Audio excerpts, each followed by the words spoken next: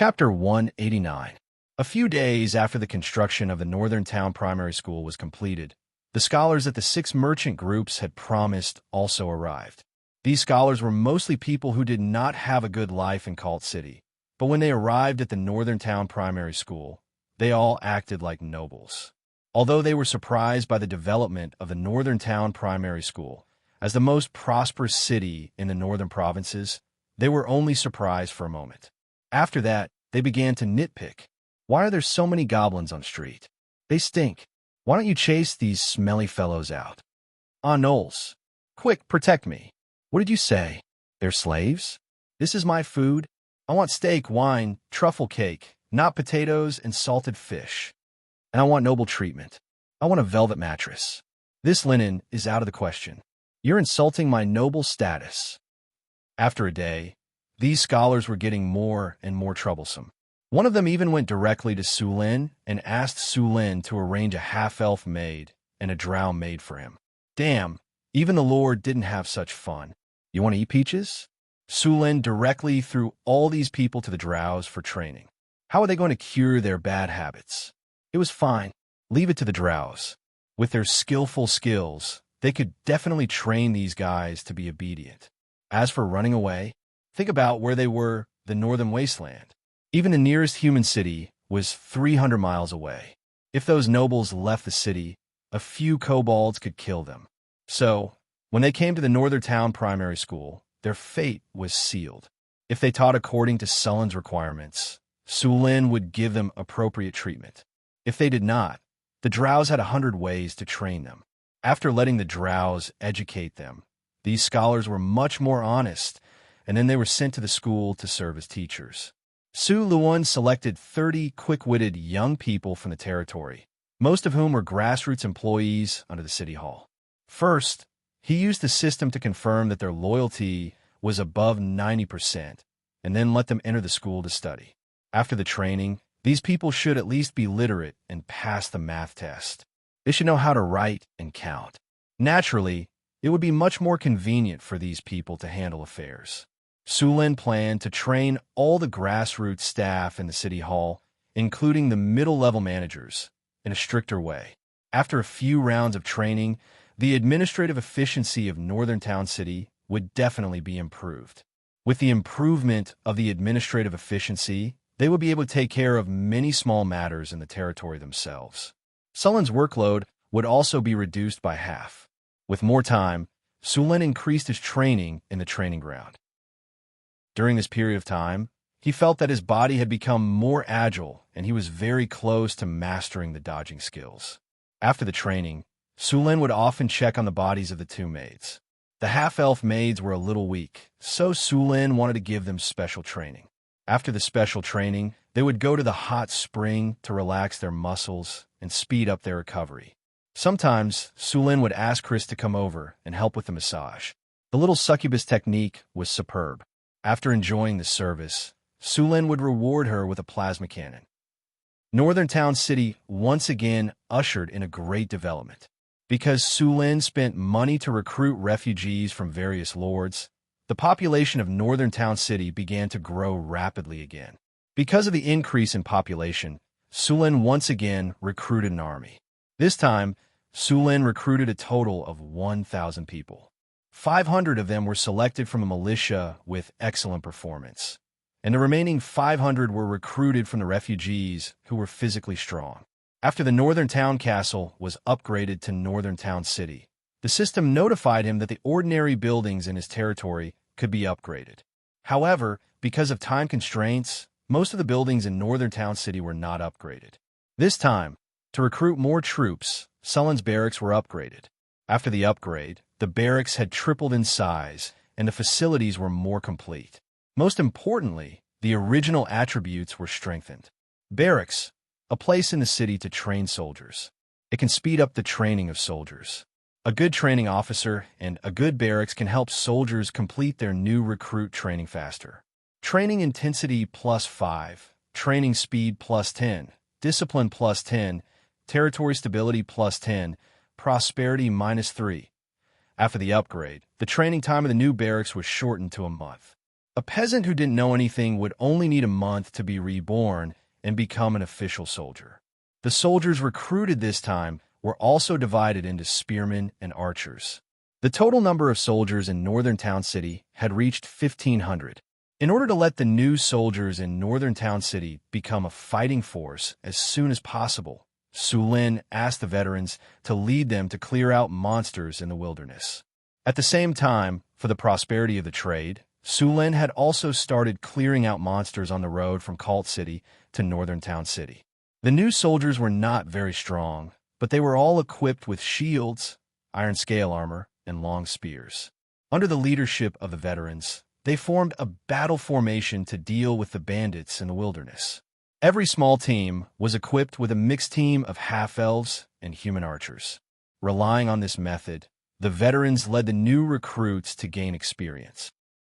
With the defense of the Northern Town City soldiers, goblins and kobolds were just food for the soldiers. The gnolls, bugbears, and gnomes that could threaten the soldiers would be shot down by the half-elves longbowmen. In this way, the casualties of the soldiers were minimized, and the monsters in the wilderness were in big trouble. Although there were some casualties, the new recruits quickly grew into veterans. If they experienced a few more battles, these soldiers would become elites. After having the soldiers train according to this method, Su Lin began to expand the farms in Northern Town City. There were originally more than 100 bison, more than 200 antelopes, and more than 100 deer. After a few months of breeding, a large number of mothers had given birth to cubs. The original farms in Northern Town City were a little small. In addition to the livestock, Su Lin purposely bought some sheep and pigs from Cult City. Northern Town City consumed a lot of meat every day. The slaves and refugees had a lot of work, so they had some fish every day. The soldiers needed even more meat. Whether it was in actual combat or training, the army consumed a lot of meat every day. Compared to pork and mutton, fish provided less nutrition and calories. More than half of the smoked meat and jerky in the warehouse had been consumed. Su Lin began to buy livestock from Cult City in large quantities. P.S. I'm too busy tonight. I'll make up for it tomorrow. Chapter 190. The new farm was located outside the city, near the military stables. According to Su Lin's plan, the farm was to raise more than 3,000 pigs to provide enough meat for the army. Furthermore, he even named the breeding factory Spring Light Brilliant Breeding Factory. Splendid Spring Light Breeding Factory. A spacious and comfortable environment can make the livestock happy. Sufficient feed can allow the livestock to grow meat without any worries. Rapid growth plus 15, disease reduction plus 10, taste of meat plus 8, prosperity plus 3, carefree. Livestock raised here will grow without worries. Although the farm was built, it would take at least half a year for the livestock to be ready for slaughter. So, before that, Northgard City could only purchase livestock from the northern provinces on a large scale, apart from hunting. Transporting a large number of livestock from Cult would cost more than half of the livestock's price. The distance was at least 300 miles, so it was very difficult to transport livestock. In the past, Su Lin didn't think it was difficult to raise an army when there were only barbarian soldiers. After all, barbarians only needed to eat their fill. But now, Northgard City's army had more than 1,500 people, so it couldn't be the same as before. Ordinary soldiers were given 10 kinner every month, while the stronger ones were given 3 to 10 kinner. According to the standards set by him, the barbarian soldiers were basically given 10 kinner each month. After all, they were already grade 3 extraordinary class holders. Their leaders, Boulder and Johnson, were already grade 4 class holders. Now, Su Lin's territory had quite a number of grade 4 class holders, including 2 barbarians, a drow, a half-elf, a succubus, and a legendary Su Lin. There were more than 300 grade 3 class holders and even more grade 2 class holders. In the northern provinces, aside from Cult City, no other city could compare to Northgard City. Su Lin was very excited about the territory's strength, but the monthly expenses also made Su Lin's heart ache. The kinner Su Lin earned every month was used to pay the soldiers and immigrants. There wasn't much left. Even Hathaway's laboratory didn't have enough money to buy all kinds of alchemical materials. Fortunately, there was an income of gold every month in the underground world. After getting the mint to forge Kinner, they could barely break even. However, in order to earn some money, Sulin still took out his old collection and prepared to sell it. Although many things had been given to Hathaway as alchemy materials in the Overlord's castle, there were still many good things left. For example, after killing the Stormwind Tiger, he could use its meat to make jerky, the heart of the Stormwind Tiger, and the heart of the Cryopterus, as well as the most valuable Stormwind Tiger's penis and Cryopterus's penis. The Magic Tiger's whip and the Cryopterus's whip would be crazily sought after by the nobles. The effects of these high-level magic beasts were too strong for the average person to bear. The best way to use them was to brew wine. Sulin specially asked the distillery to prepare a few large barrels of high-quality rum. He then processed the Magic Tiger's whip and the Cryopterus's whip before soaking them. In order to achieve the best effect of the Stormwind Tiger's whip and the Dragon's whip, Sulin specially bought a recipe from the system store. Then, he asked Hathaway to help him make it. "Weren't you pretty good last night? Why do you need this kind of thing?" Hathaway looked at Sulin with a strange expression. "What are you thinking? Why would I use this kind of thing? It was the one who begged me not to last night. The territory has no money, so this is for sale." Sulin reached out and rubbed Hathaway's hair into a chicken coop. "The territory has no money?" Hathaway said in surprise. "Isn't the sugar and alcohol trade very profitable?" Sulin glanced at her and said, "Even if it's profitable, it can't compete with the army, the immigrants, in your alchemy lab." Ugh. Hathaway shrunk her neck, feeling a little guilty.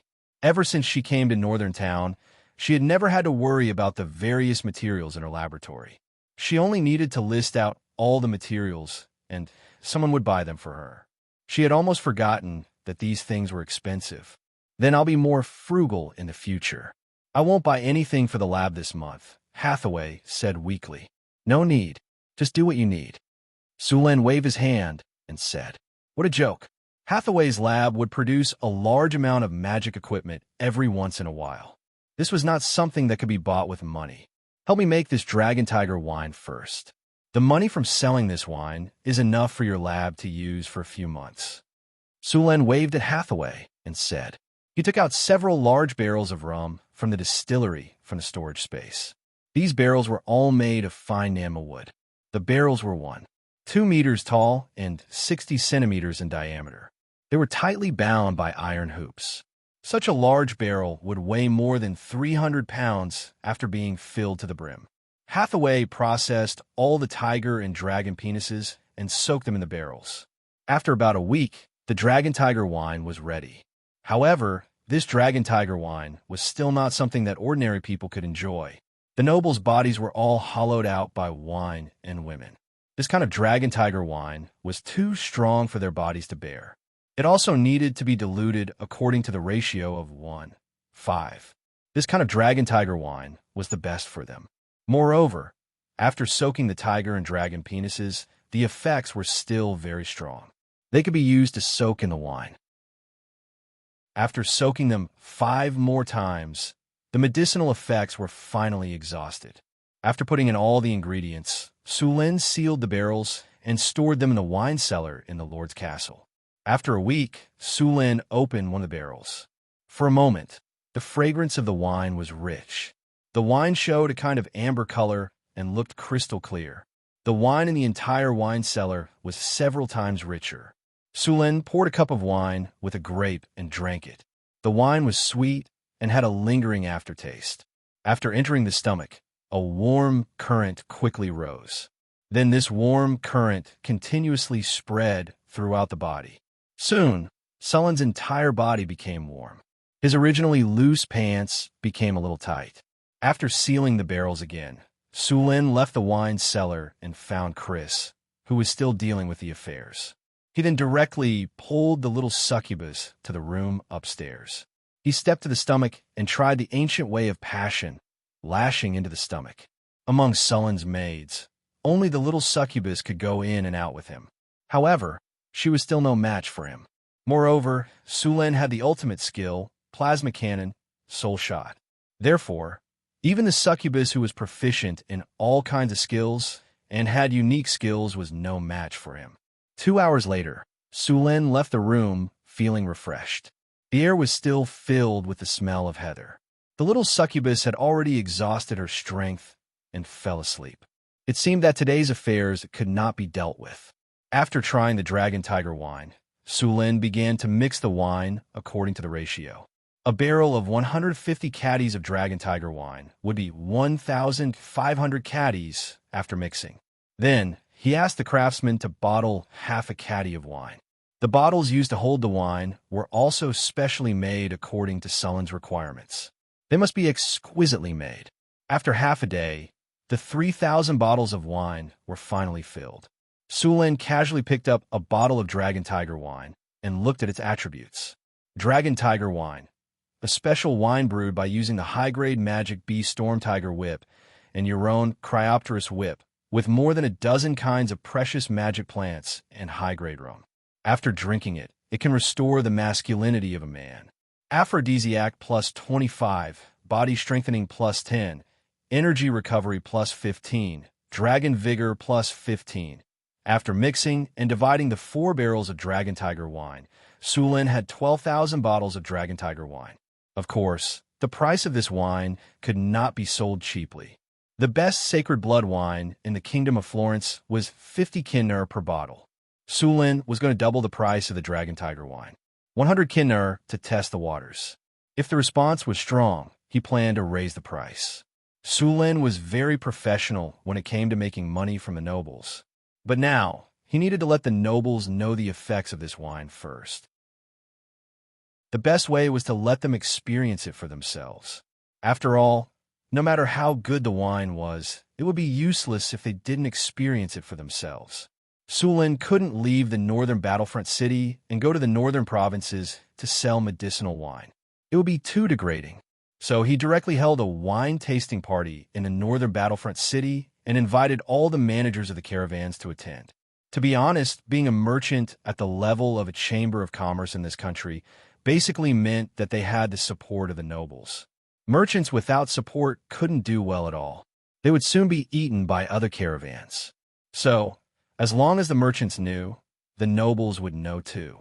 All the merchants were very willing to attend the wine tasting party held by Sulin. Many of them coveted the sugar and rum in Sulin's hands. However, Sulin was very strict. They paid a lot of money and still couldn't get the secrets of the sugar and rum. As for robbing, if they dared to do so, their corpses would have been exposed in the wilderness. This was not Florence, where the nobles were powerful. In a northern wilderness, they had the final say. Since they couldn't get the recipe, they tried to get the right to buy it. Unfortunately, the two goods were monopolized by a few caravans. The other merchants naturally wanted share of the profits. It was just that they didn't have the chance. Now that Sulin was holding a wine tasting party, these merchants were naturally tempted. After the wine tasting party was announced, all the merchants were guessing whether a new product would appear in the northern battlefront city. They were all eager to fight for it. Soon, it was the night of Sulin's wine tasting party. The banquet was held in the Lord's castle. The food was also prepared by the halfling Frodo and the chefs. The banquet was held in the style of a buffet banquet in his previous life. In comparison, there were no well-dressed maids or well-dressed bands. Although the dishes at the banquet were delicious, the merchants were not in the mood to taste them. They were all waiting anxiously. Chapter 191. Halfway through the banquet, Sulin, accompanied by Chris and Hathaway, arrived at the banquet hall. The people who were chatting immediately stopped and greeted Sulin. "Good evening, everyone," Sulin said as he raised his glass. "Good evening, Your Excellency." The others raised their glasses as well. Sulin took a sip of the wine and put the glass down. "I'm sure you can't wait any longer. Let's start now. The reason I invited you all here today is to tell you about a special wine that has just been brewed in Northtown. I call it the Dragon Tiger wine. The ingredients used to brew this wine are extraordinary. I won't tell you the exact ingredients, but someone will tell you later. The purpose of today's banquet is to let you all have a taste of this wine." With that, Sulin waved his hand gently, and two maids walked in with trays filled with wine glasses. The wine glasses were filled with amber liquid. As the two maids walked into the hall, a rich wine aroma instantly spread out. What a rich wine aroma! I can't wait to try it. It looks good. Everyone discussed among themselves, and then stepped forward to take a glass of wine from the tray. Brant took the glass and smelled it first. The wine was rich and mellow. He then took a sip. Brandon was stunned as soon as the wine entered his mouth. He only reacted after a few seconds. His eyes lit up, and he finished the wine in the glass in one gulp. A warm feeling spread from his stomach to the rest of his body. It was unusually warm and comfortable. What surprised him even more was that when the warmth entered his lower abdomen, a feeling of being in place came over him. He looked down and saw the flag that had been raised. Brandon was overjoyed. He hadn't experienced this feeling in a long time. Thank the gods. Is this real? Brandon, who came back to his senses, was about to serve another glass. However, to his disappointment, the tray was already empty. The wine glasses were distributed according to the number of people present. There wasn't even an extra glass. Oh my God, this is a miracle. This wine is amazing. At this moment, the others who had come back to their senses exclaimed. Some of them even ran to the tray to get another glass. Why is there only one glass of wine? It's too little. We haven't tasted it yet. That's right. How can one cup be enough? At the sight of their expressions, Sulin revealed a faint smile inside. It was already good enough to give each of them a glass of wine. No matter what, a bottle of wine was worth at least 100 kinner. If not to let them experience it once, Sulin would not even give them a glass of wine for free. All right, gentlemen, Sulin said when he saw the commotion below. The hall instantly quieted down. After looking around, Sulin continued. Everyone has already tasted this wine. I don't need to describe the effects of this wine. You all know very well that it's already late. Everyone can go back and have a wonderful night. As for the details of this wine, we'll discuss it tomorrow. With that, he left with Hathaway and Chris without waiting for their reactions. He did not want to be delayed by a group of fat old men on such a beautiful night. After he left, the Lord's castle's guards escorted them out of the castle. When the crowd saw Sulin leave, they could only suppress their excitement and leave in a hurry. It was not a good feeling to have tight pants, especially when the clothes in this era were not smooth and soft. It was another sleepless night with the hot PO. The next morning, Sulin got up from his soft and tender embrace. Angela and Annie, who were exhausted from the night, struggled to get up and help him put on his clothes. However, when he saw that they could not even open their eyes, Sulin let them continue to rest. He skillfully put on his clothes and went downstairs for breakfast.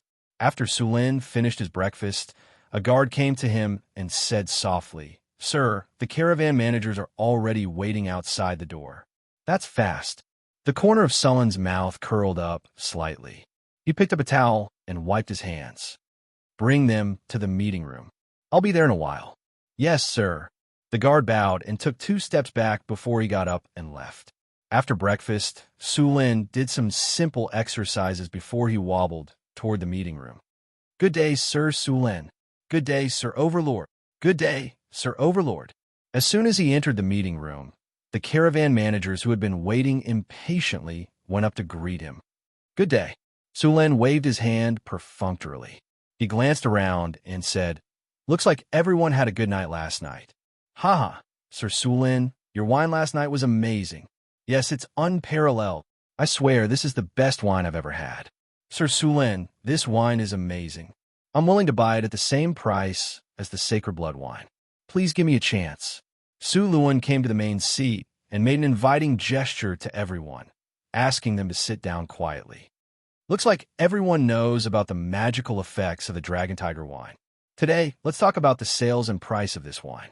Seeing that Sulin went straight to the point, everyone present immediately became obedient and listened to Sulin. As everyone knows, it's very difficult to brew good wine, especially for the Dragon Tiger wine with such special effects. It's even more difficult to brew it. Sulin spoke frankly. Therefore, the monthly production of Dragon Tiger wine is 500 bottles. "No, that's too little.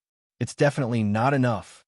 Sir Sulin, 500 bottles is too little. We can't accept it. After hearing that there were only 500 bottles of Dragon Tiger wine, all the managers of the caravan couldn't hold it in any longer. They clearly knew the value of this wine after having tasted it before. Although they were mentally prepared, 500 bottles per month was still too little. Obviously, this number was far from what they wanted. Even if this number was multiplied several times, it wouldn't be too much. Silence. Sulin frowned slightly and released a trace of the aura that belonged to a legendary master. The people who were still in a hubbub felt a powerful aura coming towards them. The words that they wanted to say were stuck in their throats, and they felt as if their hearts were being ruthlessly clawed. Everyone's faces turned pale, and they couldn't say a word. At this moment, everyone suddenly remembered that this young man in front of them, who wasn't even 20 years old, was a pioneer lord. Moreover, he was a lord who had established himself in the northern wastelands far away from the human kingdoms. He was definitely a powerful professional. All along, Sulin hadn't displayed his powerful strength. This made everyone subconsciously ignore his strength. I've already said that the monthly production of Dragon Tiger wine is 500 bottles per month. Sulin's cold gaze swept across the caravan. Everyone who met his gaze lowered their heads, not daring to look him in the eye. 500 bottles of Dragon Tiger wine will be auctioned off in a box of 10 bottles. Everyone can participate. The lowest price of each bottle will be 100 kinnur. The highest bidder wins. If you have any objections, you can say it now. If not, it means that we accept it. Sulin directly announced the rules of the game, then looked at the crowd. Sir Sulin, 100 kinnur for a bottle of wine. Isn't this price a little expensive? One of the managers hesitated and said, even the best sacred blood wine on the continent only costs 50 kinnur per bottle. Your price is double that. Can sacred blood wine compare to Dragon Tiger wine? Sulin glanced at him and said, this. The manager stuttered. Oomph. Sulin coldly snorted and didn't say anything else. Then, an auctioneer who was already prepared came to the front of the hall and began to host the auction. Sulin was very clear about the problem of limited supply. If he took out all the wine at once, the final price might not even reach 50 kinnur per bottle. There were many successful cases of hunger marketing in his previous life, so Sulin was naturally aware of it. In his previous life, the most expensive wine, Romanikani, was only produced around 6,000 bottles per year. Also, only members of the Romanikani winery could purchase this wine. Others could only buy it from the members. This system multiplied the value of Romanikani.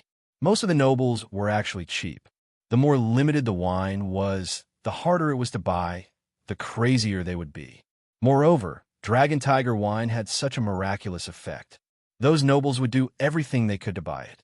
One box of Dragon Tiger wine. The starting price is 100 kinnur per bottle. Each increment must not be lower than 5 kinnur. The auction starts now. 105 kinnur. As soon as the auctioneer finished speaking, a merchant couldn't wait to call out. 110 gold nars. 115 kinnur. Instantly, the voices of people calling out prices rose and fell. 500 bottles were divided into 10 bottles, so each box only had 50 boxes. In less than a morning, all the wine had been sold. It had to be said that these merchants were really rich. None of the Dragon Tiger wine was sold for less than 200 kinnur. In just one morning, Sulin had earned more than 100,000 kinnur from these dozens of merchants. From now on, there would be an auction of Dragon Tiger wine every month until the Dragon Tiger wine was sold out. Currently, the first batch of Dragon Tiger wine had 12,000 bottles, which could be auctioned for 2 years. Tiger penis and dragon penis could be used to make Dragon Tiger wine 4 more times. Although the diluted wine wouldn't be as much as the first batch, it wouldn't be a problem to sell it for a few years. During this period of time, Sulin could hunt a few more high-level monsters and continue to make the wine. With the addition of 100,000 kinnur every month, Sulin's funds suddenly became plentiful. Money in hand was just a number. It couldn't be used to generate any profit. Only money spent was money. Although Sulin loved money, he wouldn't save a single cent when it was necessary to spend it. If Northern Citadel wanted to develop quickly, it needed to invest a lot of money. Sulen continued to increase his investment in Northern Citadel, speeding up the city's construction once again. Chapter 192. With sufficient supplies, Sulen began to upgrade some buildings in the northern city. Because the city had not been upgraded before, the levels of the buildings were limited. The first to be upgraded was the Lord's Castle and the blacksmith shop. Because all the residents in the inner city had been relocated, the entire inner city was empty. Sulen began to expand the area of the Lord's Castle. After the entire Lord's Castle was upgraded, in addition to the place for him to live, there was also a place for the Lord's guards and their families to live. The drill ground in the Lord's Castle also needed to be expanded. The stables, barracks, and so on needed to be expanded. Sulen was ready to officially form a Lord's Guard. Originally, the Lord's Guard was held by the barbarians. The barbarians were very aggressive, but their defense was almost zero. So he planned to form a guard that cooperated with defense. Spearmen and archers were working together to form a small group of cavalry that would be used to transmit information and investigate. The Lord's Guard would not be too big. There were about 200 people in total. The number of people would be selected from the army to join. After Sulen's order was issued, it only took a day for the Lord's Guard to be officially formed. The army was short of 200 people, but they continued to choose from the militia to replace them. In addition to forming the Lord's Guard, Sulen planned to build several fountains in the outer city. In addition to the fountain in the central square of the northern city, the commercial district, as a bustling area, also needed a large fountain. The fountain's existence was not only to beautify the city, but also to prevent or extinguish fires. In this era, there were no fire engines. A large number of houses were made of wood and other flammable materials. Once a fire broke out, it was likely to affect a lot of people. Even in modern society, fire was still a disaster that could not be eradicated. Every time a fire broke out, it would cause a huge loss. Sulen had read some information in his previous life. The capital of the Northern Song dynasty, Bianjing, had more than 50 major recorded fires in more than 100 years. Basically, there would be one every 2 or 3 years. Several fires had burned down thousands of houses and caused heavy casualties. Sulen did not want the city he had built so hard to be burned down. Therefore, after choosing an area in each area of the outer city, he built fountains. At the same time, he asked the residents and merchants of each market to form their own fire brigade. Usually, these people were just like ordinary people except for some training. Once a fire broke out, they would quickly organize and use the water from the fountains to put out the fire. All the part-time fire brigade members would be rewarded with points and money. Although the fire brigade formed in this way was not very professional, all the areas in the city were divided. Every market had its own fire brigade. At the same time, Sulen also planned to form a professional fire brigade after the population of the city continued to increase. The other fire brigades would be their complement. The construction of the city proceeded in an orderly manner. Many flowers and plants were planted in the flower beds on both sides of the road. Trees had even been transplanted from the outside on both sides of the road. These were all done by Chris. The abyss where the little succubus used to live was called Paradise. At this moment, Sulen saw Chris instructing a few barbarian warriors and half-elves to plant flowers and trees. In front of Sulen, Chris was very obedient. After all, Sulen could easily suppress her. Even if she was best at fighting on the bed, Sulen's plasma cannon could still defeat her. However, she was only obedient and sensible in front of Sulen. In front of others, Chris was secretly called a witch. You bunch of idiots, hurry up and bring that big tree over. Be careful when you move, don't break it. Chris flew in the air and waved her small leather whip, making a loud and clear sound. And you half-elves, I really don't understand. You are so clumsy. How do you have the bloodline of elves? I think even the goblins are more agile than you. You have to complete the greening of this road today. You can arrange the rest of the time as you wish. But if you can't complete it, Chris looked at the barbarians and half-elves with a mischievous smile. She seemed to have some bad thoughts. I don't remember practicing charm. What happened last time? Two barbarian warriors kissing and hugging in the central square? Or was a half-elf tied up in a tortoise shell and begging to be whipped? I don't remember. A few barbarians and half-elves who were working couldn't help but shiver.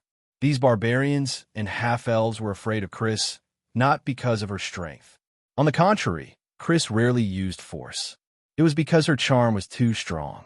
Even the female drow, Karina, couldn't be sure that she would be immune to it. The others were even less of a match for her. After being controlled by her charm, Chris would order them to do all kinds of shameful things, such as being naked, courting, or being tied up. These were all her ideas. Now, her deterrence in the territory was higher than Sullen's. At least, even if they made a mistake, Sulin wouldn't let them run naked. "Chris, don't scare them." Sulin walked over and said. "Yes, master." Chris quickly put away her whip and flew to Sullen's side, pretending to be an obedient child. "Work hard. Don't bully them." Sulin reached out his hand and knocked Chris's little head. "Yes, master." Chris nodded. The school had been established for some time, and the first batch of students in the territory had already been learning for some time. The adult learning speed was even faster. So far, they had already learned hundreds of words in addition and subtraction below 1,000 digits. Only the basic subjects were taught here. After all the staff in the city hall had been trained, children would be admitted to the school. In fact, Sulin had planned to build a wizard school in the territory. However, after learning about the consumption of wizards, he decisively gave up on this unrealistic idea. Because of the harvest altar, the crops in the northern town had matured in advance.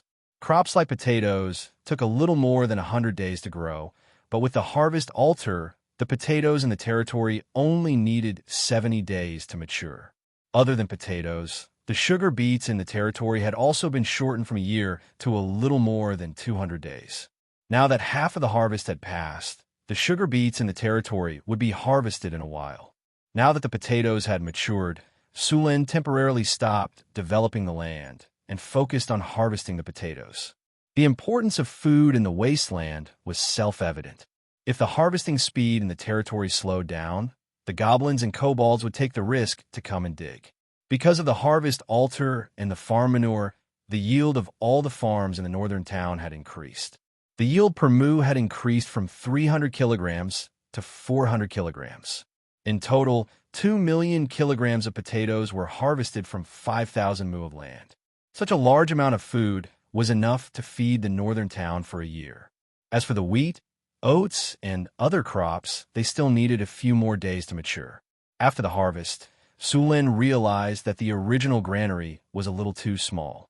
It could not fit all the food they harvested this time. Sulin arranged for people to expand the granary, and the other part was sent to the basement of the Lord's mansion to store. After harvesting all the potatoes, the large amount of labor in the territory was also released. They started building a moat outside the northern town. The inner town walls were also being reinforced. The original 5-meter-high and 1-meter-wide walls were being built according to the standards of the outer town. A real shipyard was being built at the port. Living off the mountain, living off the water. The northern town had mountains and water. Other than the lack of transportation, it could be said that it was blessed by the heavens. There were countless treasures in the Sierra de Lotus, but Sulin had no way to mine them at the moment. Even if he knew that there should be a lot of minerals here, the level of civilization in this era might not be enough. Currently, the focus of the territory was still on the Red Sand River and the White Water River. Whether it was transportation or fishing, they were all very important to the development of the city. The fishing boats that were built last year were basically scrapped. Sulin started building a shipyard after he had enough people. The wood used to build ships usually took a few years to dry in the shade, but Sulin did not have the time to waste. So, Sulin used the baking method. It sped up the drying process, and then used the wood to build ships.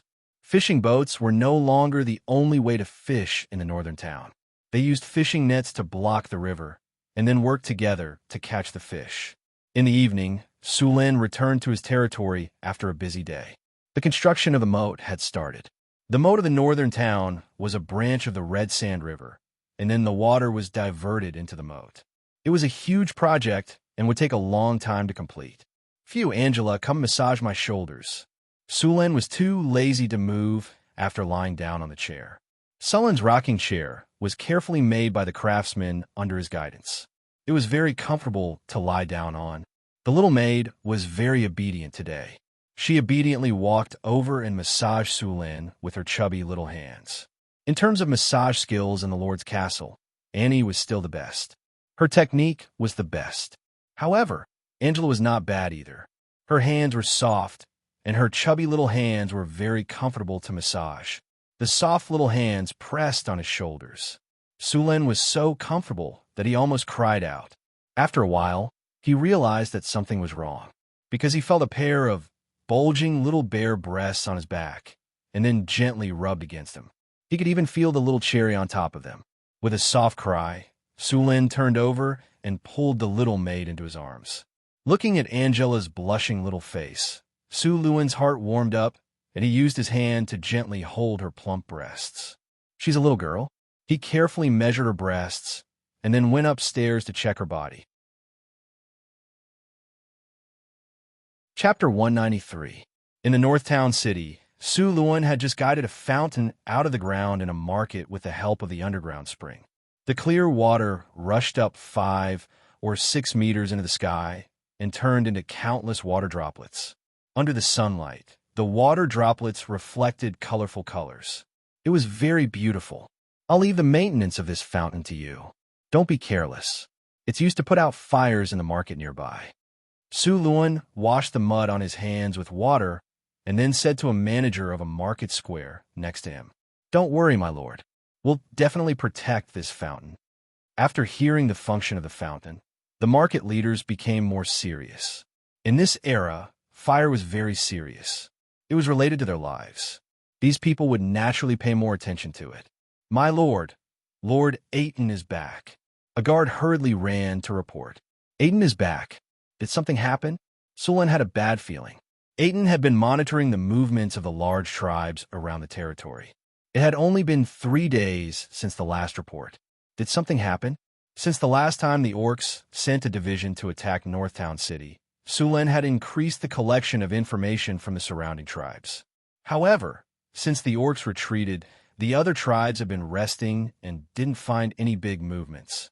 Now that Aiton suddenly came back, the situation had obviously changed. "Let's go back." Sulen turned around and rode back to the Lord's castle. Sulen rode back to the Lord's castle and went straight to the study. After waiting for a while, hurried footsteps sounded. Aiton's travel-worn figure appeared in front of Sulen. He bowed slightly and said in a deep voice, "My lord, the Centaur tribe has lost. The orcs have won a decisive victory." "What did you say?" Crack! A crisp sound rang out. Sulen was shocked when he heard the news. He didn't control the strength in his hand and directly pressed a hole in the table. The high-quality teak furniture was directly destroyed. "How is this possible? Didn't you say that everything was normal 3 days ago? How could the Centaur tribe be defeated in just 3 days?" Sulen asked in disbelief. "Even if it's a sneak attack, with the strength of the Centaurs, they won't be able to last for 3 days. Sulen knew how strong the Centaur tribe was. Although they didn't have as many people as the Orc tribe, they still had around 8,000 people. Moreover, the Centaur tribe could be said to be all soldiers. A tribe of 8,000 people could bring out 6,000 soldiers. In addition, the Centaurs were good at running and had sharp arrows. Even if the Beastmen had twice the numbers of the Centaurs, they wouldn't have the slightest advantage. Moreover, 2 months ago, the Centaurs had just defeated the Beastmen. The Beastmen had suffered heavy casualties. How could the Centaurs be defeated in the blink of an eye?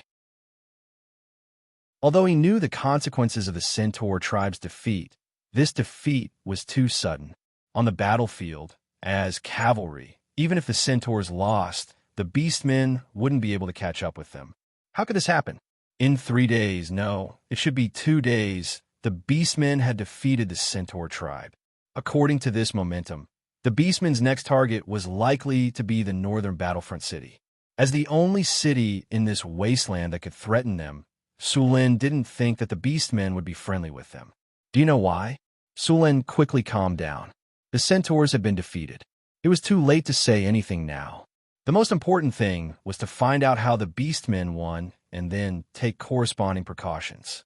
My apologies, sir. The battle happened at night. We didn't see it. The centaurs were already defeated the next day. Aiton said awkwardly. Continue to monitor the beastmen's movements.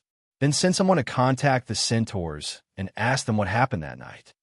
Sulen said with his eyes closed. Yes, sir. Aiton didn't even have time to eat before he hurriedly rode out of the northern battlefront city to continue monitoring the Beastmen tribe. 2 days later, more centaurs were defeated. Sulen had a direct understanding of their losses. Many of the centaur tribe's males had died in battle. The centaur tribe had lost a large number of people and had no choice but to gather the scattered tribes to form a new defensive force. After being exterminated by the Beastmen, the centaur tribe gathered the remaining tribes and began to move south.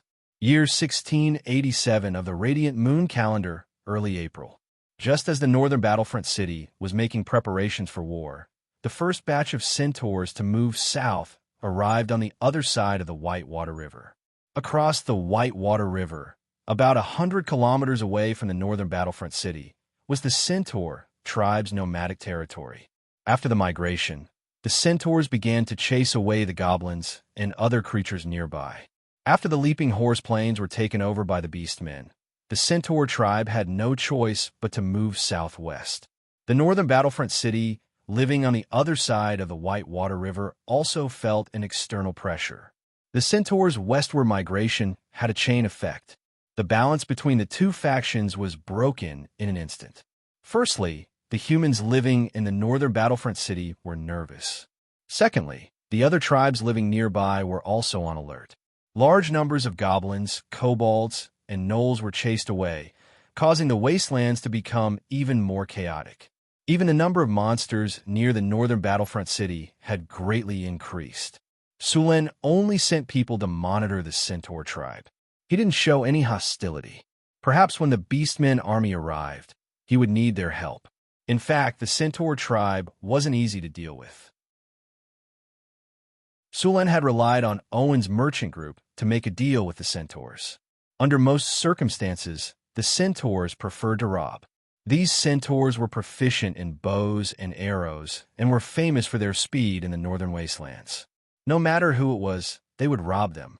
The centaur tribe's civilization wasn't very developed. Their forging skills were very limited, and the weapons and equipment they made were not as good as the humans. After the war with the Beastmen, the centaurs finally thought of trading with other tribes in exchange for military resources. However, at this time, no other tribe believed them. This directly caused them to lack all kinds of resources. In the end, Owen's merchant group took a risk and successfully made a deal with the centaur tribe. With the resources provided by the humans, the centaurs were in a stalemate with the beastmen. They even had the upper hand. A few years later, the beastmen merged with another tribe, and their population increased greatly. Only then did they suppress the centaur tribe. With such a powerful enemy, the centaurs could no longer plunder other races without any scruples. They were afraid that they would attract more enemies. After the defeat of the leaping horsegrass, not only did the centaur tribe's population decrease, but their resources also became scarce. Recently, they didn't even have enough food to eat. After settling down the tribe, the centaurs once again sent a messenger to the northern town. The messenger sent by the Samar centaur tribe was the Little Mare mission. On the other side, Aiton discovered that the Beastmen army had become restless after a short period of rest. They began to train the recruited soldiers on a large scale. They let them familiarize themselves with the weapons, the commands of the army, and how to cooperate with others. At the same time, they began to prepare food. Obviously, they had begun to prepare for the upcoming war. When the centaurs' envoys arrived at the northern town, many of them were injured. This made Sulen feel a little strange. Even if the centaurs had declined, ordinary tribes wouldn't dare to make a move against them. Now, these people obviously came here after a battle. As for who would intercept the centaurs' envoys, there was no need to think about it. It must be the beastmen. The wolf riders of the beastmen's vanguard army had already arrived near the northern town. These beastmen, tribe from the northeast, would directly threaten the safety of the northern town. When he saw Mission again, she looked a little haggard. It seemed that the big defeat had a big impact on her. However, she also had a more capable aura. Obviously, she had grown a lot during this time. "Good day, respected Sir Sulin." After meeting, the beautiful little mare Mission gave Sulin a warm hug. "Good day, Mission. I deeply regret your experience." Feeling the amazing elasticity, Sulin said with a smile. "Sir Sulin, we haven't seen each other for only a few months, and your territory has changed so much." Mission looked at the high walls of the northern town and said, "When we first came here, it was still a remote town. The population was less than 2,000. Now it is a city with nearly 10,000 people. I heard that you had a big battle with the Beastmen army a while ago, and you won? It was just a fluke." Sulin waved his hand and said, "This time, it was an official war between the northern town and the Centaur tribe. It was not just about trade. So this time, other than calculating, what else could they do?" A few other leaders of the northern town also came. Among them were the high priest and General Leo Daly. Milwan was wearing a pure white robe with a beautiful leaf pattern on it. This was clearly not something that could be made with the centaur's craftsmanship. When Sullen's eyes fell on the beautiful little mare's chest, he was stunned. This lass's chest was towering. She really had a lot of assets. With a sigh, Sulin welcomed the centaur delegation into the Lord's castle. Most of the residents of the northern town had never seen a centaur before. It was the first time they saw this mythical creature. This time, the centaur delegation was much bigger than the first time. There were more than 60 strong centaur warriors. This gave Sulin a slight headache when arranging them. P.S. A book, Cultivation, begins in the desert. Mortal cultivation, farming, no system, more than 2 million words. Chapter 194. Sulin asked after they sat down in the living room, "Mission, I remember that you were almost as strong as the orcs. How did you lose so suddenly?" Mission smiled bitterly. "We were too careless. After defeating the orc army, we relaxed our vigilance. The orcs also retreated after that defeat, which made our warriors even more proud. Now that I think about it, they did that to numb us and make us reveal our flaws. Obviously, they succeeded. But even if you were careless, you wouldn't have been defeated so easily," Sulin said strangely. "Indeed, even if we were careless, we wouldn't have lost so much. After all, even if we couldn't win, we could still run. It's just that the orcs were already prepared. The orc shamans used the blur spell, and the orc army used the blur spell to successfully surround our tribe under the cover of the night." Sulin nodded. He understood the orcs' plan. Blur was not a difficult spell. After using it, it could cover the user with a layer of shadow. With the cover of night, it was comparable to an invisibility spell. It was not easy to cover the entire orc army with blur. Even a legendary wizard would need to use a large amount of mana to cast it more than 10 times. Although the orc shamans were powerful, they had not reached the legendary level. Blur combined with the cover of night could barely achieve the effect of invisibility. Blur also had the effect of creating shadows that could easily make archers miss their target. After the centaurs became careless, the orcs rushed through the night and surrounded the centaur tribe. The centaurs' strength lay in their cavalry and heavy cavalry. After losing their speed and being close to the orcs, the centaurs lost all their advantages. The orc army formed an elite force. There were not many of them, only 2,000 of them. Together with the orc wolf riders, they directly broke through the centaur tribe's defense. The centaur tribe was defeated. In order to break out of the encirclement, the centaur tribe paid a huge price. Some of the warriors launched a suicide attack against the orc army. They used their flesh and blood to open a path for the women and children of the centaurs. In the end, the centaurs lost more than 3,000 elite warriors and some women and children. In the end, less than 4,000 centaurs successfully escaped. Even so, the centaurs were still being harassed by the orcs' wolf riders. The centaur tribe, which had suffered heavy losses, only stopped when they reached the North Town city. They could no longer fend off the orc army on their own. The centaurs wanted to team up with the humans of the North Town city to fight against the orc army. The war in the wilderness was very cruel. Once they lost, there would be the danger of extinction. The beastmen would not give the centaurs a chance to rise again. "Are you going to form an alliance with us?" Sulen looked at the little mare and asked. "That's right, Sir Sulen. The humans and the beastmen have been enemies for generations. We also have a huge grudge against the beastmen. We should work together to deal with the beastmen. Moreover, after the orcs defeated our centaurs, their strength is not something that either of us can deal with alone." "I don't deny that." Sulen nodded. "The orcs are indeed our common enemy. We agree to form an alliance with the centaur tribe." When the centaurs heard that Sulen was willing to form an alliance, they were overjoyed. This was the best news they had heard since their defeat that night. "Sir Sulen, we have another request." Meehan hesitated a bit and said, "What request?"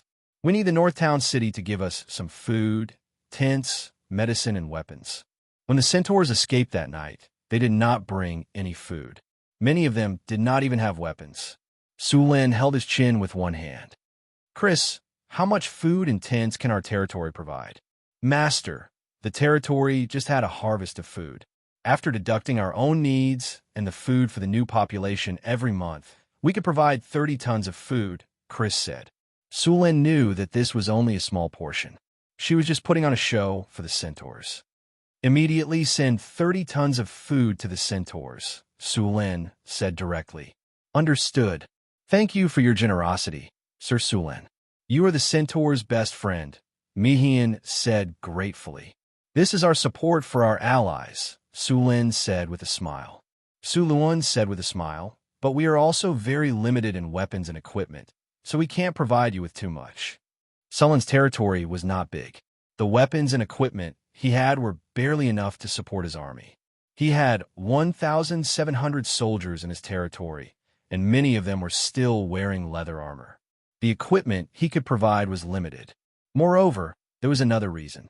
After all, they were only allies, and the centaurs weren't harmless. If they gave them too much equipment, what would they do if the centaurs turned around and attacked them? That wasn't impossible. If they stole a lot of equipment from Northern Town City and continued south, the orcs wouldn't chase after them.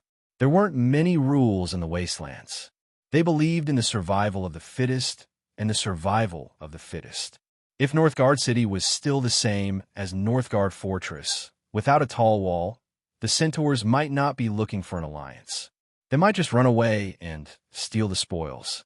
30 tons of rations sounded like a lot, but because there were only potatoes and no other meat to supplement their diet, according to the centaur's appetite, a centaur would consume 2 to 3 kilograms a day. It must be known that a centaur would consume 5 to 6 kilograms of hay and 2 kilograms of fodder in a day. The centaur's appetite was even more astonishing. 30 tons of food, along with their own hunting, was enough to feed the 3,000 centaurs for half a month. If they wanted to rely on this amount of food to continue running, they wouldn't be able to last much longer. With the orcs chasing after them, the centaurs would most likely all starve to death. Sulen was vigilant against any forces. Even if they were allies, he would use the most malicious method. Murder was always happening in this world. The centaurs lacked weapons, but they had bows and arrows. What the centaurs lacked was armor. In the battle that night, they did not have time to put on armor. This caused the centaurs to lack heavy cavalry.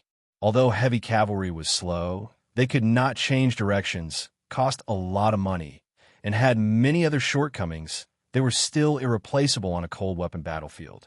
If the centaur tribe had 500 heavy cavalry, they could easily cut through the orc tribe's army on the battlefield. Sulen gave the centaurs 300 sets of armor inlaid with iron scales, as well as a batch of javelins and spears. Together with 30 tons of food, they were sent to the centaurs. At the same time, Northern Battlefront City entered a state of emergency. 1,700 soldiers were all back in the army. 200 North Battlefront Castle Guards were on standby. 2,000 militia members were gathered again. The blacksmith shop also started producing armor. Su Luan intended to equip all the soldiers above the level of elite spearmen with iron armor. The strength of elite spearmen was still a little lower than that of knights, but after being equipped with good iron armor and weapons, ordinary orcs were no match for them. Now, most of the long spear soldiers in Northtown City had reached this level. Some of them had even reached the level of heavy armor long spear soldiers, knight level. The heavy armored pikemen were the backbone of the army, so they were equipped with the best equipment. The half-body plate armor forged by the blacksmiths in the territory was given to the heavy armored pikemen first. At the same time, the tower shields made from ankegs were all given to them. The barbarians also used half-body plate armor and were given double-edged great axes and hand axes.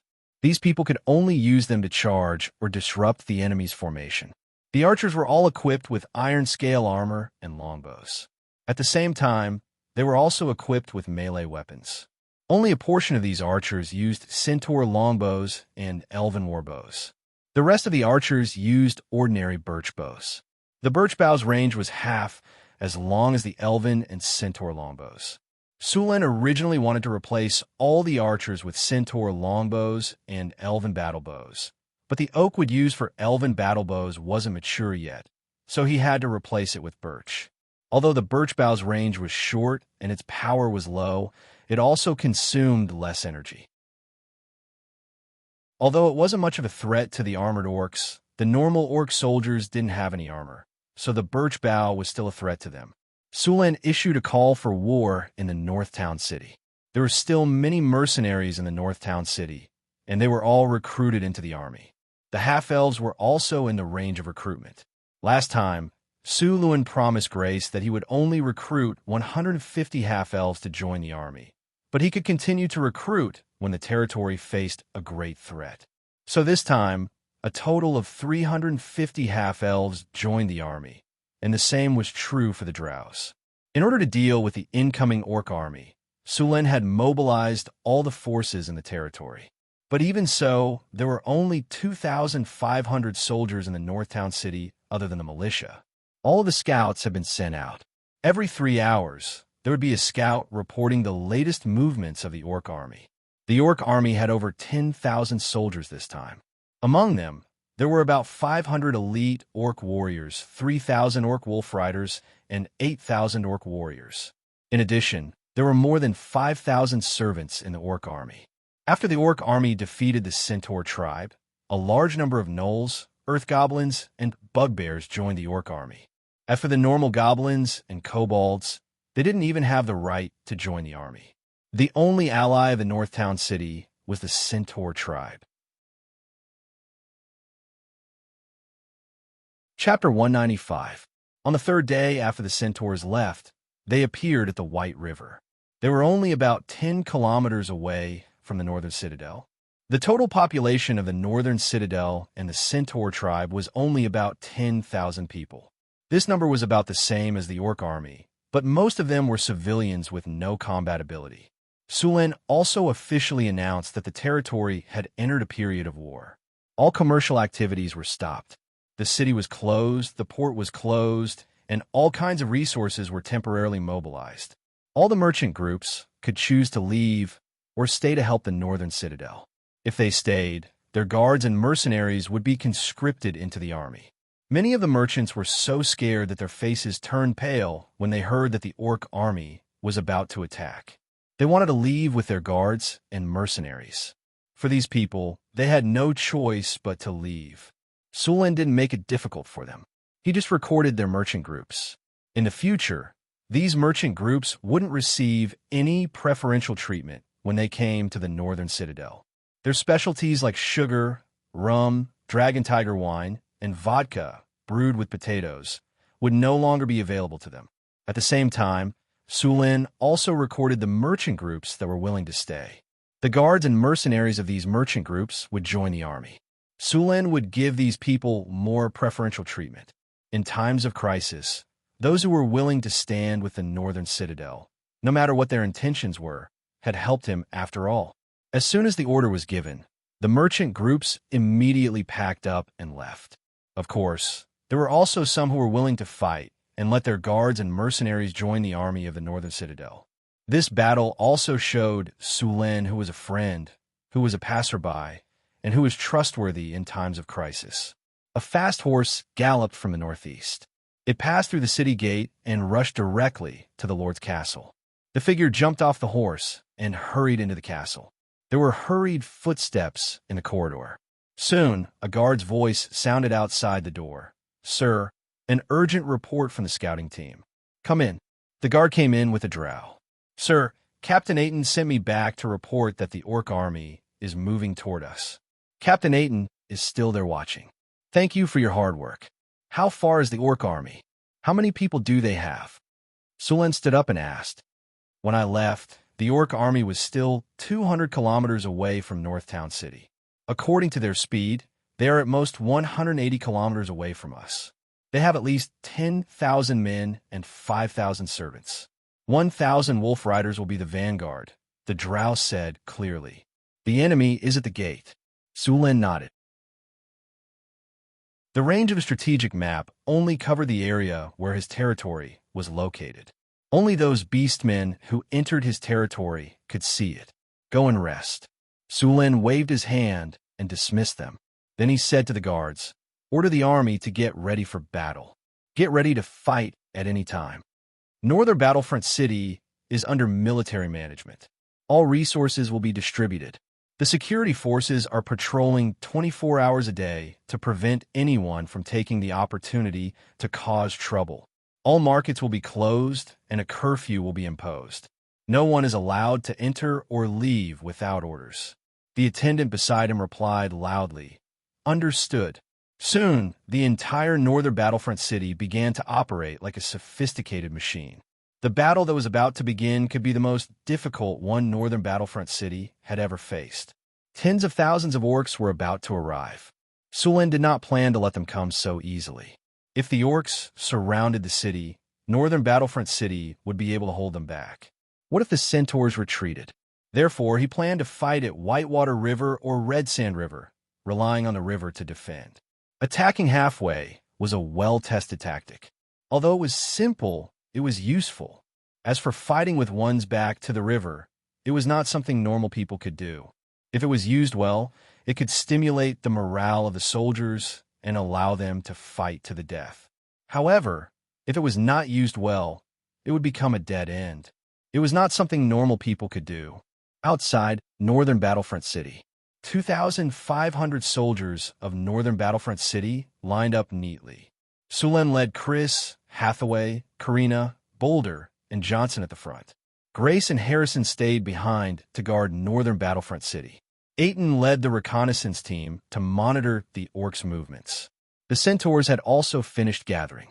However, after the disastrous defeat, the centaurs had gathered all they could. There were only 2,000 of them, and some of them were female centaurs. Two teams of barbarian warriors stood on the left and right. They would be the assault force of Northern Battlefront City.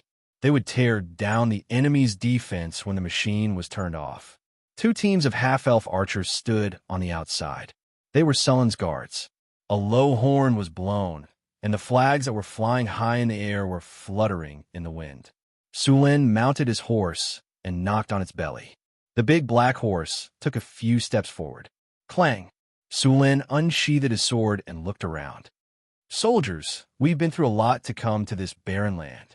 We drove away the gnomes and kobolds, drove away the gnolls, defeated the ogres, killed the trolls, and wiped out the orcs. Only then did we truly take over this land. But today the orcs are here again. They want to take over this land. They want to enslave and kill us.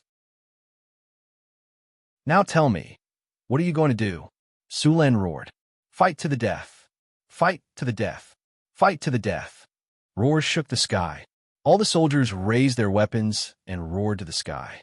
Their fighting spirits soared through the clouds. Their voices spread everywhere. Even the centaur army a few kilometers away by the Whitewater River was stirred up. Su Lin pulled the reins, and his horse reared. The army quieted down again. Today, the orcs have more than 10,000, and we only have 2,500. They're 4 times our number, but I'm not afraid at all. If victory is decided by numbers, then who can beat the kobolds and gnomes? Quality is more important than quantity. Sulen. I led 35 barbarians to start this business, and I'm invincible. Why? Because as long as I, Sulen, am alive, I'm invincible. Sulen roared. Invincible! Invincible! Invincible! All the soldiers in the North City roared in unison. Their voices pierced through the clouds and rocks. Let's go. Sulen pointed his sword and roared. Let those green-skinned bastards know that attacking here is the biggest mistake of their lives. Neat footsteps sounded, and the army slowly moved out. 800 mounted infantry guarded the flanks, and the rest of the soldiers moved forward slowly. At the back of the army, 80 ballistas were placed on a dozen carriages. The army moved east along the Red Sand River. Sulen planned to stop the orc army at the bank of the Baishui River. After the Baishui River flowed eastward past the mine, the water flow slowed down. This was the easiest place to cross the river. According to the news sent back by the reconnaissance camp, the orc army was advancing in this direction. At this time, they were less than 50 miles away. On the other side of the river, a large number of orc wolf riders were patrolling. They were closely monitoring the movements of Sulen's army. The sun was shining brightly. Sulen had ordered the army to set up camp. The orc army was very willing to send out soldiers to test the waters. If the North City was defeated, they would cross the river. If they couldn't, they would set up camp and rest for a day before fighting the humans.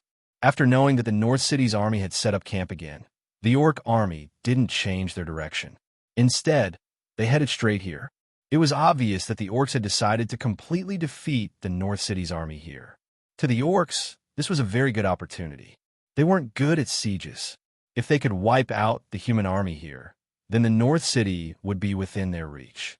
Therefore, after discovering the human army, they didn't avoid it. Instead, they headed straight here. In the afternoon, the construction of the camp in North Town City was completed. The cooks had already started cooking. The army was in good order. It was at this moment that a group of orcs separated from the main army. They were carrying a large number of wooden rafts towards the White Water River. The scouts who were monitoring the orcs' movements by the river immediately noticed the orcs' movements. They quickly sent out a warning.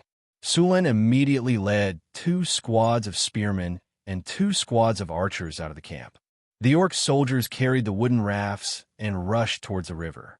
These orcs were the same as the ones Yi Shiwen had seen before. They were tall and strong. Their faces were ferocious, and they had a pair of long canine teeth. They wore leather armor and had all kinds of weapons. Most of them had spiked maces and giant axes. Many of them were also carrying simple wooden shields. The formation of these soldiers was messy, but there was a strong aura coming from them. If Yi Shiwen was a coward, he would probably turn around and run. The soldiers behind Sulen remained silent. Their eyes were fixed on the orcs on the other side of the river. The archers on the side had already knocked their arrows. As soon as Sulen gave the order, these archers would shoot out their arrows. Charge! With a roar, the green-skinned orcs rushed to the river and threw the rafts in their hands into the water. Then, several people rushed up. The rafts had limited space. Each raft could only fit 4 or 5 people. These orcs held up their shields and quickly paddled to the other side of the river. The White Water River was about 80 meters wide. If they were on the ground, these orcs would be able to cross such a short distance in a single charge. Now that they were on the river, although their speed had decreased a lot, they were still paddling very quickly. Soon, the orcs reached the center of the river. Sulen gently waved his hand, and cold arrows locked onto them. At the same time, the spearmen on the river had already gotten into formation and were waiting for the orcs. Fire! Sulen coldly looked at the orc army from the river. He waved his long sword, and the arrows that he had prepared beforehand shot towards the orcs on the river. Chapter 196. Charge! The leading orc commander immediately gave the order to charge when he saw the large number of archers shooting from the bank. They had already expected this before the battle began. so they had no choice but to raise their shields and charge forward. The army on the other side of the river didn't seem to have a lot of people. As long as they charged forward, they were confident they could defeat the army in front of them first. Archers, 3 volleys. Beside the White River, the half-elf Captain Ron's eyes flashed with excitement when he saw the orcs charging forward. He gave the order, and all the archers quickly lined up in 3 rows. The first row quickly retreated after firing their arrows, followed by the second and third rows. The first row was ready to fire again. Compared to the human army that used archers to cover fire, they didn't care about accuracy and focused more on coverage. The Northtown City archers focused more on accuracy. With a large number of half-elf archers, the accuracy of the Northtown City archers was terrifying, especially when it came to 3 volleys like this.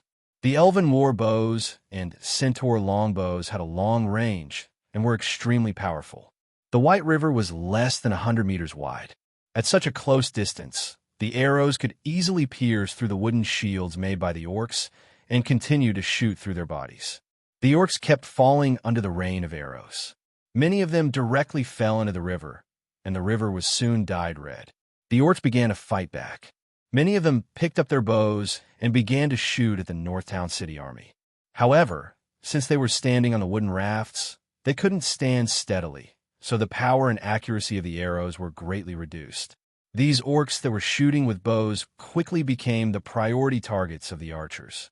They were soon turned into hedgehogs by the arrows. Many orcs on the wooden rafts were falling into the water after being hit by the arrows.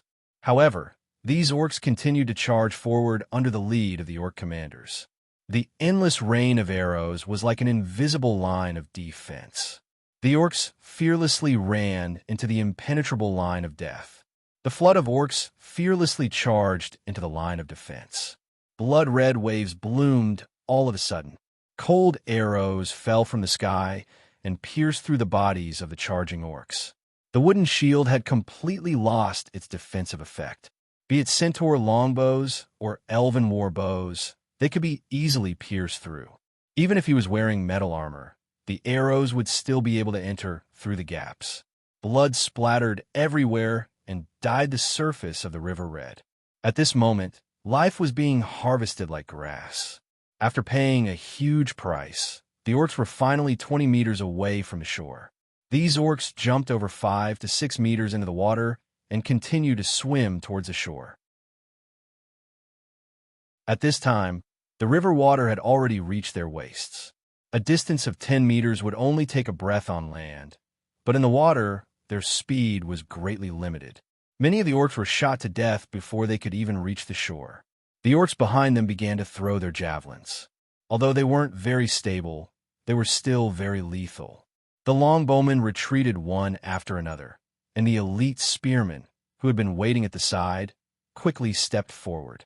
The orcs that had just reached the shore angrily rushed forward. The sharp blades in their hands slashed at the spearmen's shields. A deep mark was left on the ironclad wooden shield. What surprised him was that the human soldier only took half a step back and stabilized himself. The spear in his hand instantly shot out like a poisonous snake. The orc warrior didn't have time to dodge at all. The spear instantly pierced through the leather armor and into his abdomen. There weren't so many complicated changes on the battlefield. Under normal circumstances, it was a killing move. Life and death were often decided at the moment of contact. During normal training, the spearmen only had one move to attack, and that was to stab. Over the years, they had already practiced this move to the point of perfection. The orc only felt a sharp pain in his abdomen. He couldn't help but take 2 steps back. Blood kept gushing out of the wound. But before he could react, a spear beside him instantly pierced through his throat. At this time, at the bank of the Whitewater River, the elite spearmen with shields and spears had already formed battle groups of 3. They were constantly killing the orcs that had rushed to the shore. These orcs were horrified to find that the weak and malnourished humans in their impression weren't killed like vegetables. Instead, the orcs were being defeated by their attacks. Relying on the advantage of their equipment, these human soldiers cooperated with each other and quickly reaped the lives of the orc warriors. Even if there were a few orcs who didn't care about anything and fought with their lives, they could only seriously injure their opponents. When they wanted to take another step forward, they were killed by the warriors beside them. There weren't many orc soldiers that had rushed to the shore. In just a short while, more than half of the orc soldiers had died. When the orc commander on the other side saw this situation, he didn't continue to attack. After a few angry roars, the orcs began to retreat. After seeing the orcs' movement, Sulin gently waved his hand, and the longbowmen began to shoot. Shooting was the furthest way to shoot arrows. Now, the entire river was covered by the arrows. Those orcs who didn't make it to the shore in time were shot to death by the arrows that fell from the sky. The orcs on the shore had no more reinforcements, and their retreat was cut off. Knowing that they were going to die, the orcs crazily counterattacked the human soldiers. Seeing this situation, the elite spearmen who didn't want to fight the orcs formed a shield wall. Then they surrounded the orcs and killed them one by one. Soon, the battle by the river was over. The orcs on the river had paid a heavy price and finally retreated to the shore. Only the corpses of the orcs on the shore and the wooden rafts floating on the river were left to tell the story of the fierce battle just now. After the initial probing battle, this group of orcs had stopped underestimating the humans. Although there weren't many humans in front of them, with the help of the terrain, it wouldn't be easy for the orc army to cross the river. Let's go back. The orcs on the other side of the river looked deeply at Sulin and then led the orcs back to the camp. Ding! Congratulations to the host. Under your command, the Northern Battlefront City Army has obtained a great victory. The battle has ended. You have received 8,360 experience points. The battle has ended. You have received a gold treasure chest. You have received 2 tungsten steel ingots. Sulin first cast physical healing on the injured and the unfortunate ones. He also collected the corpses of the unfortunate ones. He left some people to clean up the battlefield and monitor the orc army on the other side. Sulin brought the others back to the camp. Xianxia opened the strategic map. After leaving the territory, the vision range of the strategic map was 20 kilometers around Sulin. The most conspicuous thing on the map was the large red light spot on the other side of the Baishui River. The Centaur army wasn't close to here. Sulin could only see a few yellow dots on the edge of the map that represented allies. According to the agreement between both sides, the Centaur army would suddenly attack the orc army during the final battle. Now they needed to hide. With the strategic map, the battlefield could be said to be completely transparent to Sulin. Every move of the orcs was under his surveillance. Other than the orc army in front of him, Sulin also discovered that there was another orc army hidden in the forest nearby. Looking at the size, there were about 2,000 orcs. It was obvious that the orcs hadn't revealed their full strength. After keeping the system in alert mode, Sulin opened his inventory and checked his rewards. The Northern Battlefront City had lost 2 people in this battle. One was pierced through the heart by a javelin, and the other had his neck cut off by an orc. However, that orc's heart was pierced through as well. There were more than 10 orcs who were heavily injured. There were more than 30 orcs who were lightly injured. There were about 300 orcs who were killed. Most of them were killed by archers. The experience points weren't enough to level up. Sulin opened the treasure chest in his inventory. There was a flash of light, and a system notification sounded in his ears. Congratulations to the host. You have received the talent, Iron Bones. Iron Bones. After cruel training, your resistance to attacks has increased. All attacks that deal damage to you will be reduced by 10%. Normal weapons are ineffective against you. The Iron Bones talent was quite good. It could reduce damage. With this talent, Sulin's defense had increased again. Normal attacks were ineffective against him. After moving his body, Sulin took out the tungsten steel that he had just received. This steel ingot was cold to the touch. It wasn't heavy, and its color was close to silver. There were many naturally formed patterns on it. This item was considered a high-end material in the game. Wearing it would increase one's attributes. Tungsten steel, a metal with magical power. High-level forging material. After wearing it, it can increase spirit by 3 points. The effect will disappear when the spirit exceeds 30 points. It also has a mana recovery effect, recovering 1% of energy every minute. This item was definitely good for mages. Not only could it increase spirit, but it could also recover energy. There was no weave in this world. If one wanted to cast spells, they had to rely on their own mana. It was very difficult to become a mage. Therefore, mana recovery was a very important issue. This tungsten steel could recover 1% of its energy every minute. Although it wasn't much, it could recover 90% of its energy in an hour and a half. Of the 2 tungsten steel ingots, Sulin took one for himself and prepared to give the other to Hathaway. As the only mage in the territory, it was best to give this item to her. After putting away the items, Sulin went to Hathaway's tent and handed one of the tungsten steel ingots to her. "What kind of metal is this? I feel that my spirit has increased a lot, and my mana recovery has also sped up." Feeling the benefits of the tungsten steel, Hathaway asked in surprise. "This is tungsten steel, a high-level metal material. This piece is for you." Sulin smiled and said, "Of course, you can also try to study this metal material and see if you can make magic equipment with it. I'll try my best. I've never seen this metal before. I won't touch it easily if I'm not 100% sure." Hathaway looked at the tungsten steel in her hand with shining eyes. Chapter 197. Night fell quickly. Sulin did not rest after dinner. Instead, he walked around the camp with a few guards to check on the soldiers, comfort the injured, and boost their morale. Sulin was very familiar with this kind of work. At 11 o'clock in the evening, Sulin finally finished his patrol and returned to the tent. At this time, except for the soldiers on night watch, the others in the camp had already fallen asleep. Sulin was not sleepy at all. The rise of every city or tribe was accompanied by the decline of other races. To truly conquer the land, one had to defeat all competitors. Cult City was the same. If Sulin's North Guard City wanted to rise, it had to go through the same process. If Northern Town City could defeat the Orc army on the battlefield, then the small and medium-sized tribes nearby would be forced to back off. Only by defeating them would the other tribes fear them. Within the Fireblade clan's Orc army, a sturdy orc was sitting in a spacious tent.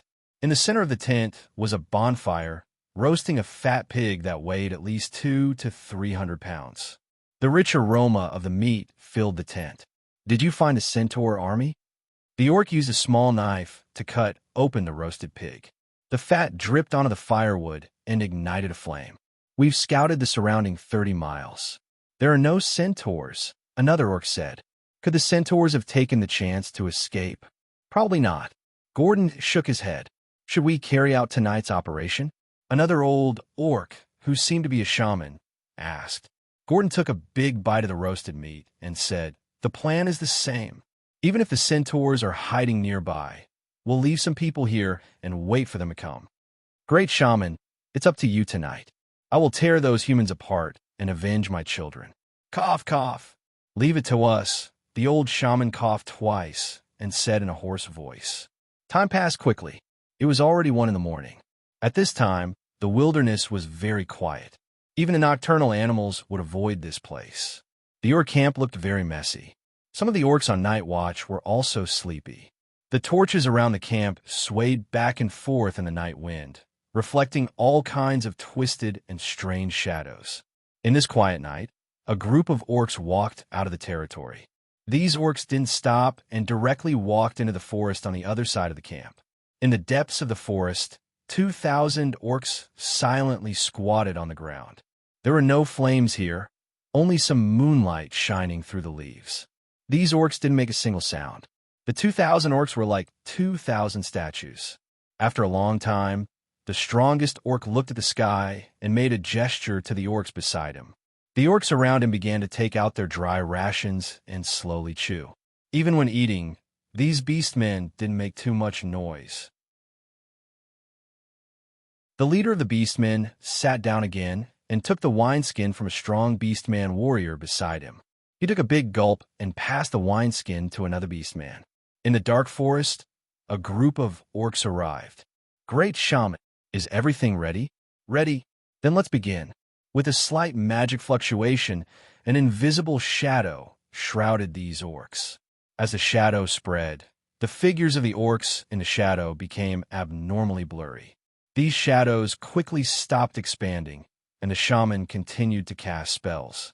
About 10 minutes later, the 2,000 orcs were all shrouded in shadows. With the cover of the night, these orcs seemed to be invisible from afar. The orcs didn't cross the river from the spot during the day. Instead, they continued to move downstream for another kilometer.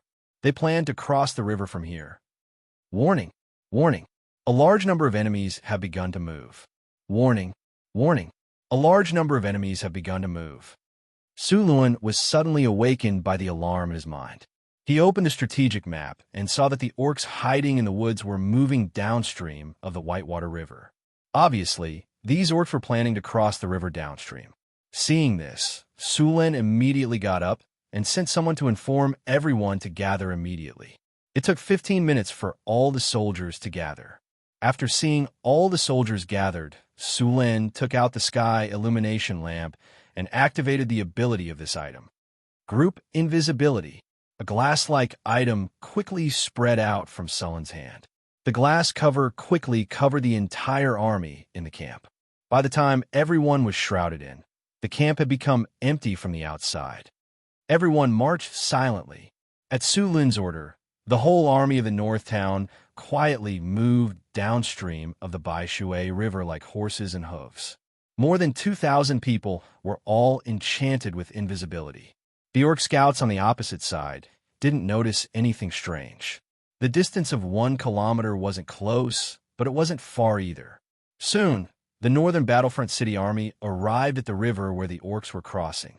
The night was hazy. Water vapor rose from the river. A fog began to spread on the river. The orcs who were enchanted with invisibility were even more difficult to distinguish. The night had completely covered their bodies. If it wasn't for the map showing them, Su Luan would have overlooked them. Although the orcs' method wasn't very clever, it was good as long as it was effective. The 2,000 orcs rowed their wooden rafts across the river. Su Luan didn't immediately attack. Instead, he waited for more orcs to cross the river. He already planned to use this opportunity to wipe out the entire orc army in front of him. All the spearmen were lined up at the front. These spearmen formed a huge spear formation. The archers followed closely behind the spear formation. At the front of the spear formation were the elite spearmen. These spearmen were all wearing heavy armor, holding a large shield in one hand and a spear in the other. The spears were like a forest, the shields were like a wall. The spear formation was like a wall. As long as Su Luan gave the order, they would directly push forward. On both sides of the spearmen were 30 ballistae. The ballistae were diagonally facing the orc army. There was a huge killing weapon hanging on each of the ballistae. 3-meter-long spears were mounted on the ballistae. If these things were fired at such a close distance, it was very likely that a few orcs would be hanging on each spear.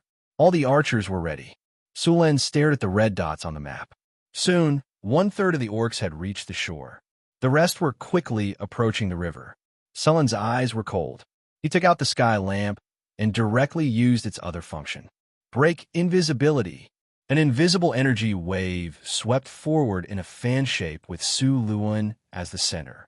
The energy wave was very fast, and in just one breath, the haze on the orc army on the shore and the orc army on the river was instantly dispelled.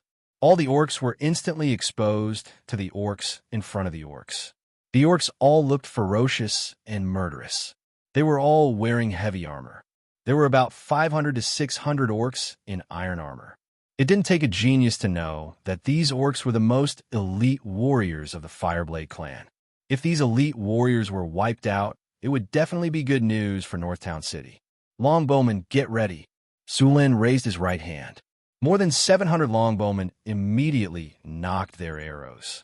They were only 50 meters away from the orcs, but these 50 meters formed 4 defensive lines. It wouldn't be easy for the orcs to break through. Ballistae, get ready. Fire. With Sullen's order, the prepared ballistae immediately fired. At the same time, all the longbowmen also fired.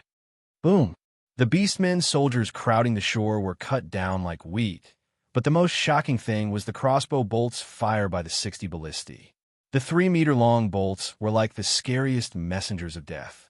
Like a stick of candied haws, the spears pierced through the first orc and continued forward, piercing through the orcs behind it. The 60 ballistae fired at the same time. The orcs at the outermost perimeter suffered a great loss. With the addition of more than 700 longbowmen, the orcs on the shore suffered heavy casualties. The range of the ballistae was 400 to 500 meters. Sulin waited until they were 200 meters away before announcing the attack. He wanted to unleash the full power of the ballistae. After the attack, everyone's invisibility effect disappeared. The spear formation advanced toward the shore in an orderly manner. The orcs were stunned by the sudden attack. But when they saw the orcs from the northern city, they immediately charged forward. Longbowmen, get ready. Fire in 3 straight sections. The endless rain of bolts kept coming. Large numbers of orcs died. At the same time, many orcs continued to charge toward the northern city's army.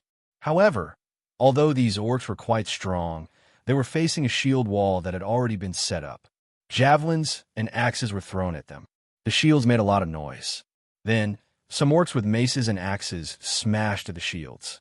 The powerful force made the shields tremble. The spears on the side were like poisonous snakes. They quickly stabbed and retracted. Large numbers of orcs were pierced and bled. The orcs on the shore suffered heavy casualties. But soon, a large number of new orcs joined in. They were the orcs that had just crossed the river.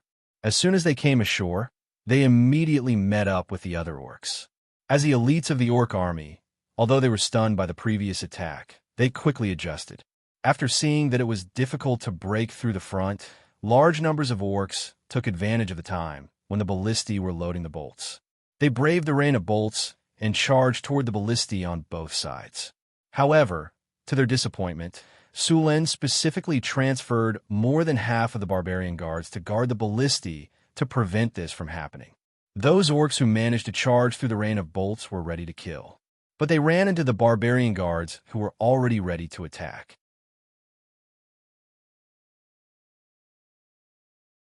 Chapter 198. In the darkness, the orcs rushed forward. The barbarian warriors who had been waiting for a long time waved their giant axes and charged forward. Raise your morale. Group Petrifying Skin. Group Haste. Group Enchanted Weapon. Owl's Sight. Rays of magic light rose from the Northtown city's army. With the buff from the spells, the army's strength was doubled.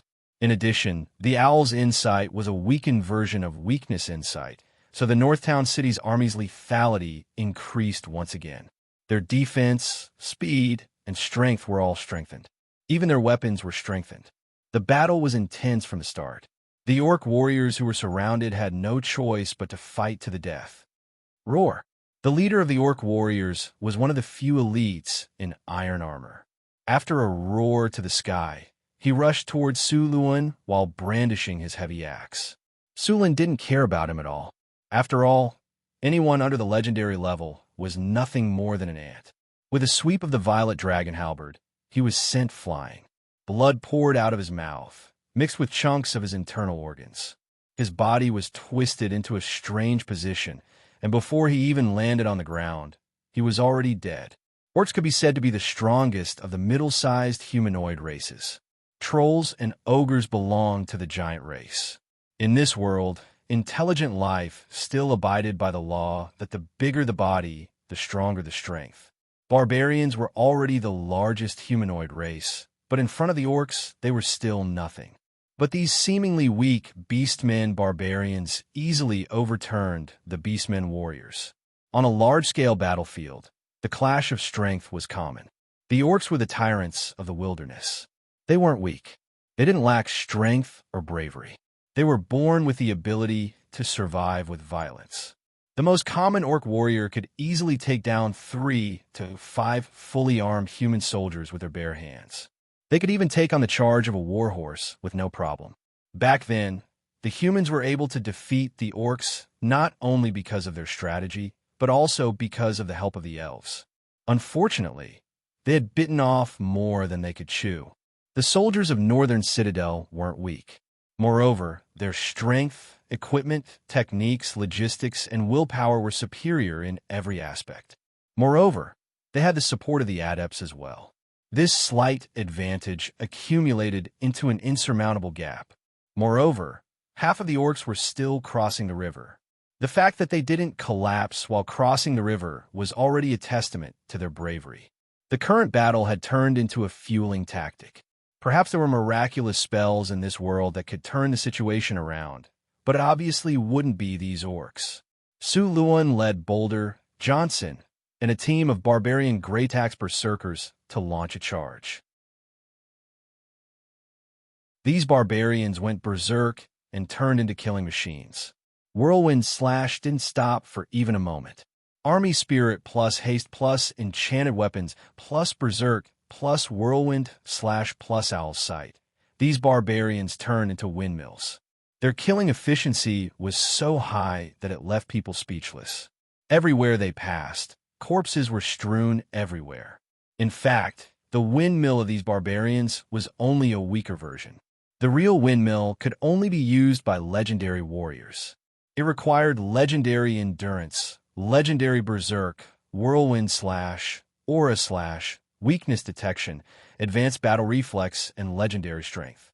Then, a mage would buff him with advanced haste, advanced enchanted weapons, advanced enemy prediction, advanced Fox's grace, and other support skills. Once such a person appeared on the battlefield, he could turn the entire battlefield into a meat mill. There was an ultimate version of the windmill skill. If one were to ask which class had the highest attack power among all the physical classes, the answer would undoubtedly be the Sword Saint. The Sword Saint class was very special. They gave up all their armor and pursued the highest attack power. This made them the class with the lowest defense among all the physical classes, but at the same time, it gave them an attack power that other physical classes couldn't reach. Only the Sword Saint could make the strongest attack of the physical classes.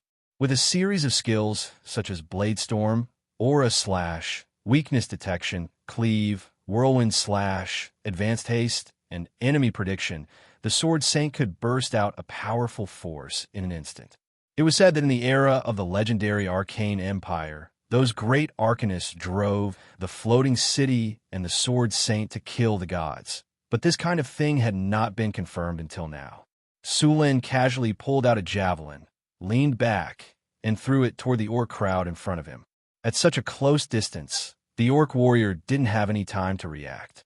The javelin, which was more powerful than the arrows shot from the ballista, instantly disappeared into the crowd of orcs. The javelin penetrated the orcs in a straight line, and blood splattered everywhere. All the orcs in the path of the javelin were penetrated by the javelin, and a big bloody hole appeared on their bodies.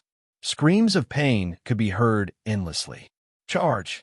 The army of the northern battlefront city began to advance. Under the leadership of Sulin, the human army advanced steadily. The orcs also launched a counterattack, not to be outdone. Both sides were trying their best to expand their lines of defense and kill each other with all their might.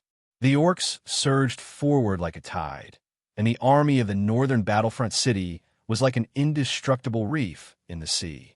The tide splashed a lot of waves, and then it suddenly shattered. The orc warriors were surprised to find that the humans, who could only hide behind the solid city walls in their eyes, were actually so powerful. In this kind of close combat, the orcs were the ones who suffered heavy casualties. If that was all, then the orcs could still hold on for a while. However, the arrows that came from the back of the humans were like a storm. In a short period of time, the longbowmen had already shot out 30 arrows. In this small area of the riverbank, more than 20,000 arrows had completely covered the entire area. With every step Sulin took, he left behind countless broken limbs. The scarlet blood turned the riverbank into a muddy pool. Facing the soldiers of the northern battlefront city, the orcs were at a disadvantage. However, in front of Sulin, every orc was a match for him. The orcs on the riverbank found it harder and harder to hold on. The orcs on the river behind them sped up, trying to support them. The night wind whistled. Blood and slaughter. A thick smell of blood spread across the battlefield along with the wind. The battle had reached its climax. Soldiers from both sides were dying every second. Neither the orcs nor the northern battlefront city soldiers showed any signs of backing down. When enemies met on a narrow path, the courageous would win. In just a few minutes, the area where the two armies were fighting was covered with corpses. Dark red blood flowed into a small stream, flowing along the river bank into the river. The Whitewater River was dyed red. The first row of elite longbowmen suffered heavy casualties. The second row of elite longbowmen took over. The northern battlefront city's longbowman formation was still in good condition. If the second row of longbowmen suffered heavy casualties, the third row of longbowmen would take over. The archers at the back began to recover their strength. Shooting 30 arrows in a short time created a rain of arrows that blotted out the sky. It also caused the archers to be temporarily exhausted. This battle could be said to be the most difficult battle the orcs had ever fought. In the past, when they fought with other tribes, those tribes didn't have much leather armor. They also didn't know how to coordinate with each other. Under the assault of the orcs, their formations could be easily torn apart in a few charges. Then, they relied on their strong physique and weapons to slaughter the tribes. Even the centaurs, who had been fighting with them for years, were defeated when they got close to them. However, this group of humans was different from all the enemies they had faced before. They had sturdy armor, shields, and sharp weapons. What made them even more uncomfortable was that every time they attacked, they would feel like they were being besieged by several humans. Under the leadership of Sulan, the barbarian guards were invincible. The orcs suffered heavy casualties. After speeding up the boat, the orcs finally reached the shore. These orcs didn't wait for the wooden raft to reach the shore. Instead, they directly came over to help. However, their arrival didn't help the orcs turn the situation around. Seeing all the orcs rushing to the shore, Sulan revealed a smile.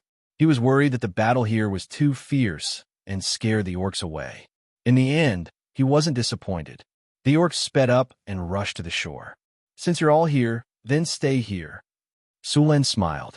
He didn't let Christina and Hathaway do anything. He wanted to trap all the orcs here and then make the final decision.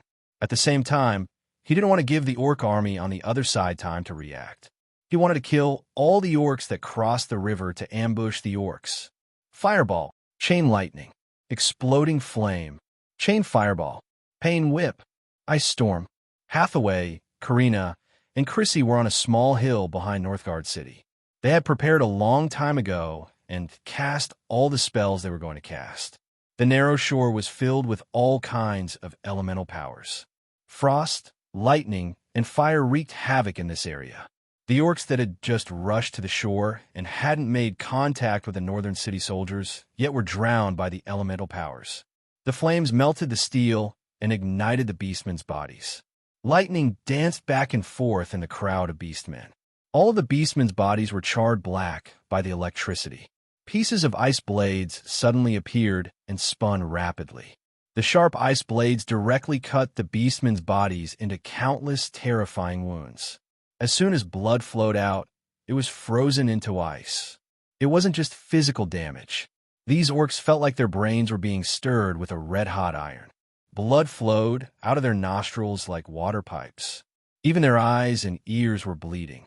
In just a few breaths, the hundreds of orcs that had rushed to the shore and the hundreds of orcs before them were all wiped out.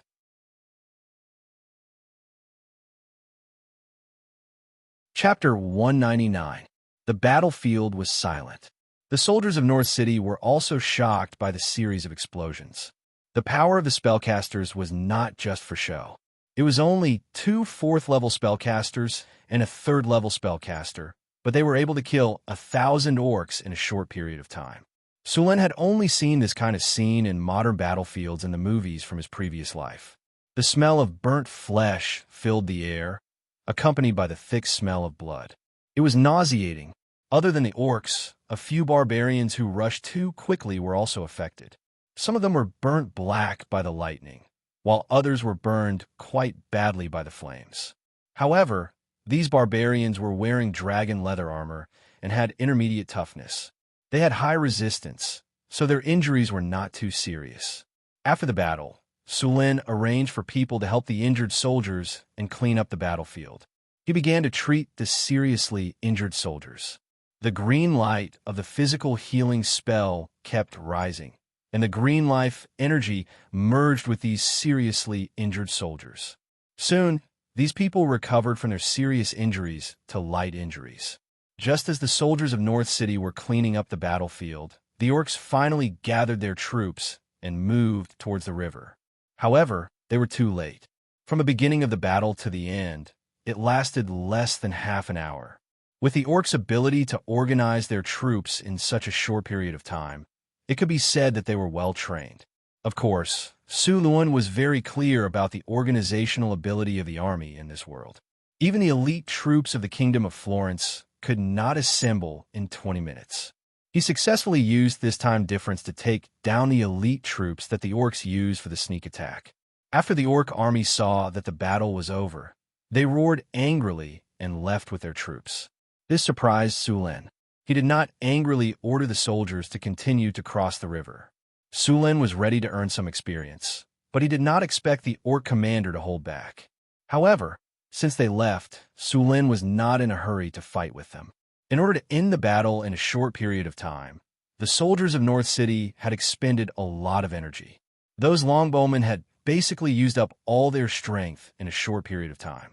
Now, they had only recovered 30% to 40% of their strength. The battlefield was quickly cleaned up. Sulin left the scouts behind to continue monitoring the situation and then led the army back to the camp to rest. In this battle, more than 50 spearmen died, and 200 to 300 were injured. After Sulin used physical healing, there was not much of a problem. There were no casualties among the archers, but a few of the barbarians were heavily injured. There were also hundreds of mercenaries and merchant guards who had lost their lives.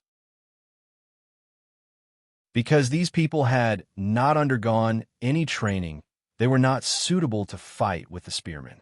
So, they were grouped together with the barbarians. As a result, when the barbarians charged forward, these people also rushed forward. Most of them hadn't reached the knight level yet, and they didn't know how to cooperate with each other. They had no advantage against the orcs. Although they had killed a lot of orcs, they had also suffered heavy casualties. After returning to the camp, Sulin waited for all the soldiers, including the wounded ones, to settle down before returning to his tent. Summoning the system interface, Sulin began to check the rewards of this battle. You've won a huge victory. Congratulations, host. You've defeated an elite orc army. You've received 28,300 experience points. Your experience bar has been filled. Your level has been increased. You've received a gold treasure chest. You've received the item star, Iron X3. Your level has been increased. Current level is LV23. You've received 2 free attribute points and 2 skill points. Congratulations, host. You've received a victory. You received a gold treasure chest. After adding the 2 free attribute points to strength, Sulin's strength had reached a shocking 49 points. He then opened the storage space and opened the gold treasure chest. 2 consecutive flashes of light, and Sulin heard the system notification sound in his ears. Congratulations, host. You've received a bottle of Big Dipper Heavenly Liquid. Congratulations, host. You received the innate skill, Regeneration. Sulin felt a strange energy enter his body, and his body felt relaxed. The innate skill, Regeneration, had merged with his body. Sulin took out the Big Dipper Heavenly Serum and drank it directly. The light blue liquid, sparkling with starlight, quickly merged with his body, and a numb feeling came from his body. After a while, a warm feeling came from his body. Congratulations, host. You've consumed the Big Dipper Heavenly Serum. Your physique has increased by 3 points. After moving his body, Sulin began to check his new innate skill, Regeneration. After going through cruel training, your bloodline has awakened a mysterious ability. Your recovery speed has increased. Your recovery speed +3. There were many people who had the innate skill, Regeneration. For example, the lizardmen were born with intermediate regeneration. After their arms or tails were cut off, they would regrow them after a period of time. However, the newly regrown limbs needed to be trained before they could reach the standard of the Great Path. Of course, even if the innate skill regeneration was powerful, not all injuries could be healed. At the very least, if one's head was cut off, one would still die. Sullen's innate skill, regeneration, was limited on the battlefield. The recovery speed was too slow. Of course, it did not mean that this skill was useless. This level of regeneration could quickly heal some small wounds on the body. After the skill, regeneration, was upgraded to an advanced level, the recovery speed would be faster. If the regeneration skill was upgraded, he would obtain the Divine Transcendence skill. Divine Transcendence was a legendary skill, and many monks wanted to obtain it. The effect of this skill was very simple. His body would always be at its peak state. At the same time, there were other benefits. However, Sulin did not have complete information about Divine Transcendence, and he could not find any specific information.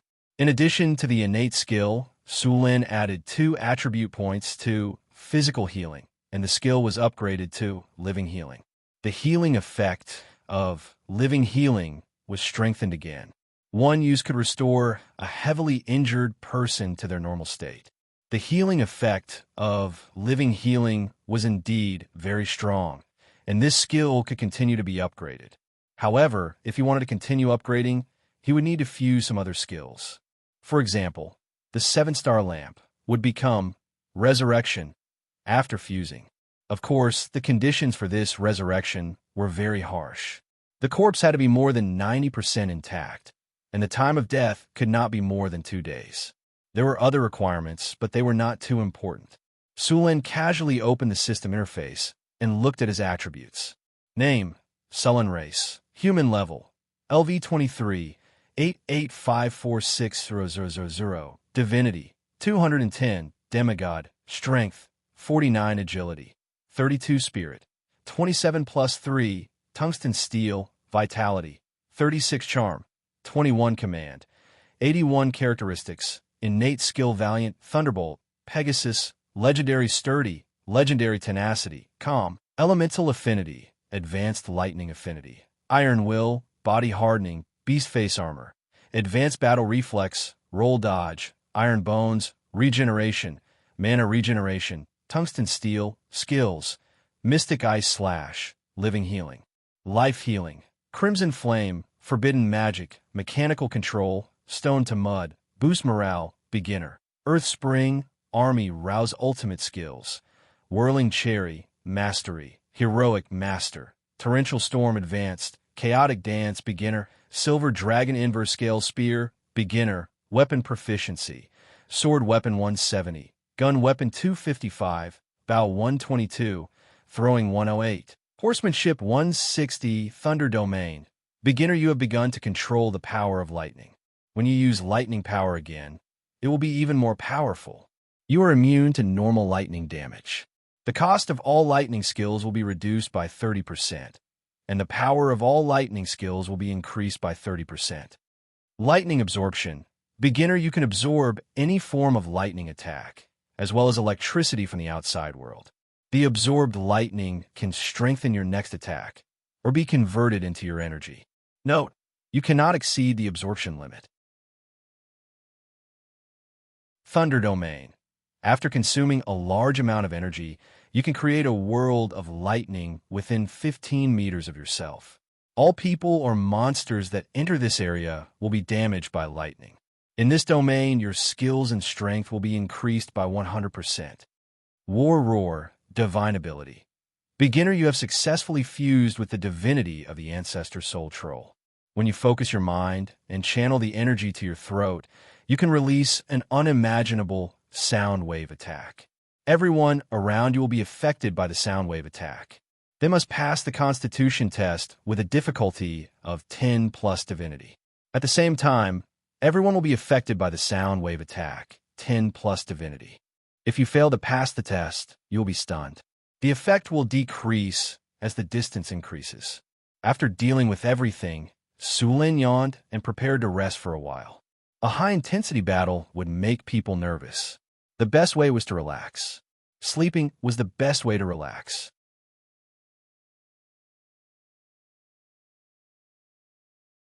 Chapter 200. The orcs had suffered a great loss in the battle last night, but they still did not give up on the idea of defeating Northgard Castle. Early the next morning, the orcs and their servants began to chop wood to make rafts on the north bank of the Whitewater River. It was obvious that they were planning to continue crossing the river. For the next few days, the two sides faced each other across the Whitewater River.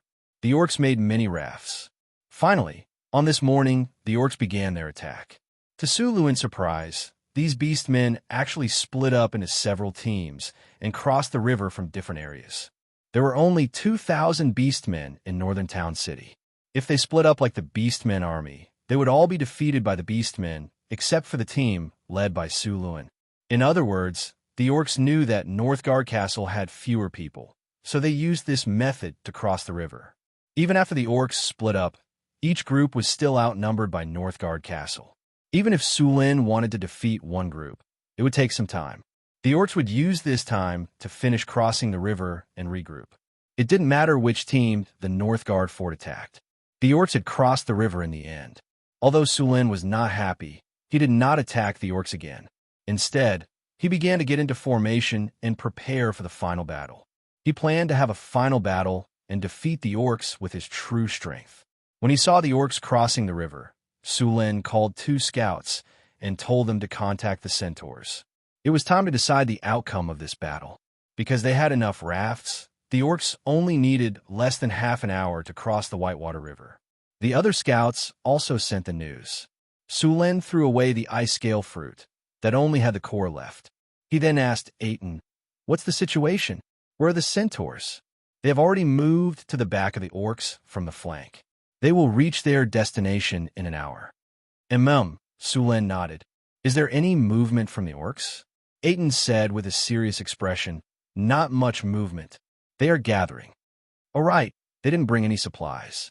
They only brought some dry rations." "Didn't bring any supplies? He only brought dry rations?" It seemed like these beastmen wanted to devour Northern Battlefront City in one go. Sulin's lips curled into a mocking smile. He then turned around and ordered, "Inform everyone to prepare for battle." The wind howled.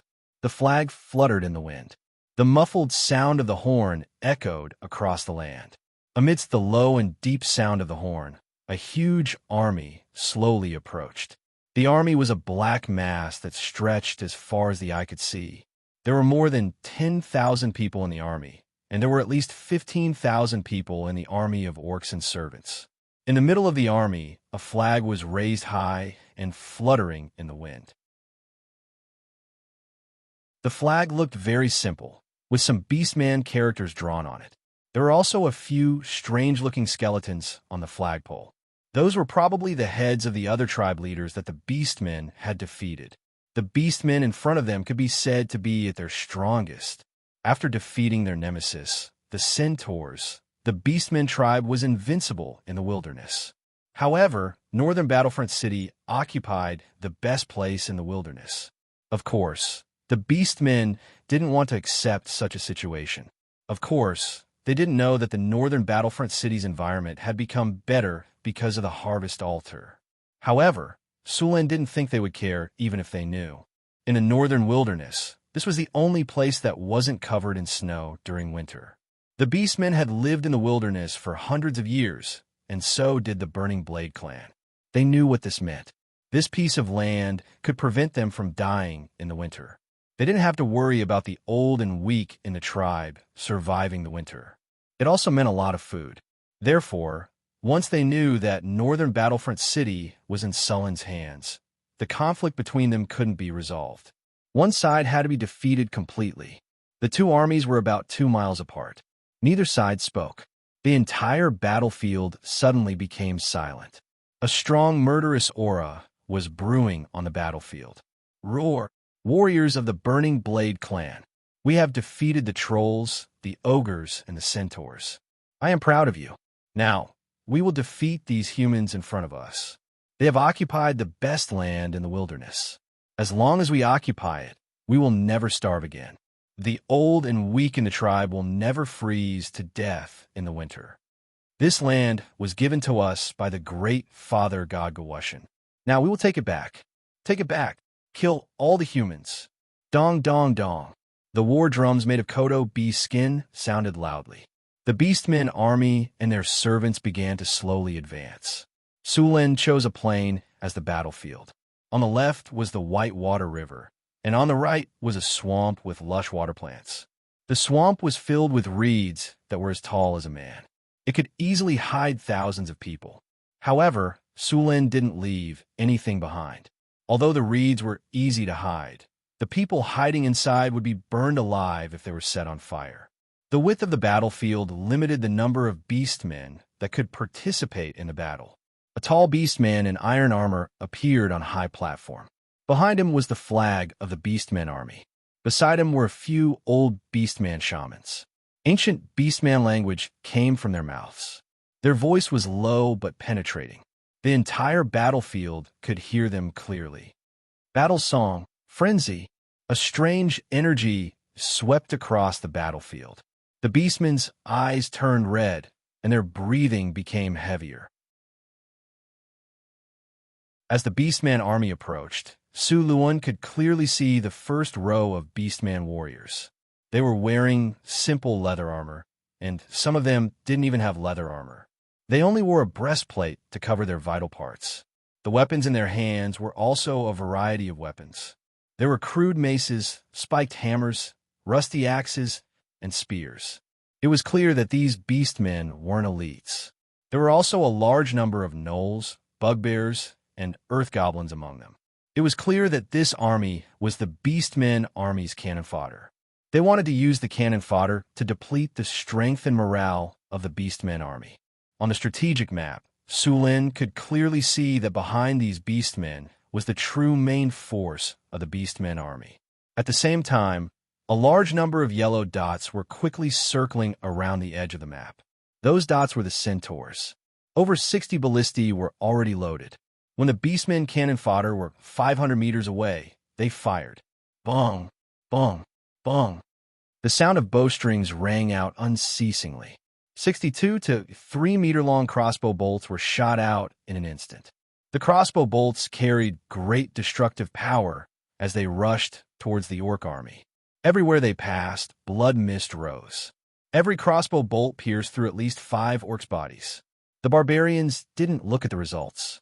With the help of a few auxiliary soldiers, they quickly reloaded the ballistae and fired again. The ballistae originally needed at least 4 adults to draw the bowstrings. Now, only 1 barbarian could do it. The 60 ballistae fired continuously. A large number of beastmen, bugbears, and gnolls were pierced through like candied haws. They died painfully. However, death didn't scare these people. Instead, it made them even angrier. The ground was shaking. Despite the heavy casualties, the Beastmen army was still pushing forward. Their intimidating aura was stifling even from a few hundred meters away. Sulin waved his hand. Hathaway and Karina stepped forward and started casting spells. Group Haste, Group Petrifying Skin, Group Enchanted Weapon. Beams of spells buffed the warriors of the Northern Citadel, making them even stronger. Sulin raised his purple dragon halberd. His figure looked extremely tall under the sunlight. As the Lord of the Northern Citadel, he had led the army to victory again and again. In the hearts of his soldiers, he was the god of war. Victory! Sulin roared. The entire army of the Northern Citadel was like an awakened lion. Victory! Victory! Victory! The warriors of the Northern Citadel raised their spears and shields and roared in unison. The dull horn sounded, and a wave of high morale spread from their bodies. Sulin could raise the morale of his troops without doing anything after winning so many glorious victories. This time, he even used a morale boost. Although it was only a basic morale boost, it was even more effective than an advanced morale boost. The Beastmen army finally reached 200 meters away from the Northern Citadel. With a furious roar, a large number of beastmen charged at the Northern Citadel's defense line. Raise your shields, raise your spears, longbowmen, Fire at once. A wall of shields as tall as a man was instantly erected, followed by long spears glowing with a cold light. The Northern Citadel army instantly turned into a giant porcupine. The archers behind the spears drew their bows and knocked their arrows. A black shadow formed by countless arrows soared into the air and landed on the Beastmen army. A large number of Beastmen were hit by the arrows. 200 meters wasn't a long distance. It only took a dozen seconds for the Beastmen army to reach the Northern Citadel army, braving the arrows and the ballistas. They crashed into the wall of shields in front of them. The wall of shields shook a little, but it quickly stabilized its formation. The battle became extremely intense as soon as it started. Sulen took out the Wind Dragon flag from his storage dimension. In order to win this war, Sulen had taken out this magic item as well. Sulen sneered when he saw more and more beastmen approaching. He then injected his energy into the Wind Dragon flag. Wind Dragon Sky Spin. Violent wind elements appeared in the sky above the battlefield. A few 100-meter-tall tornadoes quickly appeared on the battlefield. A large number of wind blades spun in the tornadoes. All the beastmen, gnolls, and other monsters that got close to the tornadoes were instantly shredded by the wind blades. 8 tornadoes appeared where the beastmen army was the most concentrated. They swept away all the beastmen like the autumn wind sweeping away fallen leaves.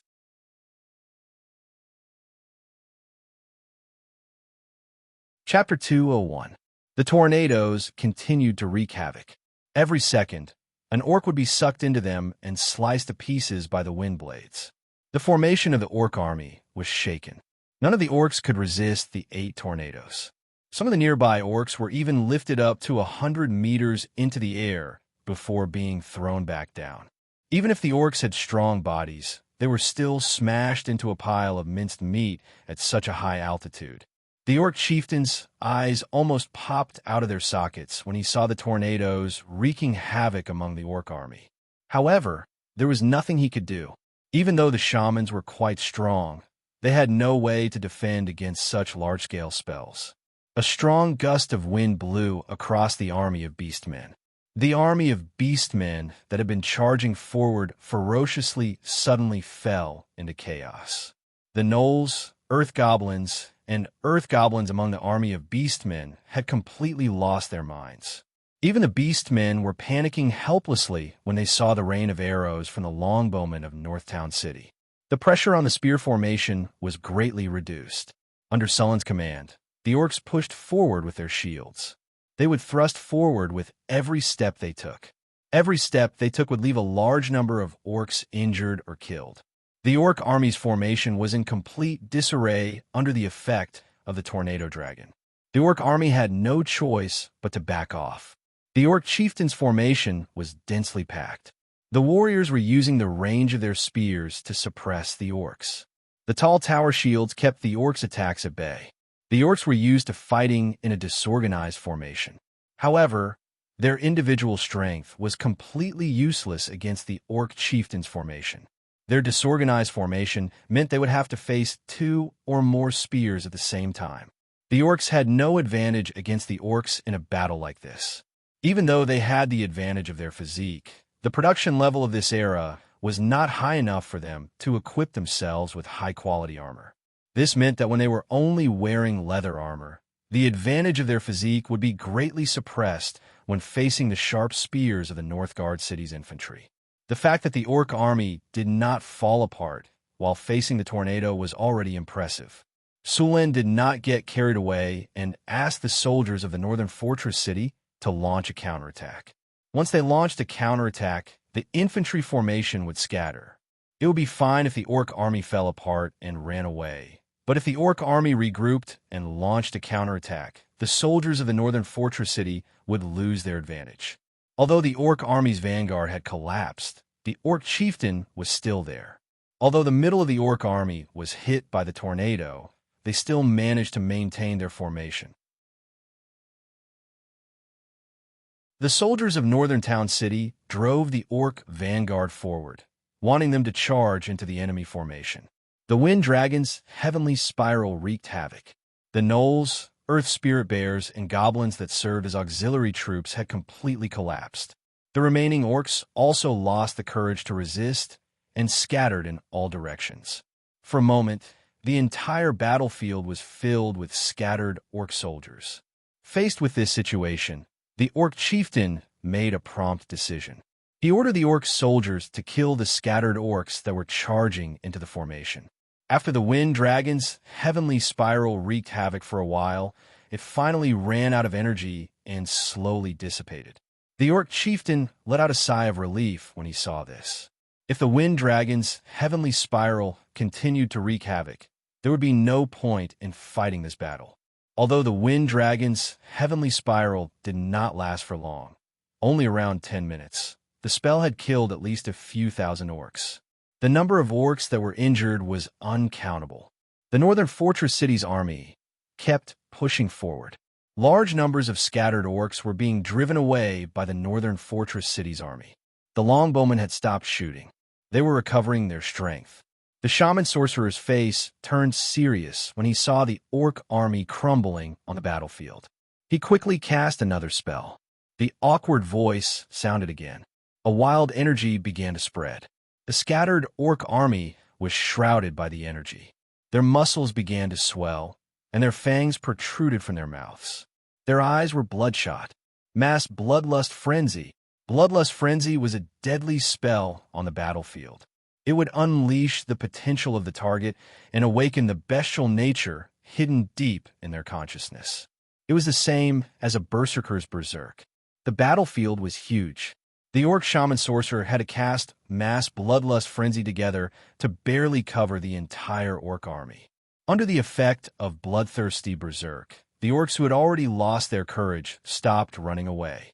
Berserk reduced their rationality to the lowest level. Their bestial instincts took over their consciousness.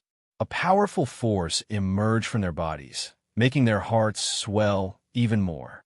Their sense of pain was reduced to the lowest level. Roar! An angry roar ignited the murderous intent in the orcs' hearts, including the gnolls, goblins, and bugbears. All the orcs had forgotten their fear.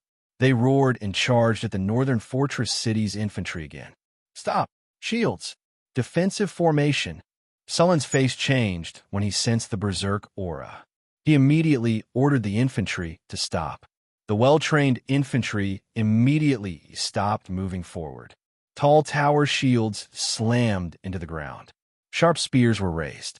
Against the orcs' counterattack, the northern fortress city's infantry immediately completed their defense. Archers. 30 meters in front. Fire at once. The archers following closely behind the spear formation immediately began to fire in unison. A rain of arrows rose from the infantry formation and fell towards the orcs. The berserk beastmen didn't even try to dodge the arrows. They braved the rain of arrows and charged towards the infantry formation. Blood and flesh flew everywhere. These beastmen had become fearless. These monsters that had no sense of reason and no sense of pain madly charged towards the infantry formation. For a moment, the pressure on the front line of the infantry formation increased greatly. Bursting fireball, painful ash, summon demon, chain lightning. Seeing this, Chris Hathaway ordered Karina to cast spells at the orc army. Huge flames rose from the orc army and burned the surrounding orcs into charcoal. A blood-red dimensional door opened. A tall Vrock rushed out, followed by 4 flaming demons. As soon as they appeared in the orc army, the demons began to kill in excitement. The berserk orcs did not show any weakness. They roared and charged forward. Elemental energy surged. In an instant, a large number of orcs were killed by magic. However, even more orcs charged forward fearlessly. The Vrock started a massacre in the orc army. However, in just a few minutes, it was overwhelmed by the orc army. The 4 flaming demons had already self-detonated. However, although a few demons died, they also helped Northern Fortress City hold back a large number of orcs. The Northern Fortress City's army also stubbornly held on with the help of the spellcasters. Although they suffered heavy casualties, the northern fortress city's soldiers still formed an iron wall. The orcs' Mount Wolf Riders also joined the battle. These Mount Wolf Riders had more powerful charging power, and they didn't care about casualties at all as they charged to their deaths. Seeing this situation, Sulin picked up the Wind Dragon flag again. The Wind Dragon spiral was still on cooldown, so Sulin directly summoned a tornado. 2 tornadoes appeared on the battlefield once again. The fierce wind swept up a cloud of dust and covered the sky. This time, Sulin didn't control the tornadoes to cause great damage. Instead, he raised a cloud of dust. In an instant, the world was covered in dust and sand. The orc army was instantly shrouded in dust. Many orcs were suddenly blown into their eyes by the wind and involuntarily closed their eyes. The momentum of their charge was instantly interrupted. Many orcs were blinded by the wind and sand, unable to distinguish their direction. The thick smell of blood spread with the wind and sand. The nauseating smell was swept up. Piles of corpses covered the battlefield. In an instant, this place looked like hell on earth. Taking advantage of this opportunity, the northern fortress city's defensive army suddenly activated. The second row of soldiers immediately rushed forward and stabbed the orc soldiers blinded by the wind to death with their sharp spears. These orc soldiers couldn't resist at all. With a single charge, the orc army's counterattack was instantly interrupted. The formation was stabilized once again. The 2 tornadoes had a limited range, after all. More orcs rushed forward with bloodshot eyes. Even though they suffered heavy casualties, the orcs didn't retreat. There had to be a winner in this war, either victory or death. In the eyes of the orc commander, Northern Fortress City would be able to catch a breather after this war. If they couldn't take Northern Fortress City after such heavy casualties, their Fireblade tribe might not have another chance next time. After all, the humans had only been in this wasteland for a year. It only took a year for Northern Battlefront City to develop to such an extent. If the Beastmen still looked down on the humans before the war, they were now terrified of them. In such a short period of time, they were able to hold off the orc army with less than a fifth of their orcs' numbers, causing such a large number of casualties. If the orcs attacked again, they might not be able to withstand such a large number of casualties. With Northern Fortress City's development speed, if they couldn't defeat Northern Fortress City in one go, everything would be meaningless. The next time the orcs attacked, the Northern Fortress City would take the initiative to attack the orc tribe. Sulen looked at the strategic map. The Centaur army had finally circled behind the orcs. The Centaurs had gathered all their youths and began to charge from behind the orc army.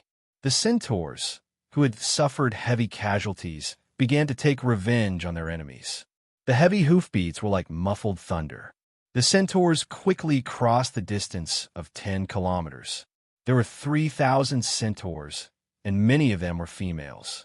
The Centaurs didn't give the orcs any chance to retaliate. The orcs who had fallen into a bloodthirsty frenzy had lost all rationality. Even the orc commander couldn't command them to turn around and attack the Centaurs. A group of Centaur warriors wielding spears, two-handed axes, and longbows rushed over like a flood. Their attack was like the last straw that broke the camel's back, destroying the beastmen's resistance like crushing dry weeds.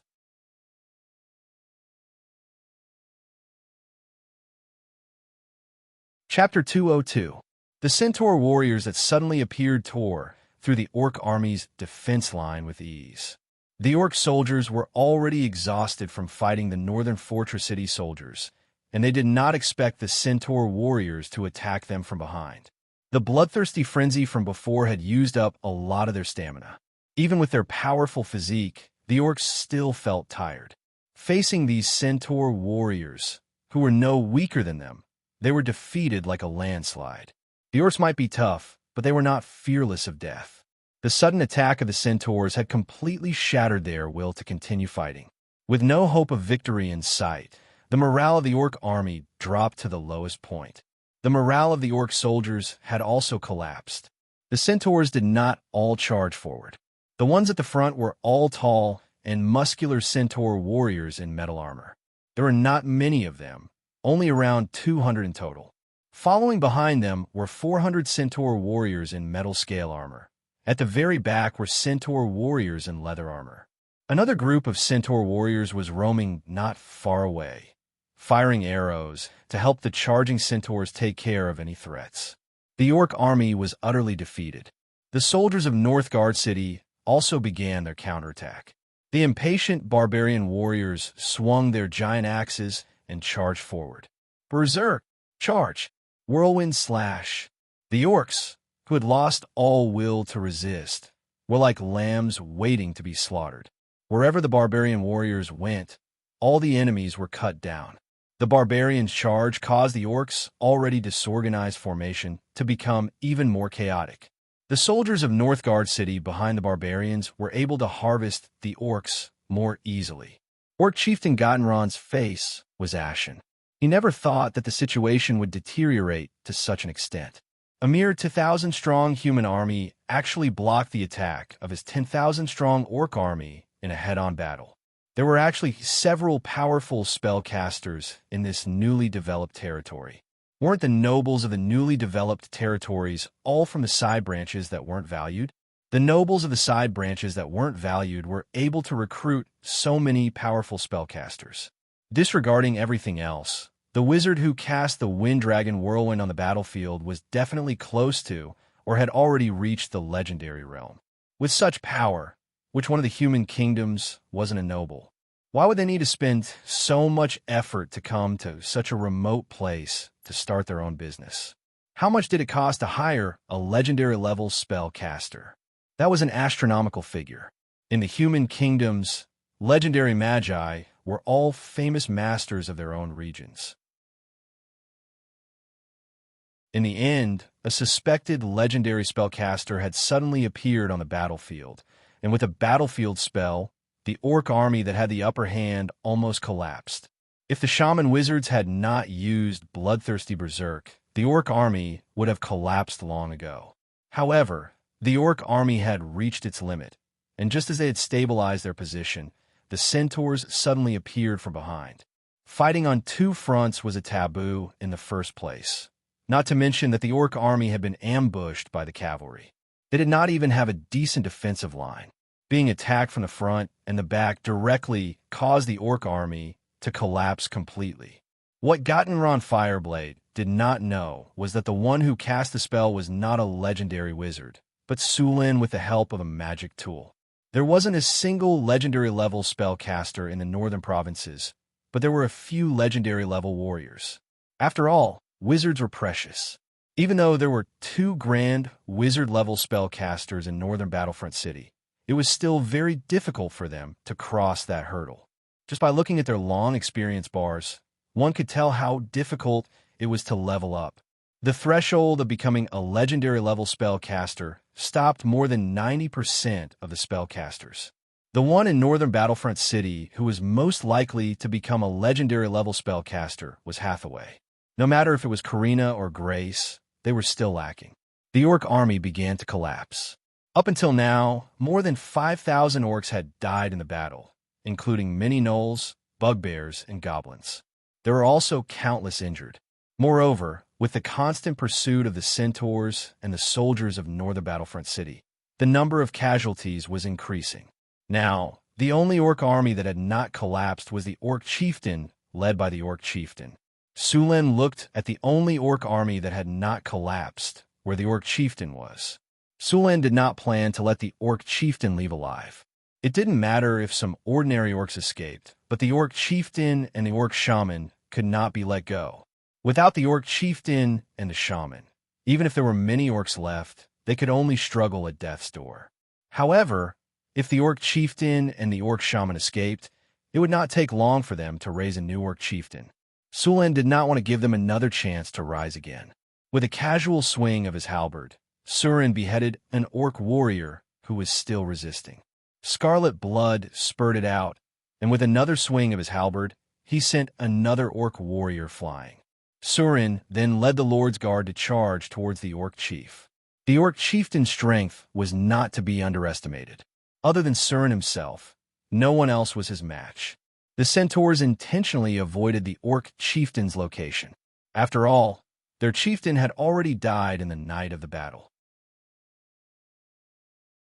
If it wasn't for the Centaur chieftain holding back the Orc chieftain and the other Orc warriors, the Centaurs wouldn't have been able to escape with more than 3,000 people. Barbarian guards, charge with me. Su Luan roared as he took the lead and charged towards the Orc chieftain's position. The dozen barbarian warriors behind him roared as they followed closely behind. With Su Luan as the arrowhead and the barbarian warriors as the flanks, they formed a simple arrow formation. They pierced through the chaotic Orc formation and rushed straight ahead. All the Orcs in front of Su Luan were either stabbed to death or sent flying. The two sides were closing in on each other at a very fast speed. The Orc chieftain Gottenron, who was gathering the Orc army to retreat, naturally saw Su Luan approaching rapidly. However, he did not avoid him. Instead, he took the initiative to meet him. Initially, Gottenron had accepted his defeat and was ready to escape the battlefield. In a situation where the army was completely defeated, even a legendary warrior like him would not be of much help. However, Sullen's initiative to attack gave him hope of victory once again. As long as the Orc chieftain was killed, there would still be hope for the Orcs to turn the tables. Gottenron, who had lost, naturally did not know that this was the result of Sullen's special preparation.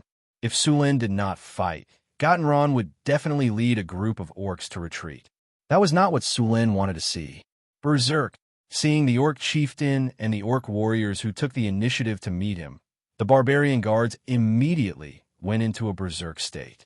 Their eyes were instantly filled with blood, and the muscles on their arms expanded like balloons. The hideous green veins were exposed like earthworms.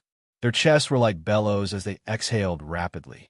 Blood rushed through their bodies, and a violent force spread throughout their bodies. Bang! The sound of metal clashing rang out, followed by the ear-piercing sound of sharp blades cutting through flesh and bones. The Orc warriors beside the Orc chieftain also did not participate in the battle. They were all full of energy, but in the face of the barbarians in a berserk state, these Orc warriors were still no match. As soon as they came into contact, a few of them were cut in half along with their weapons. As soon as the barbarian warrior killed an Orc, the Orc behind him chopped at his body with a giant axe. Although the Orc's weapon was not good, the powerful force still left a deep mark on the barbarian warrior's armor. Fortunately, the armor that Su Luan had prepared for the barbarian warrior was of the best quality, so it was not cut open. Only a deep axe mark was left. The powerful impact made the barbarian warrior frown, but he did not hesitate in his movements. With a twirl of his two-handed axe, a cold light flashed, and a hideous head flew out. Su Luan swept his halberd, and the powerful force directly sent the Orc warrior who had rushed up flying. Then, he rushed towards the unusually tall Orc. When Gottenron saw Su Luan rushing towards him, he was not afraid at all. He also rushed up with a roar. He swung the heavy two-handed axe with one hand as if it was weightless. At the same time, he swung a machete with the other hand, directly blocking all of Sullen's dodging space. No matter which angle he dodged from, Su Luan had to choose between the giant axe and the machete. Never underestimate any legendary profession, even the warriors who were called boorish by other legendary professions. Any warrior who grew from a low level to a legendary profession would have experienced countless battles. The talents and various combat skills they had mastered were definitely terrifying. Disregarding any spell-like abilities, just by relying on their own attributes, talents, and combat skills, any legendary warrior could be called a master. Earth-splitting slash. Gottenron's heavy two-handed axe carried a biting cold blade as it viciously chopped toward Sullen's head. The machete attacked from the other side at a tricky angle. The two different weapons in his hands cooperated very well. Clang! There was a loud sound of metal clashing. Sullen's purple dragon halberd blocked the two-handed axe directly. Then, he twisted his body and dodged the machete behind him. In the next second, Su Luan moved his feet. The purple dragon halberd in his hand directly bounced the two-handed axe away. The blade of the halberd drew a beautiful arc and pierced towards the opponent's chest. The previous head-on collision let Su Lin know that the Orc Chief's strength was not as strong as his. The more ferocious the attack, the greater the rebound force. Su Lin used the rebound force to directly raise the Orc Chief's weapon and then stab towards the Orc Chief's chest. Gottenron barely managed to avoid the vital parts. A sharp pain came from his chest. Roll and dodge. Gottenron let out a crazy roar. The machete instantly swept over. Compared to the giant axe, the machete's speed was much faster. The sharp blade carried a chilling intent. Su Lin tilted his body and rolled to dodge, rolling out of the attack range of the machete.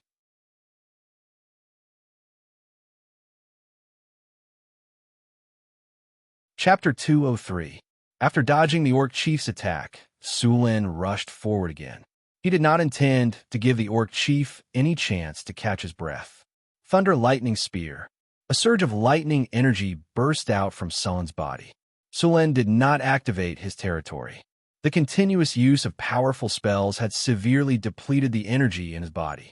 Activating his territory would not last long. Sullen's halberd swept across, and the sound of metal colliding rang out.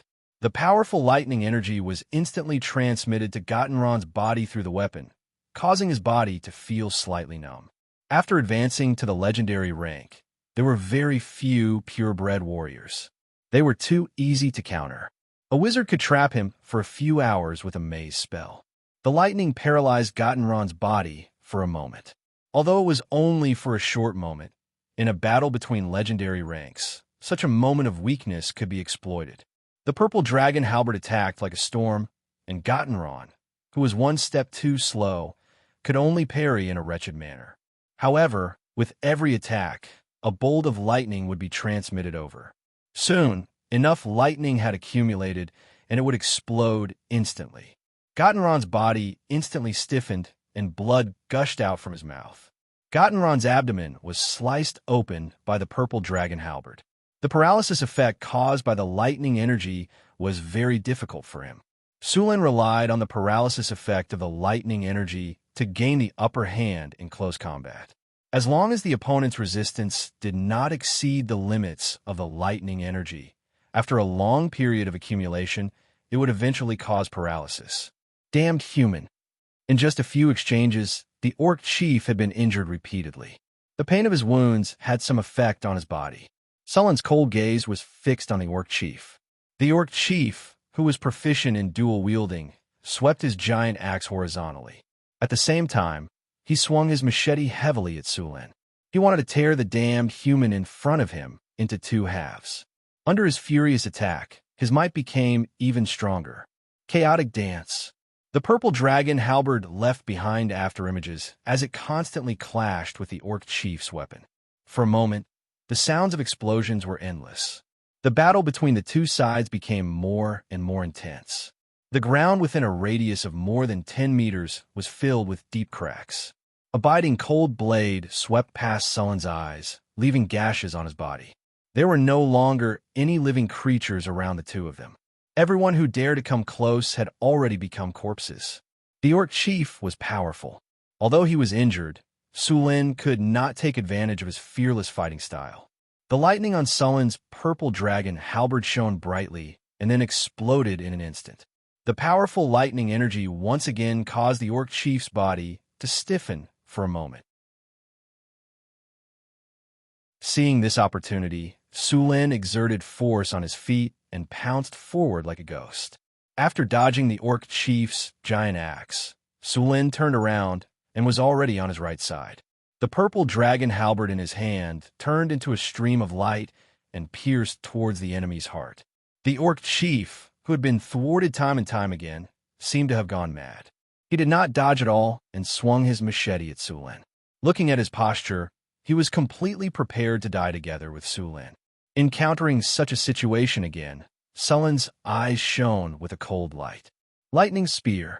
A spear completely made of lightning appeared in Sullen's hand. Immediately after, the purple dragon halberd swept horizontally and blocked the Orc Chief's weapon. The lightning spear in his left hand was instantly thrown out. The lightning exploded, and the lightning spear instantly hit the Orc Chief. Gottenron only had time to avoid being hit in his vitals. A bloody hole the size of a bowl appeared on the right side of his chest. The powerful electric current turned the flesh and blood around it into charcoal. Sullen's breathing was a little hurried. Continuous high-intensity bursts of energy had taken a toll on his body. The short burst of energy had caused his body to feel a little empty. However, his current physique was already extraordinary. In just 1 or 2 seconds, Sulin had already adjusted his breathing. Physique not only affected his physical limits, but also determined his endurance in battle. His extraordinary physique allowed his body to recover very quickly. The orc chief before him was in a much more miserable state. Several wounds had appeared on his body, especially his chest, which had been hit by the lightning spear. If not for the orc chief's strong physique, he would have died. However, even if he did not die, Gottenron's condition was not good. His lungs were injured, causing his breathing to become more hurried. The damage to his internal organs had caused his physical fitness to plummet. Although a legendary warrior's physique was so strong that he could continue to fight for a few minutes even if his heart was injured, this did not mean that he was invincible. Clearly aware of his current condition, the orc chief did not care about anything else and charged forward to attack. He was obviously prepared to die together with Sulin. However, at this point, Gottenron was no longer Sullin's opponent. Silver Dragon Inverse Scale Spear. The spear danced in the air and a huge dragon shadow appeared. Sulin did not dodge. The silver light filled the sky and instantly pierced through the orc chief's huge body. Immediately after, blood gushed out crazily. Gottenron's huge body stiffened and did not move. After the silver dragon shadow dissipated, the bloodied body collapsed. With the death of the orc chief, no one in the orc army dared to resist. Everyone began to flee. As there was a river on one side of the battlefield, many orcs who panicked and did not know where to go jumped into the water and swam to the other side. However, the Whitewater River was very deep and there were many undercurrents underwater. Many orcs who were not good at swimming were swept away by the undercurrents. At the same time, a large number of archers also shot at the orcs in the river. For a time, the orcs on the river suffered heavy casualties. More and more orcs began to flee in all directions. However, in terms of speed, they were no match for the centaurs. How could the centaurs, who hated the orcs, let go of this opportunity to beat them while they were down? The 3,000 centaurs split into small groups of dozens and began to chase after the orcs on the battlefield. The army of the northern battlefront city also spread out and began to chase after the orcs. At the same time, some orcs who had no hope of escaping began to surrender. Some of them began to capture captives. However, there were not many captives this time. Only a small number of orcs surrendered. Of course, this was also because the hatred between the orcs and centaurs was too deep. If the orcs surrendered, the centaurs would most likely not accept it. After the orc army fled in all directions, the army of the northern battlefront city stopped chasing. The army of the northern battlefront city was wearing heavy armor. Naturally, they were not fast enough. Hence, the task of chasing after the orcs was left to the centaurs. With the speed of the centaurs, it was difficult for the orcs to escape. After the centaurs chased after the orcs, the soldiers of the northern battlefront city began to clean up the battlefield and save the injured. Sulin also began to cast physique healing on the heavily injured. The number of casualties was quickly calculated. Although the northern battlefront city had defeated the orcs, they had suffered the most casualties ever since they came to the wasteland. More than half of the spearmen were killed. The death toll was more than 300. Among them, 200 of the mercenaries and merchant guards were killed. The northern battlefront city had lost 600 people this time. However, despite the heavy casualties, many of the human soldiers had successfully leveled up in this battle. Many elite spearmen had become heavy-armored spearmen. Some of the heavy-armored spearmen had even become spear Imperial Guards. The spear Imperial Guards were the ultimate type of spearmen. However, it did not mean that they were the end of the line. If a spear Imperial Guard wanted to become a formation breaker, they had to be the best of the best. The success rate was very low. There were more than 2,000 orcs, gnolls, earth goblins, and bugbears in total. About 6,000 to 7,000 of them had died on the battlefield. The rest had already fled. Karina Hathaway and the others ordered the soldiers to clean up the battlefield. Chris ordered the slaves to dig holes and bury the corpses. With so many deaths, if they were not dealt with in time, a plague might break out. At the same time, the bodies of the dead soldiers were cremated. Their ashes were placed in urns and sent to the martyrs' cemetery according to the Northern Battlefront City ceremony. Sulin also began to check the rewards of this battle. Congratulations, host. You have successfully defeated the Orc army. You have achieved an epic victory. Your name will spread far and wide across the wasteland. Orc invasion, year 1687 of the Huiyue calendar. Early April. After the Orcs defeated the Centaurs, they turned their attention to the northern battlefront city. In order to take over the city, they began to wage war against the northern battlefront city. Under your command, the northern battlefront city won this glorious victory. When the Orcs were exhausted, the Centaurs charged out and defeated the Orc army. They even killed the Orc Gottenron in this battle. Reputation plus 15. Congratulations, host. You have defeated the Orc army. You have received 62,300 experience points. Congratulations, host. You have won the battle. You have defeated the Orc army. You have received 2 gold chests. You have received the item reinforcement order. Congratulations, host. You have killed the Orc chieftain. You have received 21,200 experience points. You have received a platinum chest. You have received a legendary talent point. Your talents, Iron Bones and Regeneration, have been upgraded. Congratulations, host. Your experience bar is full. Your level has been upgraded. You are now level 24. You have received 1 gold chest. You have received 2 attribute points and 2 skill points. With the constant prompts in his ears, Su Luan began to check his harvest this time. He had received 3 gold chests and 1 platinum chest. Su Luan opened his inventory and began to check. After 3 flashes of spiritual light, Su Luan heard the prompt sound of the system. Congratulations, host. You have received a wisdom leaf. Congratulations, host. You have received soldier training notes. Congratulations, host. You have received a recruitment order. After 3 consecutive system notifications, Su Luan began to look at the remaining platinum chest. He then took a deep breath and chose to open it. With a flash of light, Su Luan heard the system notification. Congratulations, host. You have received a special soldier seal, Formation Breaker. Hearing the system notification, Sullen's eyes lit up. The Formation Breaker was a special troop class. It just so happened that there were a few spearmen who had reached the level of the Spear Guard. Sullen planned to give it a try. If he succeeded, he would earn a lot. If not, he would not lose anything.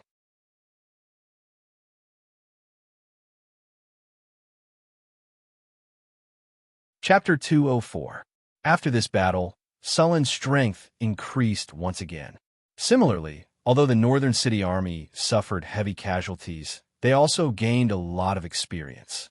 After this battle, many people were promoted. Although the total number of people was lower, their strength had increased compared to before. Su Luan took out the recruitment order he had just issued and chose to use it directly. Su Luan had found that the recruitment order had a lot to do with his fame or prestige. At first, he only recruited some barbarians, but the last time he used it, he had recruited a tribe of 500 half-elves. He didn't know what kind of people he could recruit this time after defeating the Orcs. After using the recruitment order, Su Lin took out the book Training Troops. This book was written by Qi Xiaobao of the Ming Dynasty in his previous life. He didn't expect to find a military book. There were many famous military books in his previous life, such as Sun Tzu's Art of War, Meng Da's new book, Sun Bin's Art of War, Wei Liaozi, Lu Tao, and so on. However, these military books were more about strategy. These books were good, but there were very few people who could understand and use them flexibly. Moreover, many of the books were written in fog, making it difficult for people to understand them. Training Troops was different. This book was called a military book, but in reality, it was mostly about training troops. There were very few things about strategy. In terms of depth, it couldn't be compared to Sun Tzu's Art of War, which focused on strategy and politics, but it was much more practical. Out of 100 people who studied Sun Tzu's Art of War, there wouldn't be a single person who was successful. However, if one studied training troops, as long as they followed the book's instructions, the soldiers they trained wouldn't be bad. The content of training troops was very broad.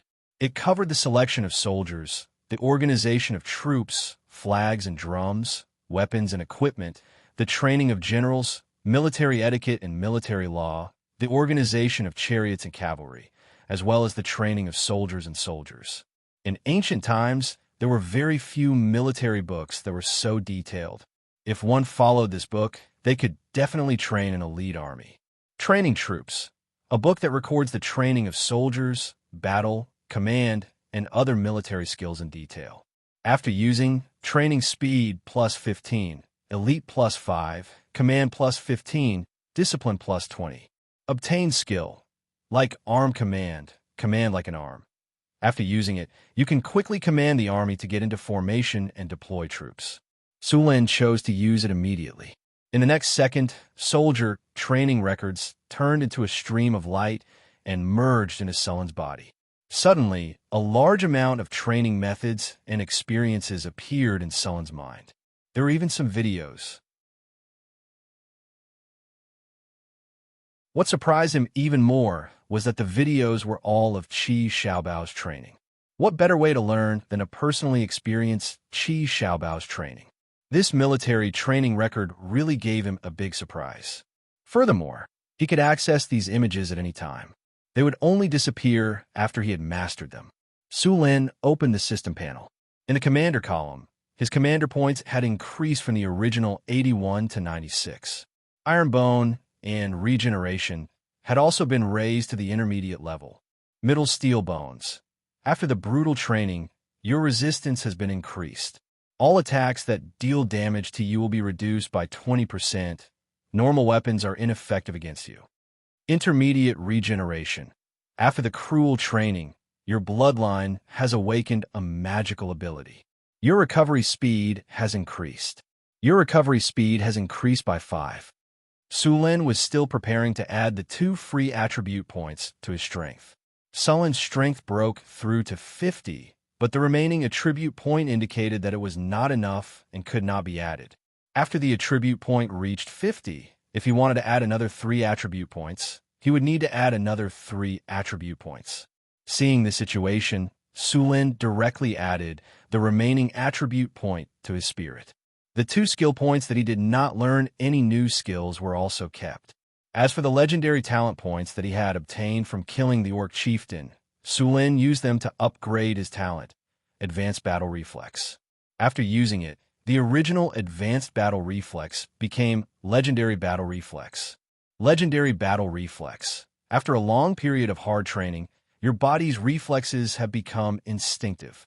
After receiving a sudden attack or sneak attack, your body will automatically defend and counterattack.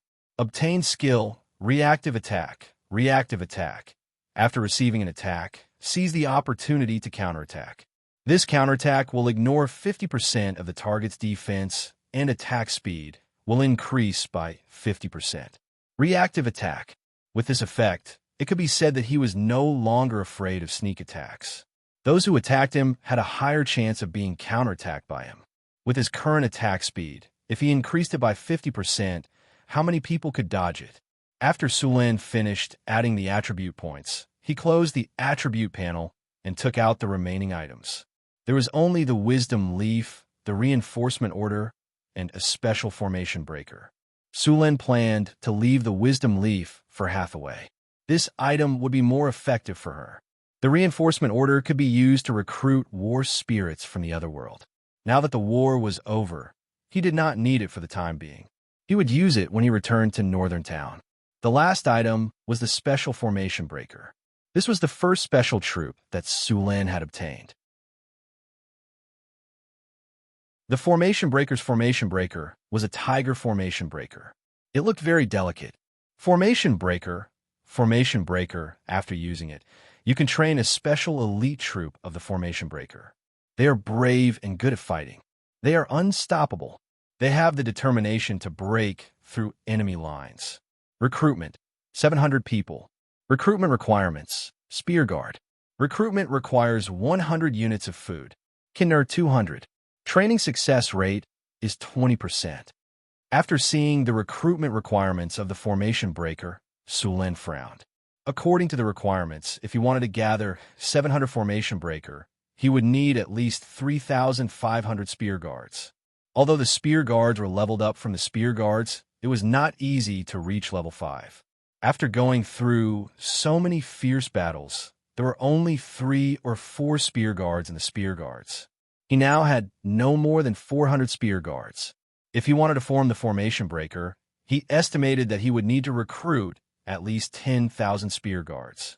But so far, the total population of Northern Town did not even add up to 10,000 people. It would take a long time to form the formation breaker. But he was not in a hurry now. After defeating the Orc army, there was no tribe in this area that could be a match for Northern Town. He had enough time to slowly form the formation breaker. My lord, just as Sulin packed up everything, a drow hurried over. Sulin's heart tightened. Did something happen again? He quickly asked, what happened? My lord, we found this when we were cleaning up the battlefield. The drow handed over a gemstone that looked like an amethyst.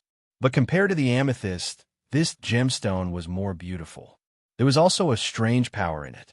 It was like the power of the soul, but also like the divine power of the temple priest. Battle Soul Stone. Seeing this gemstone, Sulin recognized it at a glance. It was a Battle Soul Stone. The Battle Soul Stone was a special kind of soul stone. It was rare and didn't have many uses. The temple would only use it when building the Hall of Valhalla. This Battle Soul Stone could connect to the kingdom of the god they believed in and summoned the Valhalla to fight. On Sulin's construction list, there were 2 buildings of wonders that required Battle Soul Stones. One of them was the Triumphal Arch, and the other was the Hall of Valhalla. Sulin didn't have the blueprint for the Hall of Wonders at the moment, but he had already obtained the blueprint for the other building, the Triumphal Arch. The Hall of Valhalla needed to be upgraded to the Cemetery of Heroes first. Only then could he build the Hall of Wonders according to the blueprint. Sulin didn't know the specific properties of the Hall of Valhalla, but from the description, it should be able to summon the dead soldiers of Northern Town and fight as Valhalla. Of course, the Hall of Wonders had more than that. If he wanted to know, he would have to wait until he obtained the blueprint. The Battle Soul Stone in front of him was crystal clear. There were almost no impurities in it, and it was about 10 centimeters in size. This was a high-quality Battle Soul Stone and was very suitable for the Triumphal Arch. With the Battle Soul Stone, the construction of the Triumphal Arch of Wonders needed to be put on the agenda. The Triumphal Arch of Wonders required a large amount of white marble and a master sculptor. The marble needed to be mined in the Sierra de Lotus. There were a few master sculptors in Northern Town City, and Sulin planned to start the preparation work after he went there. He was looking forward to the second Hall of Wonders in his territory. Thump, thump, thump. The sound of hurried hooves sounded. Sulin turned around and saw a group of centaur soldiers galloping over. The one at the front was Mission. This little mare was wearing beautiful chainmail. She held a spear in her hand and a bow at her waist. Her soft hair was tied behind her head with some simple accessories. She looked very valiant. Soon, the group of centaurs arrived before them, and the guards who were standing guard at the periphery stopped them. Stop! I want to see Sir Sulin. The little mare stopped and said, Let her come over, Sulin said to the guard. The guard put away his weapon and moved aside. What do you want? Sulin smiled at the little mare in front of him. Mihian smiled, and then his face became serious. He saluted Sulin very formally and said, Thank you, Mr. Sulin, for lending a helping hand to our tribe in times of crisis and helping us complete our revenge. You are the most distinguished guest of our tribe. Haha, why are you suddenly so formal? Sulin said with a smile. Besides, the beastmen are also my enemies. This is a cooperation between allies. Mission shook her head and said, I've seen too many allies stab each other in the back. Sulin smiled and said, How are the beastmen now? They all escaped. My people are still chasing after them. I estimate that less than 1,000 of them will survive.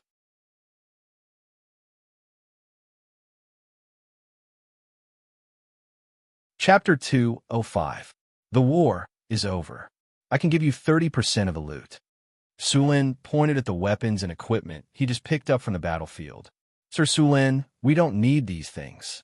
Mission shook her head. Sulin looked at Mission in confusion. You don't want them? Then what do you want? Food. Sir Sulin. Mission hesitated and said, We, the Centaur tribe, want to join the northern city. Ding. The recruitment order is in effect. Sulin heard the system notification. Hearing that the Centaur tribe wanted to join the northern city, Sulin was overjoyed.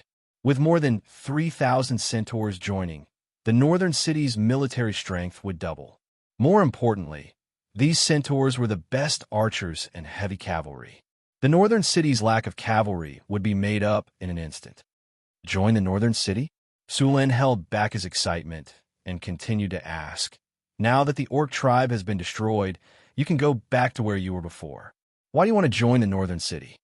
Your Excellency, Surin, you should also know that the weak are prey to the strong in the wilderness. Our centaur tribe used to have legendary masters, but since my father was killed by the orcs for covering our escape, the centaur tribe no longer has a legendary master. In this wasteland, without the protection of a legendary figure, even the strongest tribe is just an ice fortress. Once the weather warms up, everything will vanish. You are now the only legendary figure in this wasteland. Our centaur tribe can't take any more trouble, so we want to join the northern city and get your protection. Mission looked at Sulin and said seriously, Mission, I can protect the centaur tribe, but the centaur tribe must be loyal. Sulin pondered for a moment. Although he had already agreed to it in his heart, he still had to put on a good show. Otherwise, if he agreed immediately, wouldn't it seem that he, a legend, was too cheap? Of course, we swear to the gods that we will be loyal to Northtown and Sulin, Mission said seriously. Mihian, Northern Town welcomes everyone who is willing to be loyal to him, Sulin said with a smile. Mission looked at Sulin in surprise. His big eyes sparkled beautifully. Suddenly, the filly opened her arms and hugged Sulin. Then she whispered in his ear, Thank you. Sulin suddenly felt warmth on his face. Then, the little mare let go of her hands and ran away with a smile. Sulin wiped his face. The little mare was quite big. With a chuckle, Sulin began to patrol the campsite in a good mood. I have a little mare that I want to ride every day. If I don't ride her for a day, I'll feel anxious. The Northtown city had gained a lot from this battle. Most importantly, the 3,000 centaurs had joined the Northtown city. They could recruit around 1,000 centaurs, and they would become the Northtown city's mobile troop. Sulin would give the rest of the centaurs a pasture. The centaurs were a nomadic tribe. They wouldn't be used to living in the city. It would waste their talents. These centaurs were the best herders. Sulin planned to let them breed horses, cows, sheep, and other livestock. The best horses would be the military horses of Northern Town. The rest would be used as goods to trade with the human kingdoms. Cows were raised for animal labor, and sheep were raised for meat and fur. With the addition of the centaurs, Northern Town's livestock breeding would be greatly improved. Apart from the centaur tribe, the spoils of war weren't plentiful. Apart from some simple and crude supplies, there were only beastmen's weapons and equipment. However, most of the beastmen's equipment were leather armor.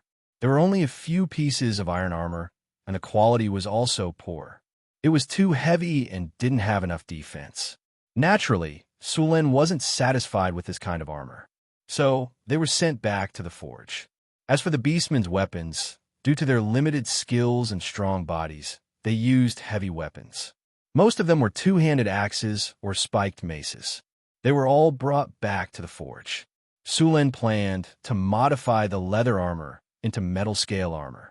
Although it wasn't as good as metal armor, it was still something good in the wilderness. The beastmen left behind a lot of weapons. They were all sent back to the forge in Northern Town. They would be busy for the next few months. It took a day to clean up the battlefield. It also took a day to burn and bury the corpses. It wasn't until the third day that the northern town's army returned with their spoils. After the victory, Sulen had already sent people back to report. Now that the northern town's army had returned, the northern town held a grand welcoming ceremony. Sulen rode at the front of the army. Behind him were Chris, Hathaway, Karina, and the Little Mare mission. Boulder and Johnson led the barbarians and followed closely behind. As soon as they entered the city, beautiful magic fireworks bloomed in the sky. A large number of flowers fell from the sky. A beautiful half-elf girl rushed up and put a wreath on Sullen's head. There were even more half-elf musicians playing music. The whole city was in a sea of joy. Sulen came to the central square amidst the cheers. The square was filled with soldiers and civilians. Sulen announced that the celebration would last for 3 days. After burying the ashes of the fallen soldiers in the martyrs' cemetery, Sulen returned to the Lord's castle. He didn't go to the celebration outside. The refugees and slaves usually worked hard all year round, so the celebration was a chance for them to relax. Sulen wanted to have a good rest. The celebration lasted for 3 days. The northern town became a sea of joy. After 3 days, everyone went back to work. The northern town city began to accept refugees again. Since almost 4,000 centaurs had joined, the population of the northern town city had reached 13,000. However, this also brought a hidden danger. The number of humans was too small. The barbarians, half-elves, drows, and centaurs had almost 5,000 people in total. Although the human population was 8,000, they were still weak compared to these races. The current situation in the northern town city was the result of Sullen's personal strength and charisma. Therefore, in order to eliminate the hidden danger, the northern town city increased the number of immigrants. The defeated orcs in the wilderness had already spread the news of the northern town's power. In the wilderness, no other tribe dared to challenge the northern town. In addition to increasing the number of immigrants, Sulen began to recruit soldiers again. This time, Sulen was going to recruit 2,000 spearmen. The spearmen who had survived several battles were going to be the basic officers. Because Sulen had read the training records, his ability to train soldiers had skyrocketed. The speed at which the army was formed had greatly increased. In order to form the formation breaker camp as soon as possible, Sulen needed a large number of spearmen. After announcing the expansion of the army, Sulen called the 4 soldiers who had already reached the level of spear guard. He planned to let these soldiers try to advance into the formation breaker camp. Unexpectedly, among the 4 spear imperial guards, only 1 was human. The other 3 were the war spirits that he had summoned before. Among these war spirits, there were still more than a dozen archers. There were less than 10 spearmen. In order to advance into the formation breaker camp, they had to go through a cruel test. Sulen built a training ground outside the northern town according to the test requirements of the formation breaker camp. The soldiers who wanted to advance into the formation breaker camp had to undergo training there. After the training, they would go to the final step. The formation breaker camp was limited to 700 people. This was because there were only 700 light balls in the Tiger Tally. These light balls looked very similar to the self-created general model Sulen had before. However, they were much smaller than the self-created general model. They should be similar items. However, the self-created general model was the complete version. This one was indeed a watered-down version. After the training, if the spear guard successfully merged with the light ball, then he would advance into the formation breaker camp. Of course, if the merging failed, it would not affect him. It could only be said that he was not suitable to become the formation breaker camp. Because there were only 700 light balls, there were only 700 people in the formation breaker camp. Every time a soldier of the formation breaker camp died, the light ball on his body would automatically return to the Tiger Tally. Then, a new soldier of the formation breaker camp would be selected. After letting the 4 spear guards train here, Sulen led the architects of the northern town to begin an environmental survey. He was already preparing to build the Arc de Triomphe. Sulen planned to build the Arc de Triomphe in front of the central town square, on the Avenue of the Rising Sun.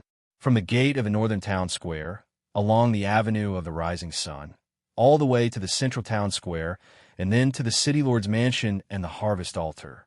All of them were on this central axis. The Arc de Triomphe Sulin planned to build was a classic three-arched building. The whole body was carved with pure white marble. The major battles that Sulin had experienced would be carved on it. Sulin had already drawn the rough design of the Arc de Triomphe. Of course, the real blueprint still needed to be supplemented by the master architects. The final blueprint would only be officially built after Sulin approved it. The entire Arc de Triomphe needed a few hundred tons of marble to build. Fortunately, there were more than a dozen camel beasts in the territory. These large and powerful camel beasts could carry several tons of stone at a time. If they relied only on manpower, just transporting the marble from the Sierra to Lotus would be a big problem. In order to mine the marble, Sulin specially allocated a group of 500 cobalt miners. Then, he arranged for 2 groups of soldiers to go to the Sierra de Lotus to mine the marble. The construction of a northern town square was also in progress. Because of the growth of the population, 70% of the land outside the town was used for planting sugar beets and potatoes. The rest of the land was used for planting barley, oats, and other brewing materials. Some of the land was used for planting spices. Buying spices from the caravans was too expensive. Sulin planned to grow some spices. Not only could he use them himself, but he could also make money. However, Sulin felt that it was a pity that there were too few types of spices suitable for growing in the north. P.S. The following does not count. Thanks to Big Apple, Big Orange, Master Pooh, Long Jody, Speaking Loneliness to Loneliness, Iron Blood Ho, Chow 534, Kitten Loves Fishing H, Big Devil V, Spicy Peppermint.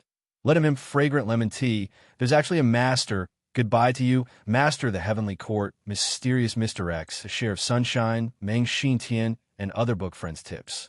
Thank you to 133,955 for your 2,000 Chidian coins tip. Thank you to Rotson for your 2,000 Chidian coins tip. Thank you to Don't Be a Moralist. Thank you to Warm Wine, Desert Bandits for your 1,000 Chidian coins tip. Thank you to 20200831205259011 for your 1,334 Chidian coins tip. Thank you to 160710192111128 for your 2,000 Chidian coins tip. Thank you to Tomorrow Night Doesn't Accept Books, Nuwa Ing, White Cloud Leisure. Thank you to 2017010920026413356 for your 500 Chidian coins tip. Floating Dream thanks.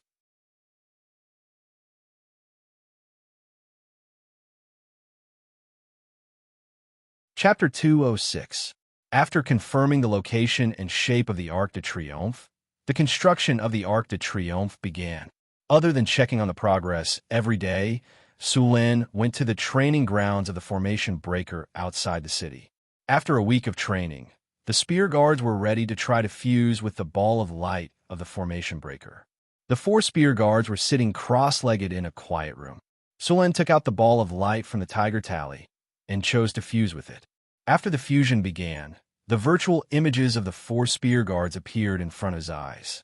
There was a progress bar above their heads, showing that they were in the process of fusion. Looking at the progress bar, it would take at least an hour for the fusion to complete. Sulin took out a bottle of rum and poured cup. He drank as he waited for the fusion result. The fusion process did not go well. 10 minutes after it started, one of the Spear Guard's virtual images showed that the fusion had failed. The Ball of Light left the guard's body and returned to the Tiger Tally.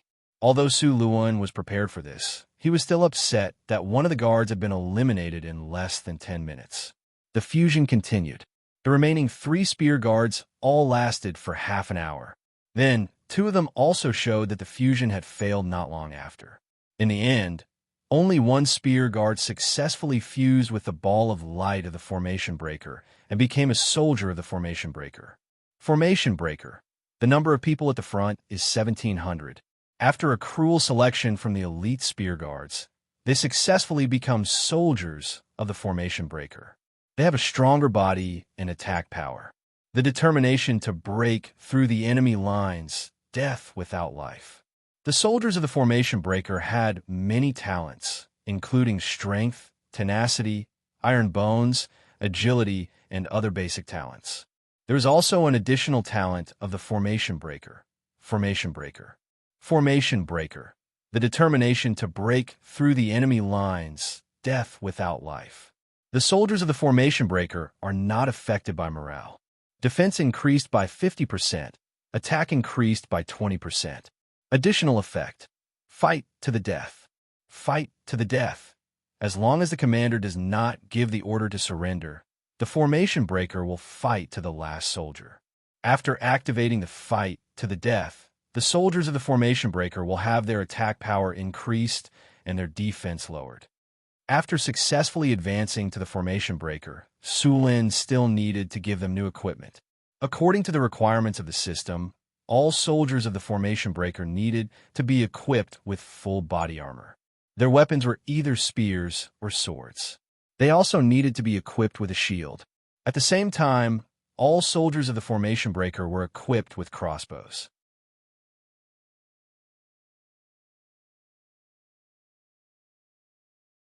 After these otherworldly spirits all came out of the space door, they directly lined up. The leading soldier of the Formation Breaker took a step forward. General, the Spearman Squad and Archer Squad have all arrived. Sulin, who already knew the details of these soldiers, nodded, and then brought these soldiers back to Northern Town City. Because of the addition of the Centaurs, Sulin had specially set aside an area in Northern Town City for them to live in. At the same time, Sulin had already prepared to build a town 50 li east of Northern Town City. This area had flat terrain and lush water plants. It was very suitable for grazing. Building a city here was specially for the Centaurs to graze and live in.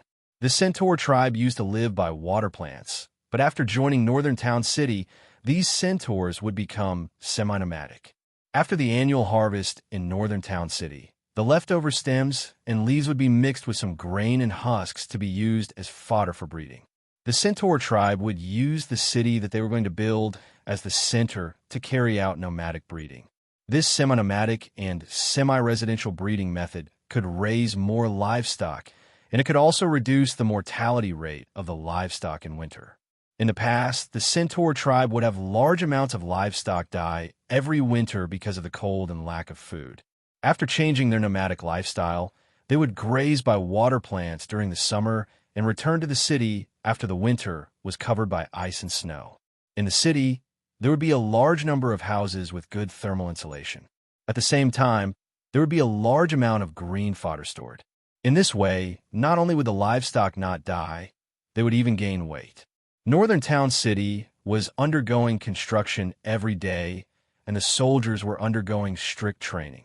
With such a large amount of exercise, they would have to eat some meat every day.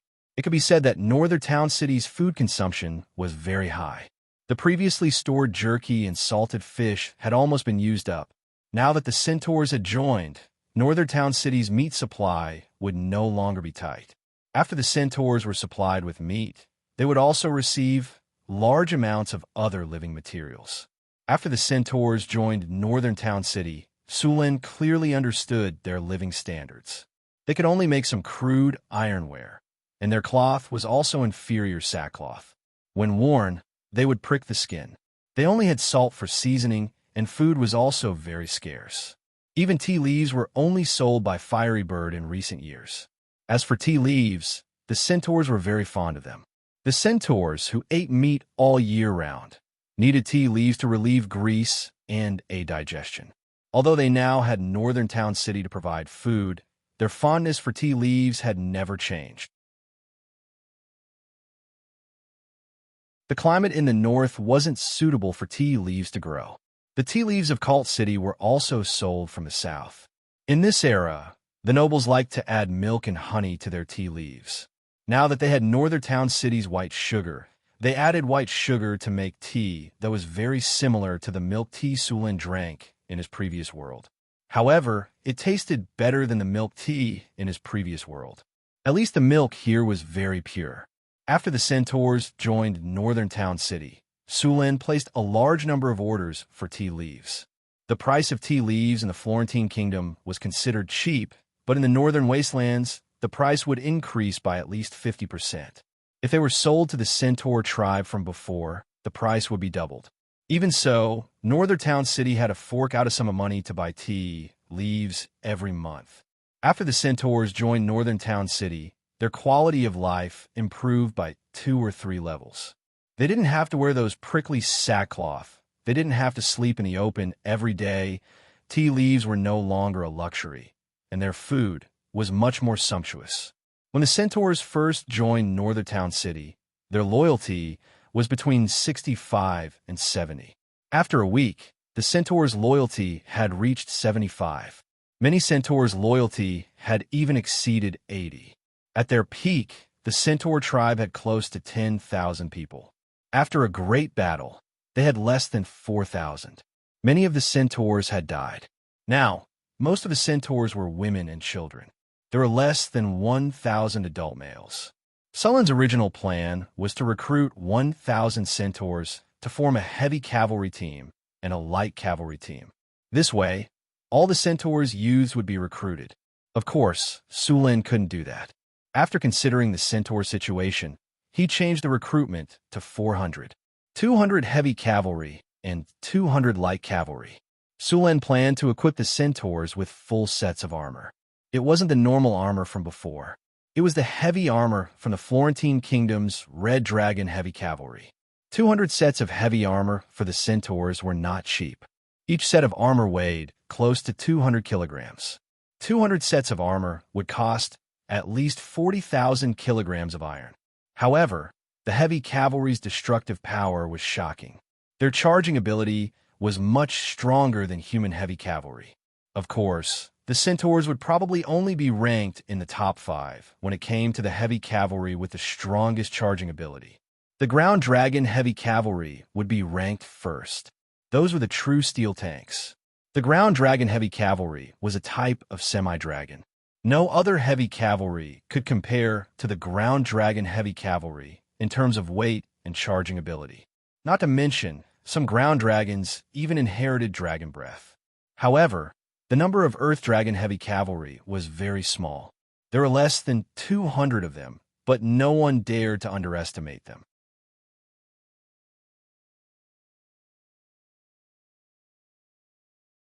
Chapter 207. Other than the Drakes, there were also some countries that had formed their own mammoth cavalry. The mammoth cavalry was 4 to 5 meters tall and weighed a dozen tons. They were unstoppable when they charged. There was also the petrifying lizard cavalry formed by the drows. These petrifying lizards were almost as big as the Drakes. They also had the ability to petrify. These petrifying lizard cavalry were no less troublesome than the Drakes. Of course, this didn't mean that the centaur heavy cavalry was weak. On the contrary, the centaur heavy cavalry was quite strong. Although the centaur heavy cavalry was powerful, there were many factors that restricted them. The most important factor was that the number of centaur heavy cavalry was too small.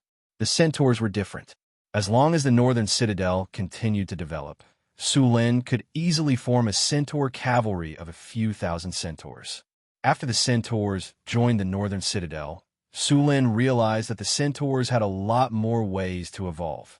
The first was the centaur herdsman, then the centaur recruit, then the centaur ranger, then the centaur elite archer, and finally the centaur marksman.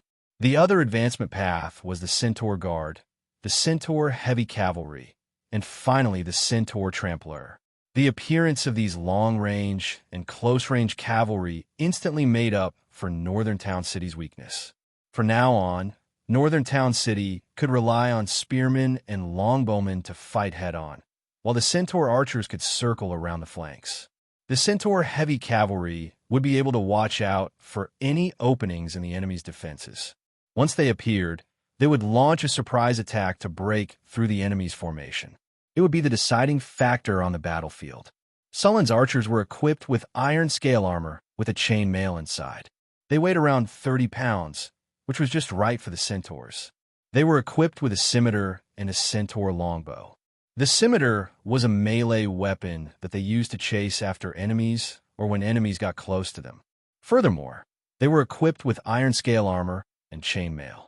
These centaurs could also be used as heavy cavalry to charge into a formation.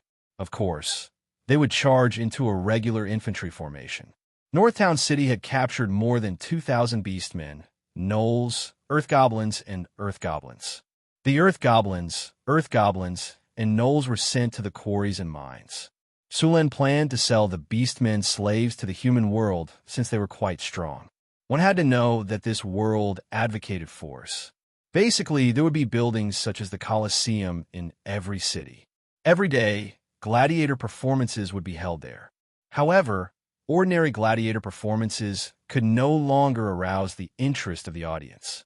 Therefore, many gladiator arenas would carry out more thrilling fights. For example, they could hunt some ferocious beasts and give the gladiators some broken weapons so that they could fight those beasts to the death. Or they could capture some other races, such as orcs, trolls, ogres, and other races, and let the gladiators fight with these races, and so on. These cruel and bloody performances are very popular among humans. There are more than 1,000 beastmen captives. If they were allowed to work in the territory, they would be greatly affected if the beastmen rebelled. Therefore, to reduce the pressure, Sulen planned to sell the beastmen captives as slaves. A strong beastman slave could be sold for at least 5 kinnar, and a beastman warrior was even more expensive. Of course, if these beastman slaves could be transported to the southern provinces, the profits would be even higher. Sulen had already divided these beastman slaves into many groups. He couldn't sell them in large quantities. Once someone found out, the price of the beastman slaves would naturally drop. This was something Sulen didn't want to see. Therefore, he planned to sell them in batches. There was no humanity in the gladiator arenas. For those who pursued sensory stimulation, the most bloody and violent performances were especially popular. Cruel battles between beastmen and humans were very popular. Of course, this kind of gladiator show would consume a lot of beastman slaves. The beastman slaves Sulen sold each time would be used up very quickly. After 2 or 3 times, all the beastmen would be sold out. The northern town city kept moving people from other lords' territories. The large number of people coming in slightly relieved the northern town city's manpower shortage. The foundation of the northern town city's Arc of Triumph was finally completed. The Arc of Triumph was made entirely of marble. Sulen specially transferred thousands of people from other places to build it. The construction of the Arc of Triumph was very slow, mainly because of the large number of carvings on the marble. There were a total of 8 carvings of Sulen commanding victories on the Arc of Triumph. For these carvings, Sulen could only endure the slow construction. On the Arc of Triumph, the names of the soldiers who died in each war and the generals who made contributions would be engraved. This was also the honor of the northern town city soldiers. The Arc of Triumph was designed to be 23 meters tall, 44 meters wide, and 22 meters thick. It was a 3-arched building. The Arc of Triumph was built in the Gothic style. There were also some carved angels on the pillars of the arches as decorations. On the left and right sides of the arches, there were also carvings of the soldiers of the northern town city. There were barbarian warriors, elite spearmen, half-elf longbowmen, drow warriors, centaurs, and so on. At the top of the Arc of Triumph, there was also a statue of Sulen riding on a horse. The Arc of Triumph was a very large project. If there wasn't enough manpower, it would be impossible to build it without a year or 2. During the construction, Sulen specially used the stone to mud spell to merge the cracks on the Arc of Triumph so that it looked like a hole. After the beastmen were defeated, the northern town city became the most powerful force in the surrounding wastelands. Sulen's work also became a lot easier. Now, other than the fixed daily training and inspection, his favorite thing was the various delicacies created by the halfling Frodo. Frodo even used some dragon meat and other ingredients from the Lord's Castle's warehouse to make magic dishes. Hathaway secretly supported him. Otherwise, why would Frodo take things out of the warehouse? Of course, Sulen had to admit that Frodo's magic dishes tasted very good. Otherwise, there wouldn't be so many people coming after hearing about Frodo's new magic dishes. Johnson, isn't it your turn to patrol the mine today? Why are you here? Sulen asked Johnson, who was arm wrestling with Boulder. Boss, I'm done with my patrol, Johnson hurriedly said. Just when he was distracted, Boulder suddenly exerted force and gained the upper hand. Although Johnson reacted quickly, he lost the initiative. Their strength was about the same, so he lost in the end. Haha, I won. You have to give me half of your share today, Boulder said excitedly. Harris, what's wrong with your head? Harrison sat at the bottom of the table with an impatient expression. That restless look on his face was nothing like that of Sheriff. It was a waste of his serious face. Ugh. Harris rubbed his head and carefully avoided the big bump. Today, I helped Floor to collect honey from the Circe's Peak, and a mountain bear took a fancy to me. Although I managed to drive the mountain bear away, I was also stung by the Circe's Peak several times. Sulen couldn't help but shake his head. Another greedy guy. At the same time, he was also interested in Frodo's feast today. Apart from them, Chris, Hathaway, Karina, Grace, and the Little Mare mission were all here. Is everyone here? Frodo the halfling walked out in a white chef's outfit. The outfit was a little big, and it looked a little funny with Frodo's body. After looking around, Frodo said, Then, let's officially start the product tasting. Then, Frodo pushed a dining cart in. All the food in the cart was covered with lids. When the food was placed on the table, everyone stared at the delicious food. In the middle was a large piece of pterosaur tenderloin. The pterosaur tenderloin was coated with a layer of honey, and it looked very tempting. Other than the pterosaur tenderloin, there were all kinds of desserts, drinks, and staple foods. A strange aroma filled the air. Not only Sullen's Adam's apple moved, but the others also looked like they were hungry. Frodo the halfling was in high spirits, as if he had entered his home turf. He only shouted after all the food was served. Let's dig in. Sulen picked up the table knife and cut a piece of the honey tenderloin. After Su Luen finished the first cut, the rest of the people took action at once. Both sides were fighting for more. Sullen's eyes twitched. This was the performance of his heroes. This kind of secret barbecue. Su Luen opened his mouth and took a bite. The barbecued tenderloin had a wonderful change as soon as it entered his mouth. Su Luen felt a faint ice crystal erupting in his mouth, and his whole taste buds felt cold. This was the natural characteristic of the ice Quetzalcoatlus meat. After Frodo's cooking, he could clearly feel the texture of the Quetzalcoatlus tenderloin and all kinds of magical and delicious spices. The secret pork tenderloin tasted very good. Everyone was chewing it. Su Luen felt the wonderful cold feeling in the barbecue meat. The tenderloin meat was crispy on the outside and tender on the inside, with a variety of spices. The honey juice drink, made with purple crystal honey and ice cream, tasted very good. The little mare, Mission, no longer cared about her image. She took a box of ice cream and ate it. The little mare loved all kinds of sweets. There was also a pterosaur tenderloin next to her. Her beautiful face was red, and there was a lot of oil stains on the corner of her mouth. Hathaway controlled the wizard's hand and cut the pterosaur tenderloin into small pieces. She then enjoyed it slowly. Karina and Grace had completely lost their usual demeanor and image. Eden was also hiding in a corner and eating heartily. Sulen lay comfortably on the sofa. The energy in his body slowly merged with his body.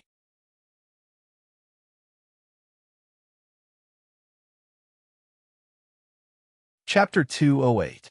Sullen's body felt warm. These magic dishes made with pterosaur meat and some precious magic ingredients were not only delicious, but also had some special effects.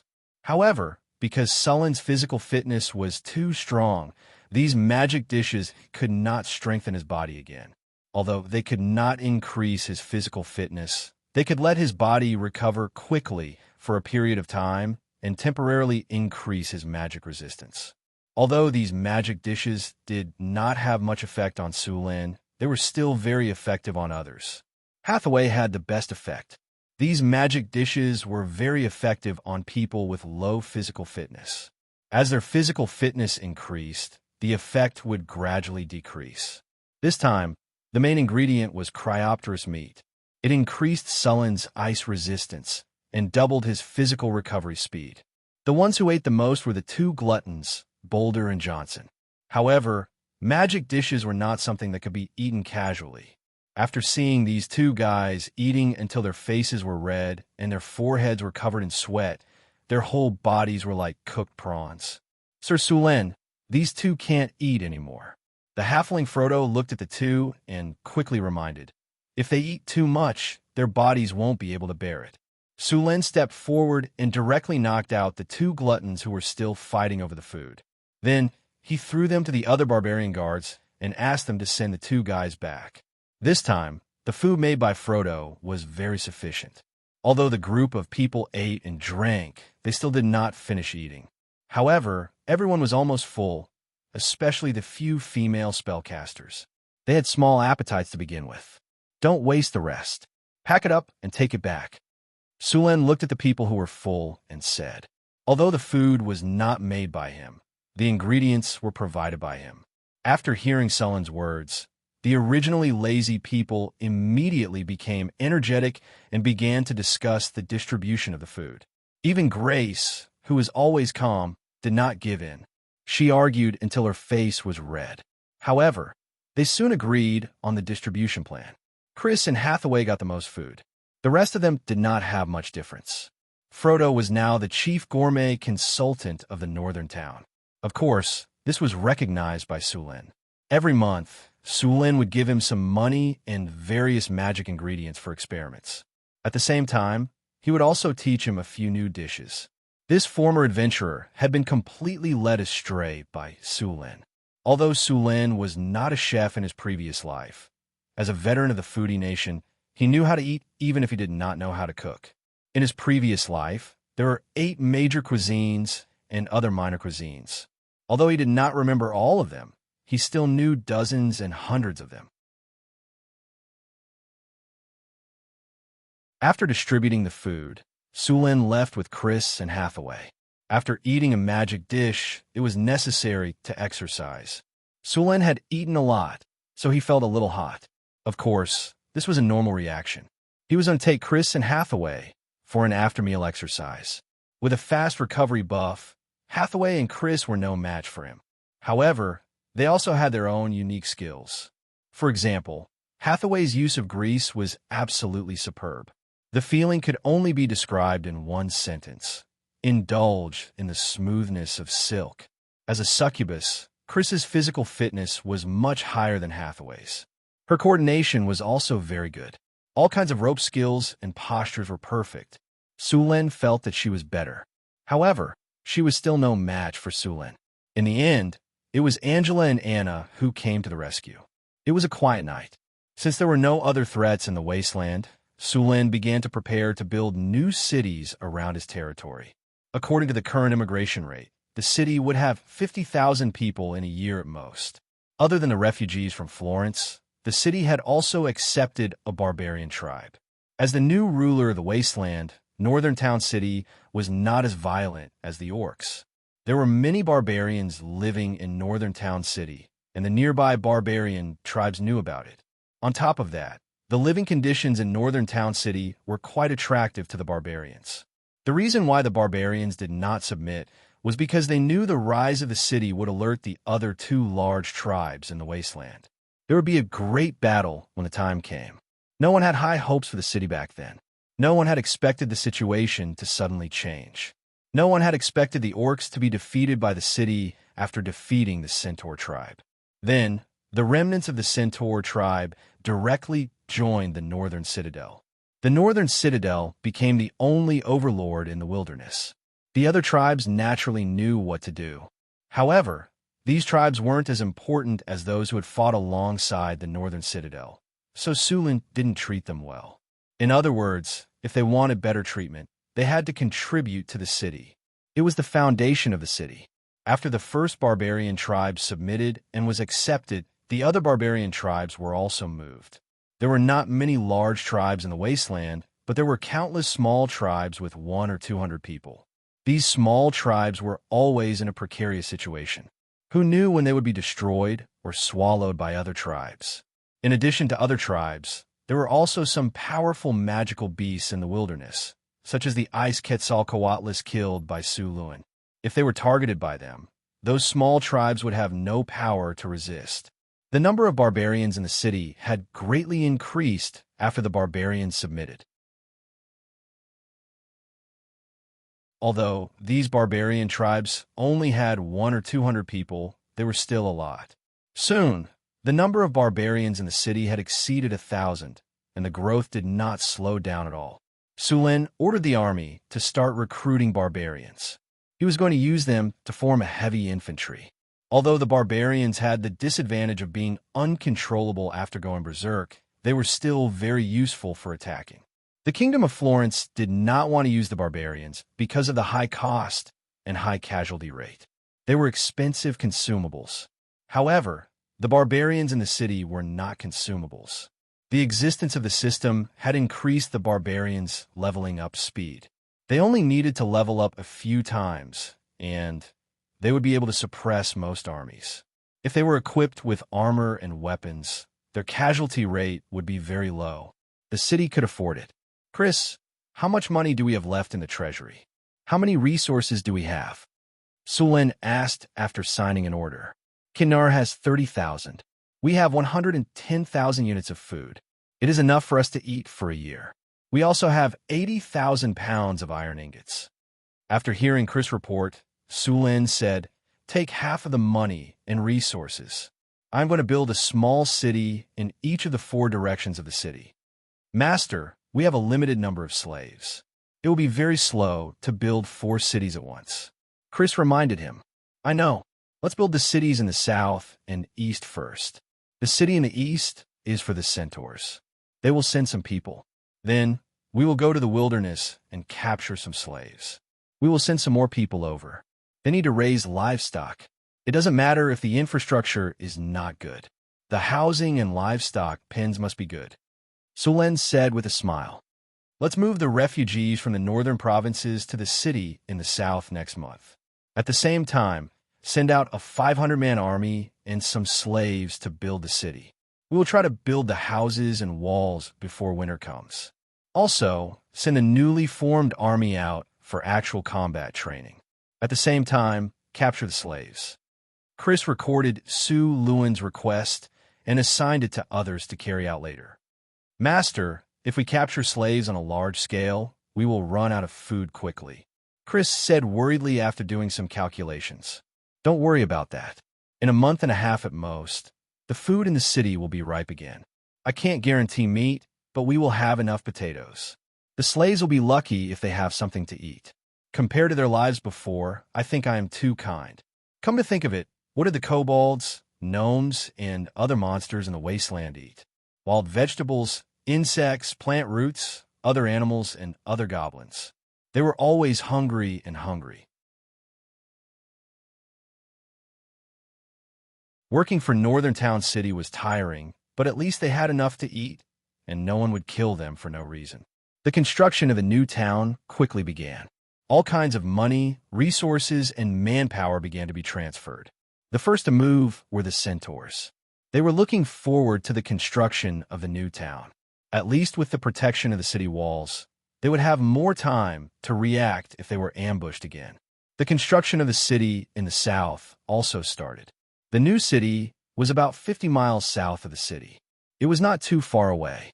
If they were ambushed, they could hold on until the city's army came to their rescue. There were 500 soldiers stationed here. Once the city expanded, the size of the army would increase accordingly. After the new city was built, the 3 cities would form a triangle. The area within the triangle would be controlled by the city. Humans used this method to expand their territory when they were exploring the wilderness. The 500-man army escorted 3,000 refugees and even more slaves and resources to the new city in the south. Su Lin personally led the team. The new city was built next to a lake. The lake was huge. Su Lin took a quick look and found it was a few times bigger than the city. There were plenty of aquatic products in the lake, and the land was fertile. Sulin quickly decided to build the new city next to the lake.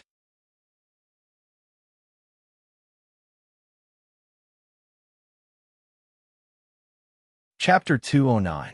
The new city was located on a slope on the north bank of the lake. The view was broad, the land was fertile, and there were water veins underground. On the east side was a forest, which was very suitable for building a new city. The water of the lake was as clear and smooth as a mirror. The blue sky and the scenery on the shore were all reflected in it. The scenery was very beautiful. Sulin named the lake Mirror Lake, and the newly built city was also called Mirror Lake City. Sulin planned Mirror Lake City to be 1 kilometer long, with a population of around 10,000. If the population increased in the future, the city would continue to expand. However, there was no need for such a big city right now. More than 3,000 refugees and even more slaves began to work. First, they built a temporary camp here. The camp used wood and mud to build fences. When the fences were finished, Sulin would cast mud to stone on them. The camp would not be dismantled after the city was built. It would be used as a military base. Northern Battlefront City was very experienced in building a city. After confirming the location of the city, the slaves began to clear the stones and weeds in the area. Some of the higher areas had to be leveled, and the lower areas had to be filled with soil. They also cleared the weeds and trees in the area. Mirror Lake was not small. It was roughly circular, with a diameter of about 3 kilometers. There were many fish living in it. After confirming the safety of the area, the dock and fishing boats would be built immediately. Then, they would arrange for fishermen to fish and provide food for the territory. The next morning, the sun was not yet up, and the lake was very humid. There was a thin layer of fog in the morning. Although it was almost summer, the early morning in the wilderness was still a bit chilly. The birds that woke up early chirped and began to look for food. There were a few drops of dew on the grass. Sulin washed his face with the cool lake water, dispelling the hazy sleepiness. He had gotten used to the soft velvet bed in the castle and the smooth skin of the half-elven maids. He did not sleep well last night. It was easy to go from frugality to extravagance, but it was difficult to go from extravagance to frugality. Breakfast was bacon and stewed potatoes. Although he did not bring the maids, he still brought the chef. The chef's skills had improved a lot under Frodo's tutelage. Although Frodo often complained that these people were as stupid as swine beasts, they were actually very good at cooking. The bacon was beef, mixed with onions, wild vegetables, and mushrooms that were commonly found in the wilderness. The fragrant meat broth emitted an alluring aroma that could awaken one's digestive system. This was the most common method of cooking in Northern Town City. After all, there were so many potatoes here. Sulin took a piece of black bread and heated it up. Then, he tore it into small pieces and threw them into the broth. The fragrant and delicious broth softened the originally dry and hard black bread. After swallowing the soft bread and the hot broth together, a warm feeling enveloped his body. His stomach, which was rumbling with hunger, also felt satisfied. The soft stewed beef was paired with some vegetables, and the taste was not bad. The potatoes were soft and glutinous. With a gentle press of the tongue, it mixed with the fragrant meat broth and was swallowed into the stomach. Black bread was not bad. In fact, it depended on the materials used to make it. Back in Kalen City, most merchants sold black bread with a lot of bran, pebbles, and even with shavings, so the price was very low. It only cost 2 coppers. This kind of bread was a little soft when fresh out of the oven, but it could be used as a weapon after cooling down. The black bread made in Northern Town City was not like this. There were no with shavings, pebbles, or other random things in it. The good thing about black bread was that it was easy to store. Northern Town City made a lot of black bread to use as dry rations. After breakfast, Sulin led the soldiers of Northern Town City to patrol around Mirror Lake. The morning breeze blew away the mist, and the soft sunlight shone down. A thin layer of mist surrounded Mirror Lake in the early morning. It was like silk, faintly discernible, reflecting the surrounding scenery. It was like a fairyland. Sulin left 400 soldiers to protect the camp. He personally led 100 people to explore the surrounding environment. Sulan was not familiar with Mirror Lake, but with such an abundant water source, there must be many tribes living nearby. In addition to these tribes, Sulan also wanted to make sure there were no powerful magic beasts living nearby. He needed to clear out the dangers around Mirror Lake City in advance. Not long after, a faint sour smell floated in the air. It smelled like excrement or green, bubbling sewage. Sulan frowned. He was very familiar with this smell. Many goblins, kobolds, and gnolls had this smell in their territories. Soon, the scouts at the front came back with news. "Sir, the scouts have reported that they found a kobold tribe of over 1,000 people in the eastern forest." A soldier hurried over to report. "Over 1,000 people. Mirror Lake City just happens to be short on manpower. Bring some people with me to capture these kobolds," Sulan said directly. Half of the 100 soldiers he brought with him were new recruits. Even so, new recruits were enough to deal with monsters like the kobolds. Sulan brought the scouts closer to the kobold tribe. The kobold tribe was located in the forest. These kobolds had gathered a lot of wood and mixed it with mud and hay to build some low shacks. There were pits in the shacks. These half-underground shacks had better insulation. The pits were where they lived. There was some hay and dry branches inside. Some even had a few pieces of dirty fur or black cloth. There were 2 or 3 kobolds in each shack. Sulan frowned as he endured the suffocating smell. Every time he came to the natives' camp, Sulan felt like he was being attacked by a biological weapon. Northern Battlefront City was very experienced in dealing with kobolds. First, the longbowmen would fire 2 rounds of arrows. Then, the barbarians in heavy armor would charge and break through the kobolds' defense line. Then, the spearmen would form a formation and attack. If they were defeated in 1 round, then they would chase and capture slaves. If they were not defeated, then they would attack again. When a large group of people approached, no matter how well they hid, they would still make a lot of noise.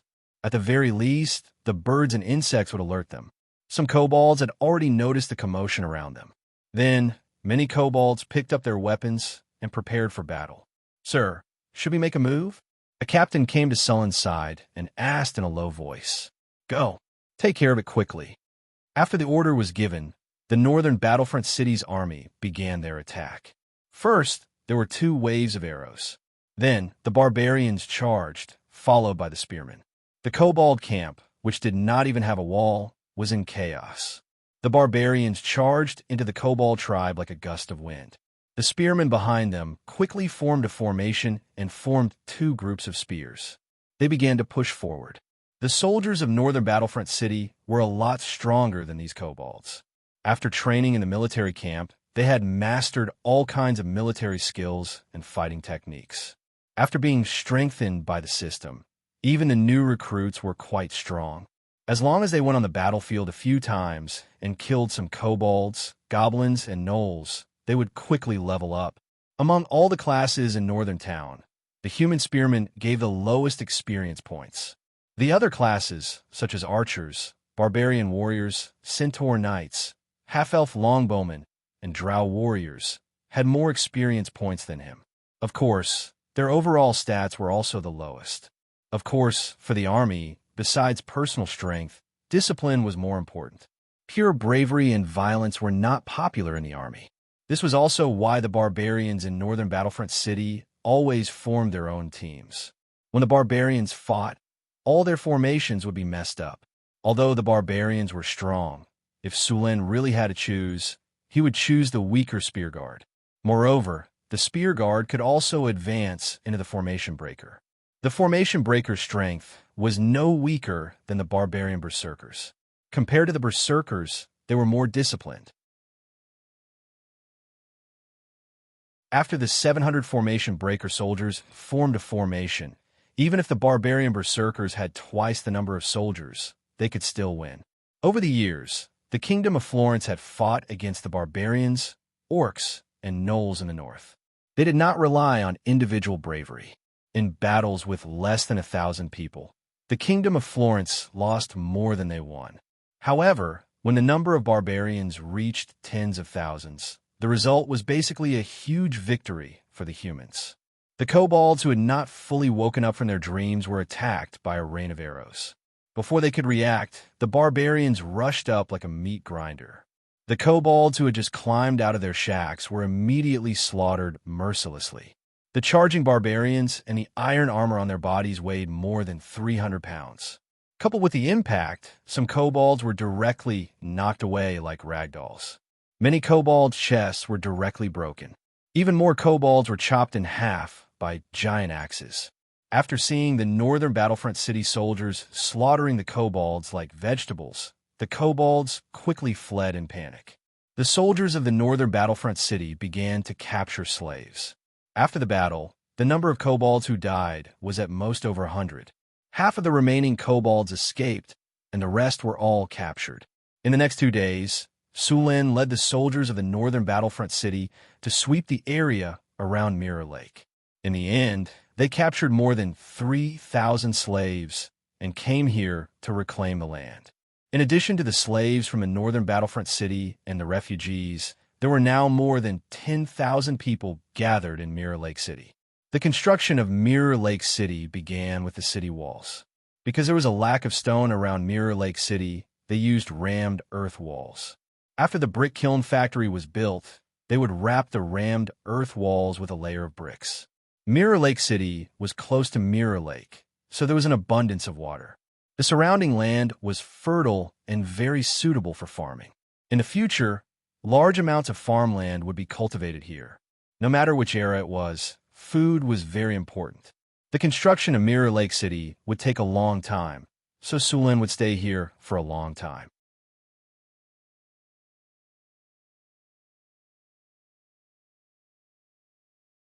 Chapter 2:10. Northern Garrison City was already very familiar with how to enslave kobolds and goblins. They would select some kobold supervisors and goblin supervisors from these slaves and give them slightly better treatment. These people with vested interests would then help Northern Garrison City oppress the other slaves. Tens of thousands of people worked together on a construction site, and the progress of the project was quite good. Mirror Lake City's walls were built using rammed earth, and the height was only 6 meters. The higher the rammed earth walls were built, the larger the layer of earth below. The amount of work required to build a 10-meter-high wall was more than double that of a 6-meter-high wall. A 6-meter-high wall could already block the vast majority of wasteland monsters. The remaining 6-meter-high walls wouldn't be able to block them. Even if you built a 10-meter-high wall, it still wouldn't be able to block them. Therefore, they built a 6-meter-high wall. Speaking of which, the difficulty of building a rammed earth wall wasn't low. The foundation of the wall was made of rock, and Sulin directly used the mud-to-rock spell to turn the rammed earth foundation into rock. The amount of work required to build a 4-kilometer-long wall foundation wasn't small. Fortunately, it wasn't built in one go. The rammed earth used for the wall wasn't casually dug up. The excavated earth needed to be filtered first, and the stones and other debris inside were picked out before the earth was steamed. This was done to kill the grass seeds, insect eggs, and other things inside. After that, the steamed earth was used to tamp the earth layer by layer. Although the wall, made this way, couldn't compare to rock, it was still very hard. In Sulin's previous life, he read a historical record about ancient city building. In it, there was a city called Tongwan City. In order to build this city, the walls were built using glutinous rice juice, white silt, sand, and slaked lime mixed with a certain proportion of cooked earth. Moreover, what made people's scalp numb was the strictness of the construction supervisor.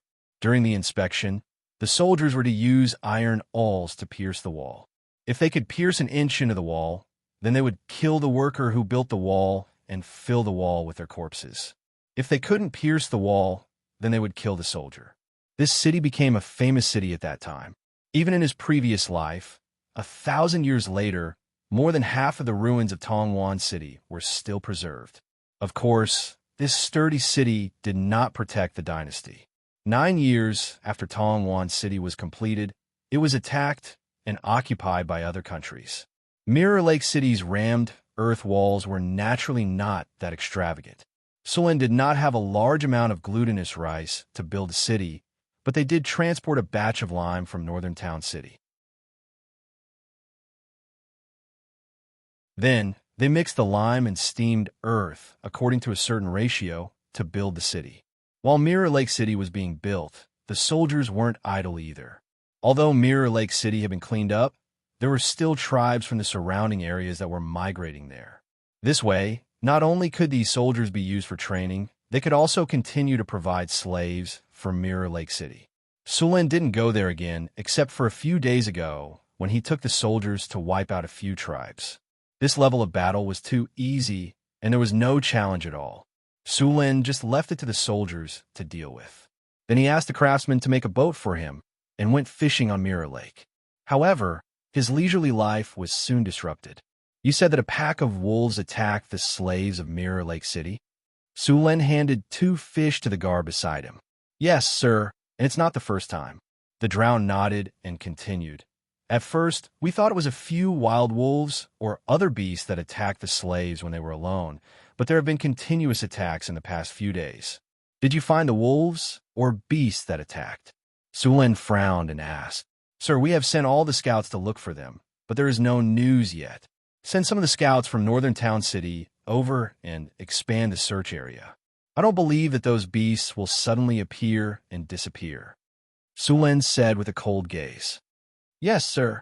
At the same time, send some more soldiers to the construction site of Mirror Lake City. Tell the workers and slaves not to act alone. If you find anything unusual, report it immediately.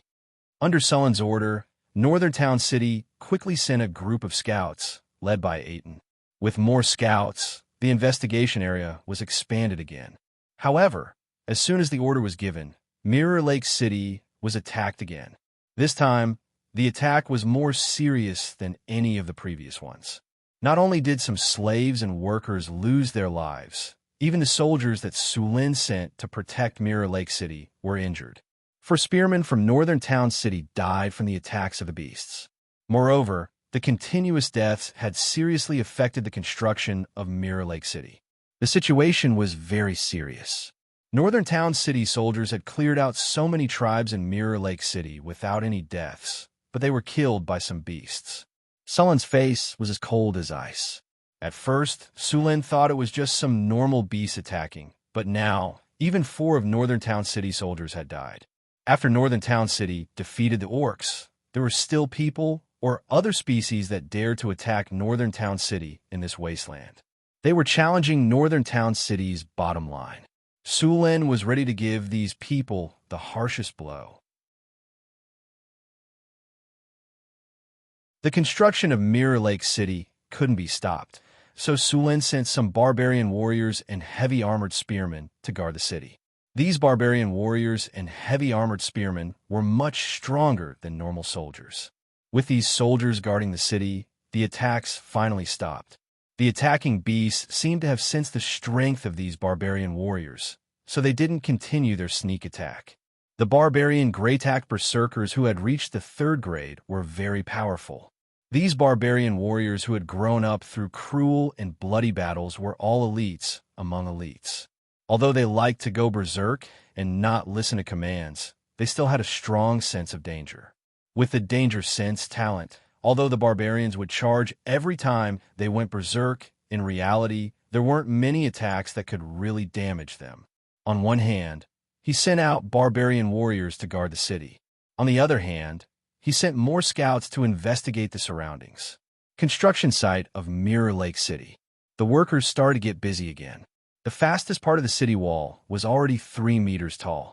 Large amounts of slaves brought up the soil that had been mixed and then tamped it down bit by bit. A small official in charge of the construction of this part of the city wall hurried over. My lord, the person in charge of the construction of the city wall, who was around 30 years old, came over and bowed. Sulin didn't stop. He waved his hand and signaled for them to get up. Where's the location of the attack? Take me there. Please follow me, the official said respectfully. Near the construction site of the city wall, there was a wooden house. The group quickly walked over. This should be the place where the manager and soldiers rested. Soon, the group arrived at the small room. The bodies of the 4 spearmen were placed to the side. Sulin's face was cold. He walked forward and lifted the white cloth on the bodies, revealing the hideous corpses underneath. The corpses were still intact, but the wounds were hideous. There was a large hole in the iron scale armor, and the neck was badly mutilated. Sharp claws and teeth like to sneak attack. After looking at the corpses for a while, Su Lin said in a deep voice, "Although the iron scale armor's defense is not as good as iron armor, the beast must be very strong to be able to damage it to this extent. Ordinary beasts don't have such strength, and these soldiers didn't even fight back. Obviously, they're very good at disguising and sneak attacks, and they are very fast." The 4 soldiers died suddenly in a short period of time. It's very likely that there was more than one attacker. It seems that we have some magic beasts here. Su Lin wasn't too worried about magic beasts. Although they were very powerful and had magic and were very dangerous, as long as they could be killed, the rewards were also very high. The meat of magic beasts had some magical effects, and the fur of magic beasts was very valuable. There are also some other things. In short, magic beasts could be said to be full of treasures. Many times, humans would organize people to hunt magic beasts. This industry was much more dangerous than being a mercenary. There were many magic beasts in this world. Some magic beasts were bred from generation to generation, and some magic beasts were the result of mutation of ordinary beasts. After mutation, the beasts might become larger in size, or they might have some ability to control elements or both. Su Lin wasn't worried about magic beasts. As long as they dared to appear in front of him, he was confident that he could kill them. As a legendary figure, he had this confidence. After eating a simple meal, Su Lin sent out more scouts to investigate. He himself stayed at the construction site and waited quietly. Soon, the scouts brought back some new news. Some wolves were found in the forest northeast of Mirror Lake, but they were just ordinary beasts. Soon, night fell, and all the workers and slaves began to return to the camp. Some of the slaves couldn't live in the camp, so they could only live behind the walls of Mirror Lake City. In the past, they used to take turns to work at night, but after the attack, they stopped working at night. With the presence of the barbarian warriors, the attackers didn't appear. They obviously had a high command. It wouldn't be easy to catch them. If the barbarian warriors kept guarding here, it was very likely that they wouldn't appear. Su Lin didn't want to keep the barbarian warriors here, so he planned to let the barbarian warriors go back, and he would stay here and wait for the attackers to appear. After letting the barbarian warriors leave, Su Lin hid behind the city wall and closed his eyes to sleep. Time passed, and the attackers didn't appear. Su Lin didn't rest. With his current physical condition, he wouldn't have a problem even if he didn't sleep for a few days. The night grew darker, and the night wind blew, bringing with it a whining sound. Some of the bonfires in the camp were gradually extinguished. It was close to 2 in the morning. This was the time when people were the most sleepy, and also when their defenses were the most lax. Just then, Su Lin, whose eyes had been closed, suddenly opened his eyes. A flash of lightning flashed across his eyes.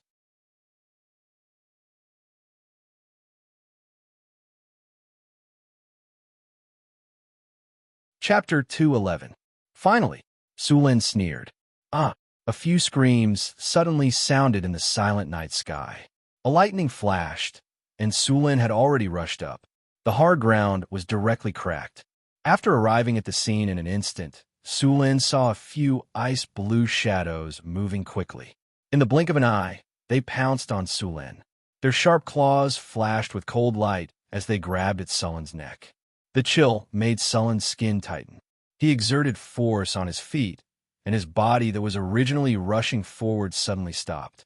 The lightning on the purple dragon halberd in his hand surged, and a dazzling lightning was drawn in the darkest time before dawn.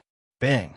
The lightning exploded, and the several ice-blue shadows that had rushed towards Su Lin were sent flying backwards at a faster speed than before. The shadows rolled on the ground and stood up again. At this time, Su Lin finally saw the appearance of these attackers. These attackers were tall and very similar to wolves, but their fur was ice blue. They were at least 5 meters tall at the shoulder and more than 2 meters long. Their claws and teeth were sharp, and there were some ice crystals that appeared when they breathed. Winter wolves. Sullen's eyes flashed. He had already recognized these giant wolves. These were the magic creatures that lived in the northern wasteland, the winter wolves. They were also the most dangerous of all the wolf creatures. Not only were they big, but they could also use ice spells. They were immune to ice spells, but fire spells would cause double damage to them. Winter wolves usually formed a pack of 5 to 6 wolves. Sometimes they would also act together. More importantly, winter wolves were very intelligent, on par with ordinary humans. They also knew the common language and the language of giants. At the same time, they could communicate with ordinary wolves, wargs, and even domestic dogs. They could be said to be very cunning and difficult to deal with. Adventurers who came to the northern wastelands had also fallen into the traps of the winter wolves. These cunning winter wolves, who knew the common language, would even shout help to attract humans.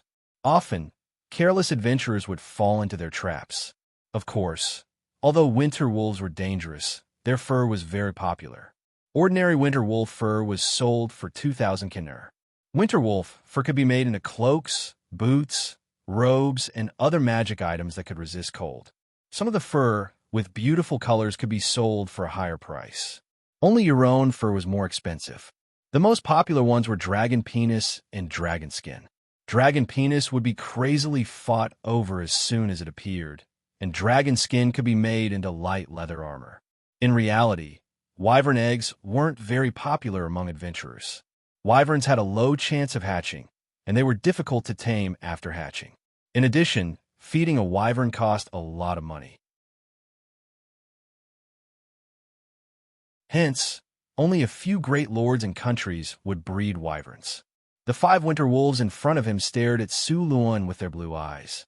The attack just now made them hesitate, but Su Luan did not give them time to think. He moved and rushed toward one of the winter wolves. Since the attackers were winter wolves, Su Luan would not let them go. Seeing Su Luan rushing over, the winter wolf wanted to dodge, but it was too late. It could only open its mouth and use frost breath on Su Luan. The other winter wolves saw Sullen's attack and did not hesitate to attack Su Luan. Although the winter wolves were strong, they were only level 3 magical beasts. How could they be a match for Su Luan? The frost breath only caused some frost to appear on Sullen's body. In the blink of an eye, he recovered without even frostbite. The lightning wrapped around the purple dragon halberd exploded in an instant. The surrounding 3 meters was covered in lightning. The paralysis effect of a single lightning bolt was limited. The Constitution had a high chance of immunity, but with a large amount of lightning gathered, the paralysis rate rose sharply. The winter wolves were paralyzed as soon as they pounced. Sullen's purple dragon halberd swept across, and the 5 winter wolves were beaten back again. At the same time, they were all wrapped in lightning and could not move for a moment. Su Luan shook lightly, and the layer of frost on his body shattered and disappeared. With his current resistance, the 5 frost breaths did not cause much damage. The winter wolf's frost breath was far less powerful than Cryopterus. Taking advantage of the fact that the winter wolves could not move, Sullen's purple dragon halberd quickly slashed across their throats. Scarlet blood gushed out, and the 5 winter wolves quickly lost all signs of life. Adventurers who came to the northern wastelands all knew that if they had a conflict with the winter wolves, they had to be ruthless and kill them all. Otherwise, they had to be constantly on guard against the winter wolves' revenge. The winter wolves would always remember their hatred and let that hatred settle, accumulate, and grow in their hearts until the day they took revenge again. Once the wolf pack replenished their strength, they would go on an expedition again and take revenge for every member that had died. The life of the 5 winter wolves quickly drained away. Soon, the light in their eyes dimmed, and their life force dissipated completely. A wave of hurried footsteps hurried over. It was 2 teams of fully armed barbarians. "Sir, those 5 winter wolves are the murderers. Take care of them and skin them. Remember to be careful," Su Luan said with a wave of his hand. "Send a team to search the surroundings and see if there are any that escaped." The winter wolf's fur was very precious. The barbarians' craftsmanship had long been masters of skinning. They easily skinned the entire winter wolf's fur intact. Seeing the complete winter wolf's fur, Sulin was amazed at the beauty of the winter wolf's fur. The ice blue fur was very soft. This kind of high-quality fur was not only used to make magic equipment, but it was also bought by noble ladies who loved beauty to make cloaks. 5 winter wolves' fur could be sold for at least 10,000 kinner, but Sulin did not plan to sell it. Such beautiful fur was warm in the winter and cool in the summer. He planned to find a few high-level tailors to make cloaks for Chris and Hathaway as gifts. "Sir, a pack of ferocious wolves has been discovered in the forest," a drow hurriedly reported at this time. "Send someone to eliminate them directly." Sulin did not care. These ferocious wolves should have been summoned by the winter wolf, but they were obviously not used. A team of barbarians hurried over with a team of spearmen and longbowmen. When dawn came, all the ferocious wolves were either killed or escaped. Then, there was a batch of wolf meat in Mirror Lake City as food reserves. Without the threat of the winter wolf, the progress of Mirror Lake City accelerated again. Even Sulin stopped fishing and cast mud to stone on all the foundations of the city walls. Finally, after 2 weeks, the city walls of Mirror Lake City were finally built. Sulin was relieved. These days, he had cast mud to stone close to the last time. If it were not for the mana recovery effect of the tungsten steel, his energy would have been drained. The city walls had a circumference of 4 kilometers, a square shape, and a height of 6 meters. Such a small city did not originate from the Kingdom of Florence, but it was the second city in Sullin's territory. A lot of soil had to be excavated during the construction of the rammed Earth City walls, so Sulin directly asked them to dig a moat outside the city walls. The moat was 10 meters wide and 3 meters deep. The 2 ends were connected to Mirror Lake next to it. City wall, Mirror Lake City rammed Earth City wall, height 6, 12 meters, length 4.02 kilometers. The establishment of the city wall symbolizes that the city has defense and that the land has officially entered the era of civilization from the barbaric era. City defense +10, popular sentiment +8, civilization +3, stability +5, rammed Earth City wall defense against water attacks -15. With a city wall, the people have a sense of security. Moat, Mirror Lake City width 10 meters, depth 3, 21 meters, length 4, 8 kilometers. The construction of the moat increases the difficulty of the enemy's attack. At the same time, it promotes water transportation. Defense against water attacks +10, city defense +8, popular sentiment +3, prosperity +3, transportation +2. The construction of the moat and the city wall gave Mirror Lake City a certain level of defense. A new city, Mirror Lake City, under construction, appeared on Sullin's system panel. After the construction of the city wall was completed, Sulin immediately built a warehouse in the city and transported all kinds of resources to the warehouse for storage. Then, all the slaves and workers were moved to the city to live. Because of the city wall, the safety was guaranteed. Sulin first arranged for the craftsmen to build houses. Because of the lack of time, the conditions of the houses were simple. They were just large bungalows, and each room could accommodate dozens of people. The construction of such rooms was fast, and a dozen of them were built in 1 or 2 days. Then, he let the workers and refugees live in them. As for the slaves, he built some fences. It was almost summer, and the temperature was comfortable. Even if the kobolds and goblins were outdoors, they would be fine. After the construction of the city wall was completed, he needed to build the residences, city lord's mansion, barracks, shops, port, and other buildings. After the construction of Northtown City, he had trained a large number of skilled workers. These buildings could be built slowly. Sulin handed the safety of Mirror Lake City to Aiton. The 500 Northtown City soldiers were all left here. "Sir," just as Sulin was giving Aiton the task, a guard hurried over with a bad expression. "What's wrong?" Sulin raised an eyebrow. "Is there an enemy?" "No, there's a problem with the workers' dormitory that was built 2 days ago," the guard said hesitantly. "What's wrong with the workers' dormitory?" "You should go take a look yourself," the guard said evasively. Sulin nodded and followed the guard to the workers' dormitory. Soon, the group arrived at the workers' dormitory. There were already soldiers standing guard outside. Sulin passed through the blockade and walked into the room. He immediately saw a dozen muscular men hugging each other. Some of them were even half-naked, ready to fight. It was a very uncomfortable scene. Sulin felt the hairs on his back stand. His butt tightened. "Separate them and lock them up," Sulin said with a dark face. A group of soldiers rushed in and dragged these people out. Sulin looked around the room in shock. Workers' dormitory, comfort +8, stamina recovery +10, broken back affection +22, mutual affection +20.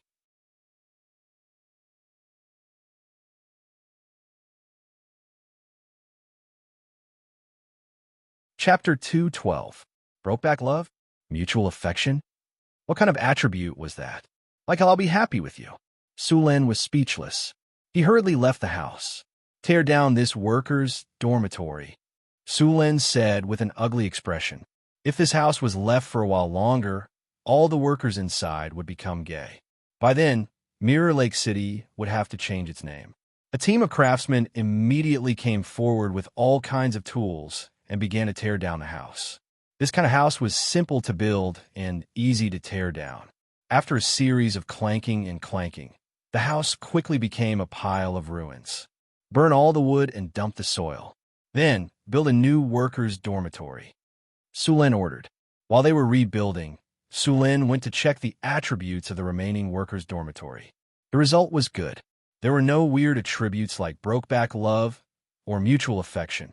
The new workers' dormitory didn't change much. It was still a large bunk, but this time there were no weird attributes. Workers' dormitory, comfort +9, stamina recovery +10, cleanliness +5. After confirming that all the buildings were normal, Sulin continued to arrange things in Mirror Lake City. The military was left to Aiden. In terms of city construction, Sulin picked a good basic officer, Hanferson. He was in the first batch of graduates of the Northern Town Basic School. He was also one of the most hard-working students. His grades were very good. A few scholars liked him very much.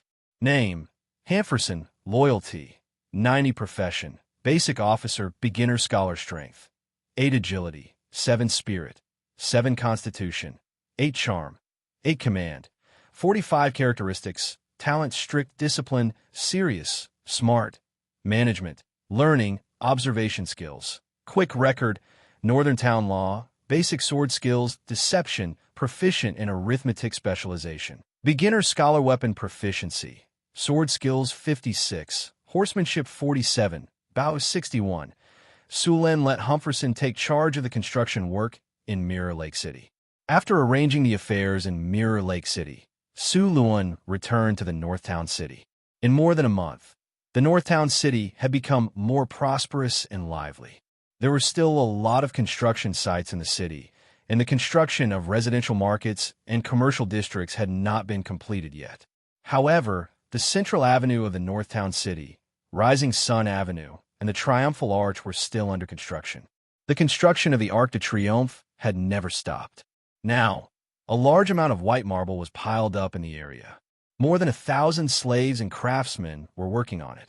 In a month, the foundation of the Arc de Triomphe had been completed. However, it would take at least a few months to complete the construction. After returning to Northtown City, Sulin went to soak in the hot spring first. He had been in Mirror Lake City for more than a month. Although he had gone to the lake to take a bath, the wilderness was not as comfortable as home. Angela and Anna were wearing thin clothes. The half-elves were tall and slender, and their waists were thin like willows. The curves of their backs were round, and their waists were slender. The thin clothes on their bodies were faintly discernible, revealing their white, jade-like arms and legs. Even their delicate features were somewhat similar. They looked like a pair of twin flowers.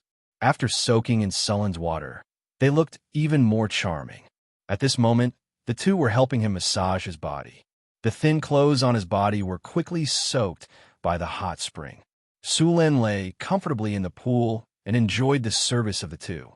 After a night of life and death battle, war god, plasma cannon, Su Lin walked out of his room, feeling refreshed. The morning air was already a little warm. The smell of summer had already spread across the northern wilderness. The construction of Northtown City had already begun. As soon as the sun rose, the workers in the city began to organize the refugees and slaves to carry all kinds of tools to the construction site or reclaim the wasteland. Northtown City had the harvest altar, so the land around the territory had been enhanced. Therefore, the food production had always been good. Many of the refugees and slaves who were farming were envious. They didn't even dare to think about such good land in the past. Now, as long as they worked for 5 years and accumulated enough work points, they would be able to exchange for a piece of land that belonged to them at the city hall. Seeing the city getting busy, Su Lin also felt a sense of accomplishment. In less than a year, he had built a city from nothing in the wilderness. Su Lin had a simple breakfast and then went to the Arc de Triomphe. The marble used in this wonder of a building needed to be fused with stone to mud. The Arc de Triomphe was made of large pieces of marble. After being transported back from the Sierra de Lotus, they were polished by stonemasons and then carved by master sculptors. These carved pieces of marble would be marked and placed according to the mark numbers. The Arc de Triomphe had 8 large reliefs. There were also statues of all kinds of flowers, birds, angels, and monsters. All of the master sculptors in Northtown City were gathered here. Su Lin even spent money to hire some master sculptors from the northern provinces. The Arc de Triomphe wasn't just a simple arch. The Arc de Triomphe on the blueprint had a hall, staircase, and exhibition room. This place would display the contributions and sacrifices of Northtown City in previous wars. At the same time, the Battle Spirit Stone was also placed in this exhibition room. As a matter of fact, the Arc de Triomphe and the Martyr's Palace on the blueprint of the wonder of a building that Su Lin had obtained. However, Su Lin didn't have the blueprint of the Martyr's Palace. The two buildings complemented each other. After fusing all the marble pieces of the Arc de Triomphe, Su Lin left the place. Although Northtown City's infrastructure was more than half complete, there were still many places that needed upgrading. For example, the barracks and the training ground. In order to ensure Northtown City's prosperity, they had to have enough military force to protect themselves. Otherwise, everything before them would be nothing but an illusion. After a few expansions, the barracks in Northtown City were no longer enough. Now that the city had been upgraded, the barracks could be upgraded as well. Upgrading the barracks wasn't too difficult. Su Lin gathered 100 blacksmiths and 500 slaves and started upgrading them. The barracks, toilets, armory, and bathrooms in the barracks were all upgraded. A lot of training equipment was added to the training ground next to the barracks. Su Lin even built some of the training equipment he used in his past life, such as the balance beam, uneven bars, parallel bars, horizontal ladders, obstacle training ground, spear training ground, shooting range, and a training ground. Boss, what are these things? Are they useful? Standing next to Su Lin, Boulder looked at the balance beam, parallel bars, and obstacle training in front of him and asked with some doubts.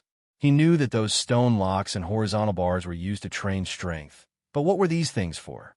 Su Lin said proudly, "These are good stuff. The balance beam can train a soldier's sense of balance. The obstacle training can help them pass through obstacles quickly. The horizontal ladders are... How can these simple things be so useful?" The others beside him didn't believe it either. The results of modern scientific training over a few decades were no joke. Su Lin glanced at them and didn't say anything else. What was the point of talking about it? They would know once they experienced it themselves. Training ground. Difficulty enhancement plus 20. Proficiency plus 13. Limit break plus 5. Training effect plus 16. Training addiction plus 15. The newly upgraded training ground was much better than the previous one, and the various attribute enhancement effects were also very strong. What surprised Su Lin even more was that there was a limit-breaking effect. What was the effect of this effect? Could it help soldiers break through their limits and become heroes? If that was the case, Su Lin was going to make a fortune. If you want to know how effective it is, why don't you give it a try? Su Lin said to them. Sure. Johnson nodded and led some soldiers into the training ground. The food supply for the soldiers in Northern Town City was abundant. Even the new recruits looked like healthy young men, let alone the veterans. The amount of food and meat consumed in the barracks was a lot higher than anywhere else in Northern Town City.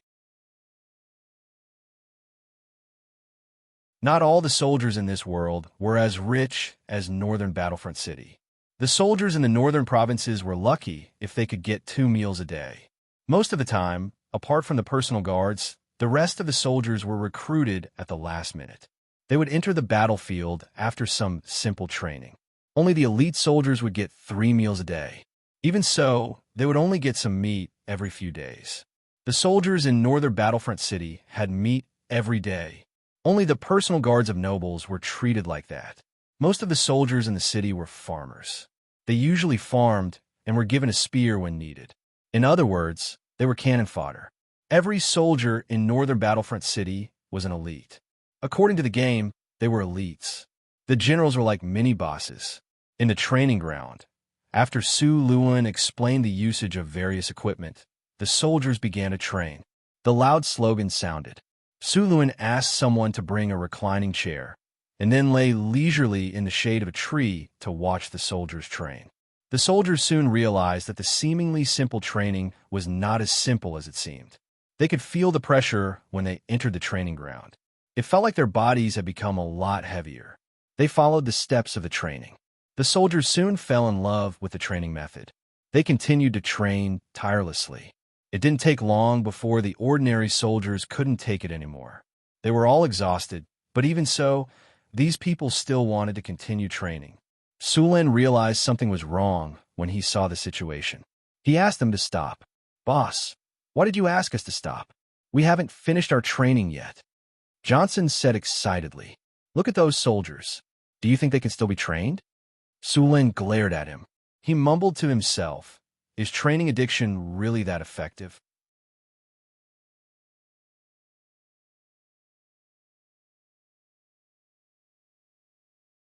Chapter 213. What's going on? Johnson looked at the other soldiers in shock. Other than the barbarians who were still standing beside him, the other human soldiers were all lying on the ground, soaking wet as if they had just been fished out of the water. They were gasping for air. Sheriff Harrison's eyes widened, and he said, "Are the new recruits now so smart?" He and Aiton had been the new recruits' instructors, and these new recruits were trained by him in the beginning. When they first joined, they were the kind of guys who had to be beaten, scolded, and whipped to train obediently. If he wasn't careful, they would slack off. Why did they all change and work so hard today? Could it be because of the Lord? Good, you shameless bastards. You haven't even finished the new recruit training, and you've already learned how to suck up to the Lord. Harrison's eyes scanned back and forth. If he was half as smart as these soldiers, he wouldn't have been kicked out of the Silver Eagle Legion. It seemed that he had to learn from them in the future to suck up to the Lord and get himself a noble title. Arrange for someone to remind them during training in the future so that they don't get hurt, Sulin said with a guilty conscience. Get someone to carry them to the barracks. Sulin had already seen the barracks in the army after they were built. They had a few attributes such as recovery of stamina, cleanliness, and sleeping peacefully. There were no weird attributes such as surging homosexual feelings. Training addiction alone might cause those soldiers to get hurt, but with the barracks attributes, the two complemented each other perfectly. In the future, he wouldn't have to worry about the soldiers slacking off during training. A group of exhausted soldiers fell asleep quickly after being carried to the barracks. When they woke up, they were more or less recovered. After upgrading the barracks and the training ground, Sulin planned to upgrade his training ground as well. His training ground was specifically for training the dodging talent. After such a long time of training, he had mastered a roll dodging ability. As for the other dodging abilities, he only had some ideas. If he wanted to master them, he would have to continue training for a long time. Sulin brought the craftsman to his training ground and began to upgrade it. The structure of his training ground was complex, so upgrading it was a bit slow. It would take at least 2 days to complete the upgrade. Sulin left after looking at it for a while. He didn't plan to wait here forever. When Sulin left, The population of northern Battlefront City had already exceeded 15,000 people. Later, 3,000 people were moved to Mirror Lake City. However, after the caravan manager, Jean, spent a lot of money to recruit people, the population of northern Battlefront City did not decrease. Instead, it increased quite a bit. Now, the small feudal lords in the northern provinces had already regarded Xian as the god of fortune. After all, in the eyes of those feudal lords, sending away the refugees who were affecting the stability and harmony of their territories could make a lot of money while they were at it. Why not? During this period of time, the population of northern Battlefront City had already reached 17,000 people. The streets of northern Battlefront City were being built as fast as possible. It could be said that in the entire northern Battlefront City, other than Sulan, no one was idle. Even those who violated the city's sanitation regulations would not be thrown into jail. Instead, they would be chained up and forced to work. The housing problem of the refugees was very easy to solve. If it really didn't work, they would first build some shared dormitories. The men and women would be managed separately. Food was also quite abundant in northern Battlefront City. With housing and food to eat, the refugees would quickly settle down. After settling down, the refugees would be assigned to various construction sites to work. Right now, northern Battlefront City lacked basic-level officials. Although basic-level officials didn't have high positions, they still had to carry out many policies in northern Battlefront City.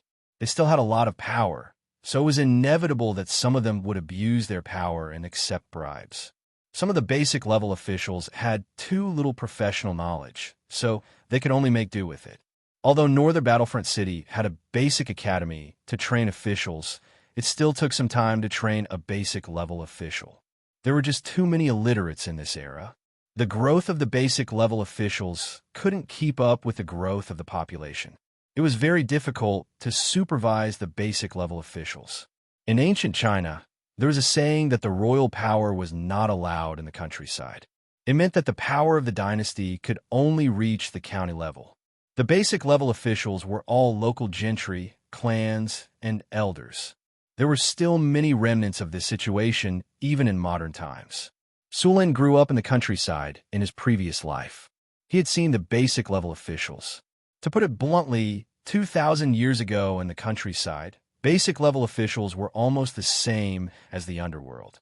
Later on, when information technology became more advanced and the supervision became stricter, things slowly improved. Sulan couldn't do anything about this for now. It was useless to build more schools if there weren't enough teachers. However, Sulan still had a lot of ways to deal with abuse of power, corruption, and accepting bribes. He built a prison in the past. It was quite effective, but he didn't use it on the basic-level officials.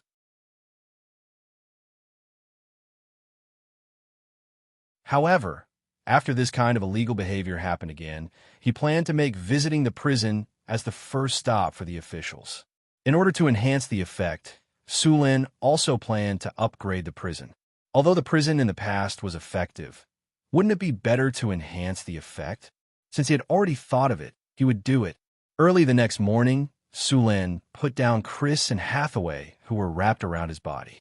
He walked past Angela and Annie, who were sleeping soundly beside him, and swung a pendulum to the bathroom at the side to wash up. After a simple breakfast, Sulan found a group of craftsmen to bring him to the prison. There weren't many people in the prison in northern Battlefront City at the moment. Most of them had been brought out to do voluntary labor.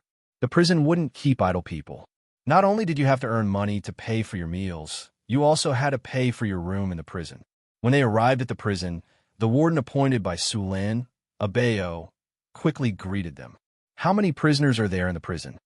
Sulan asked directly. "Sir, there are 53 people in the prison. There are 11 serious criminals and 42 light criminals," Abayo said respectfully. "What kind of crimes did the serious criminals commit?" "Robbery, murder, and violent resistance.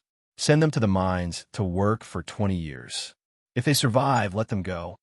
Sulan directly decided the future of those people. "Send the rest of the light criminals to the construction site to work. During this period, I will upgrade the prison." The prison staff will guard the criminals and empty the prison. Yes, sir. Abeo nodded and immediately asked the prison guards to bring all the prisoners out. After everyone left, Sulin began to upgrade the prison. Sulin combined the myths of his previous life with some legends about the river Styx, the god of death, and the abyss in this world. He began to add some elements to the prison. For example, the main gate of the prison was built like the gates of hell. All kinds of legendary monsters were carved inside the prison. They looked ferocious and terrifying. At the same time, the corridor leading to the prison was specially painted with scenes of the god of death judging souls. The innocent could continue to live in the city of the dead, but the guilty would be sent to various places to be tortured. The style of the prison was dark and gloomy. Sulin also showed the various kinds of torture in his previous life in pictures. Skinning, dismembering, cutting at the waist, and so on were all routine operations. There are also hot chains, deep fryers, mountains of knives and seas of fire, iron brushes, and so on. Each one looked more horrifying than the last. The artists hired by Sulin were terrified when they heard the descriptions, especially when they were in such a gloomy and depressing environment like the prison. At Sulin's request, the artists even drew the details of the torture as if they were alive. Statues of ferocious beasts were carved at regular intervals. At the same time, with the help of the light effect, these ferocious beasts looked ferocious and terrifying. The transformation of the entire prison took 5 days. When the prison was completed, it looked ferocious and terrifying just from the outside. It made people subconsciously want to escape. Excellent prison. This is an eerie and terrifying prison. Anyone who commits a crime will receive double the punishment here. Gloomy terror plus 32, extreme sturdiness plus 36, suppression plus 34, imprison criminals plus 32, repentance plus 33, reformation plus 35, psychological intimidation plus 33, city security plus 26, people's sentiment plus 20, prosperity minus 3. Sulin looked at the prison he had built under his guidance with satisfaction. Judging by the number of buffs, the prison was even stronger than Sulin's Castellan Palace. It was the highest level building in the northern citadel. "Is this a prison?" asked the workers who were staring at the prison with lingering fear. "Of course it's a prison. Do you want to experience it for yourself?" said Sulin to the workers with an evil grin. "No." The workers immediately shook their heads in rejection after hearing Sulin's words. Sulin ignored them. He waved at the guards beside him and said, "Bring the officials here in batches." "Yes, sir." The guard bowed respectfully and left in a hurry. After waiting for about 15 minutes, the guard brought a dozen or so officials to the prison gate. "My lord." The officials saluted Sulin. "All right, get up. There's only one thing I called you here today. All the officials in the Northern Citadel have to go through an ideological education course. Only by passing this course can you continue to be an official in the Northern Citadel," said Sulin as he walked up to them. "Ideological education course?" Everyone looked at each other. "Yes, ideological education course." Sulin nodded. He pointed at the prison and said, "The course is simple. Come with me and the guards to visit the prison later. It won't take long." Sulin glanced at everyone calmly and said, "Let's begin." Then, a guard led Sulin and the officials into the prison. You're tuning into the Eternal Immortal Ballad YouTube channel. Don't forget to subscribe and join us on this journey to catch the most captivating stories.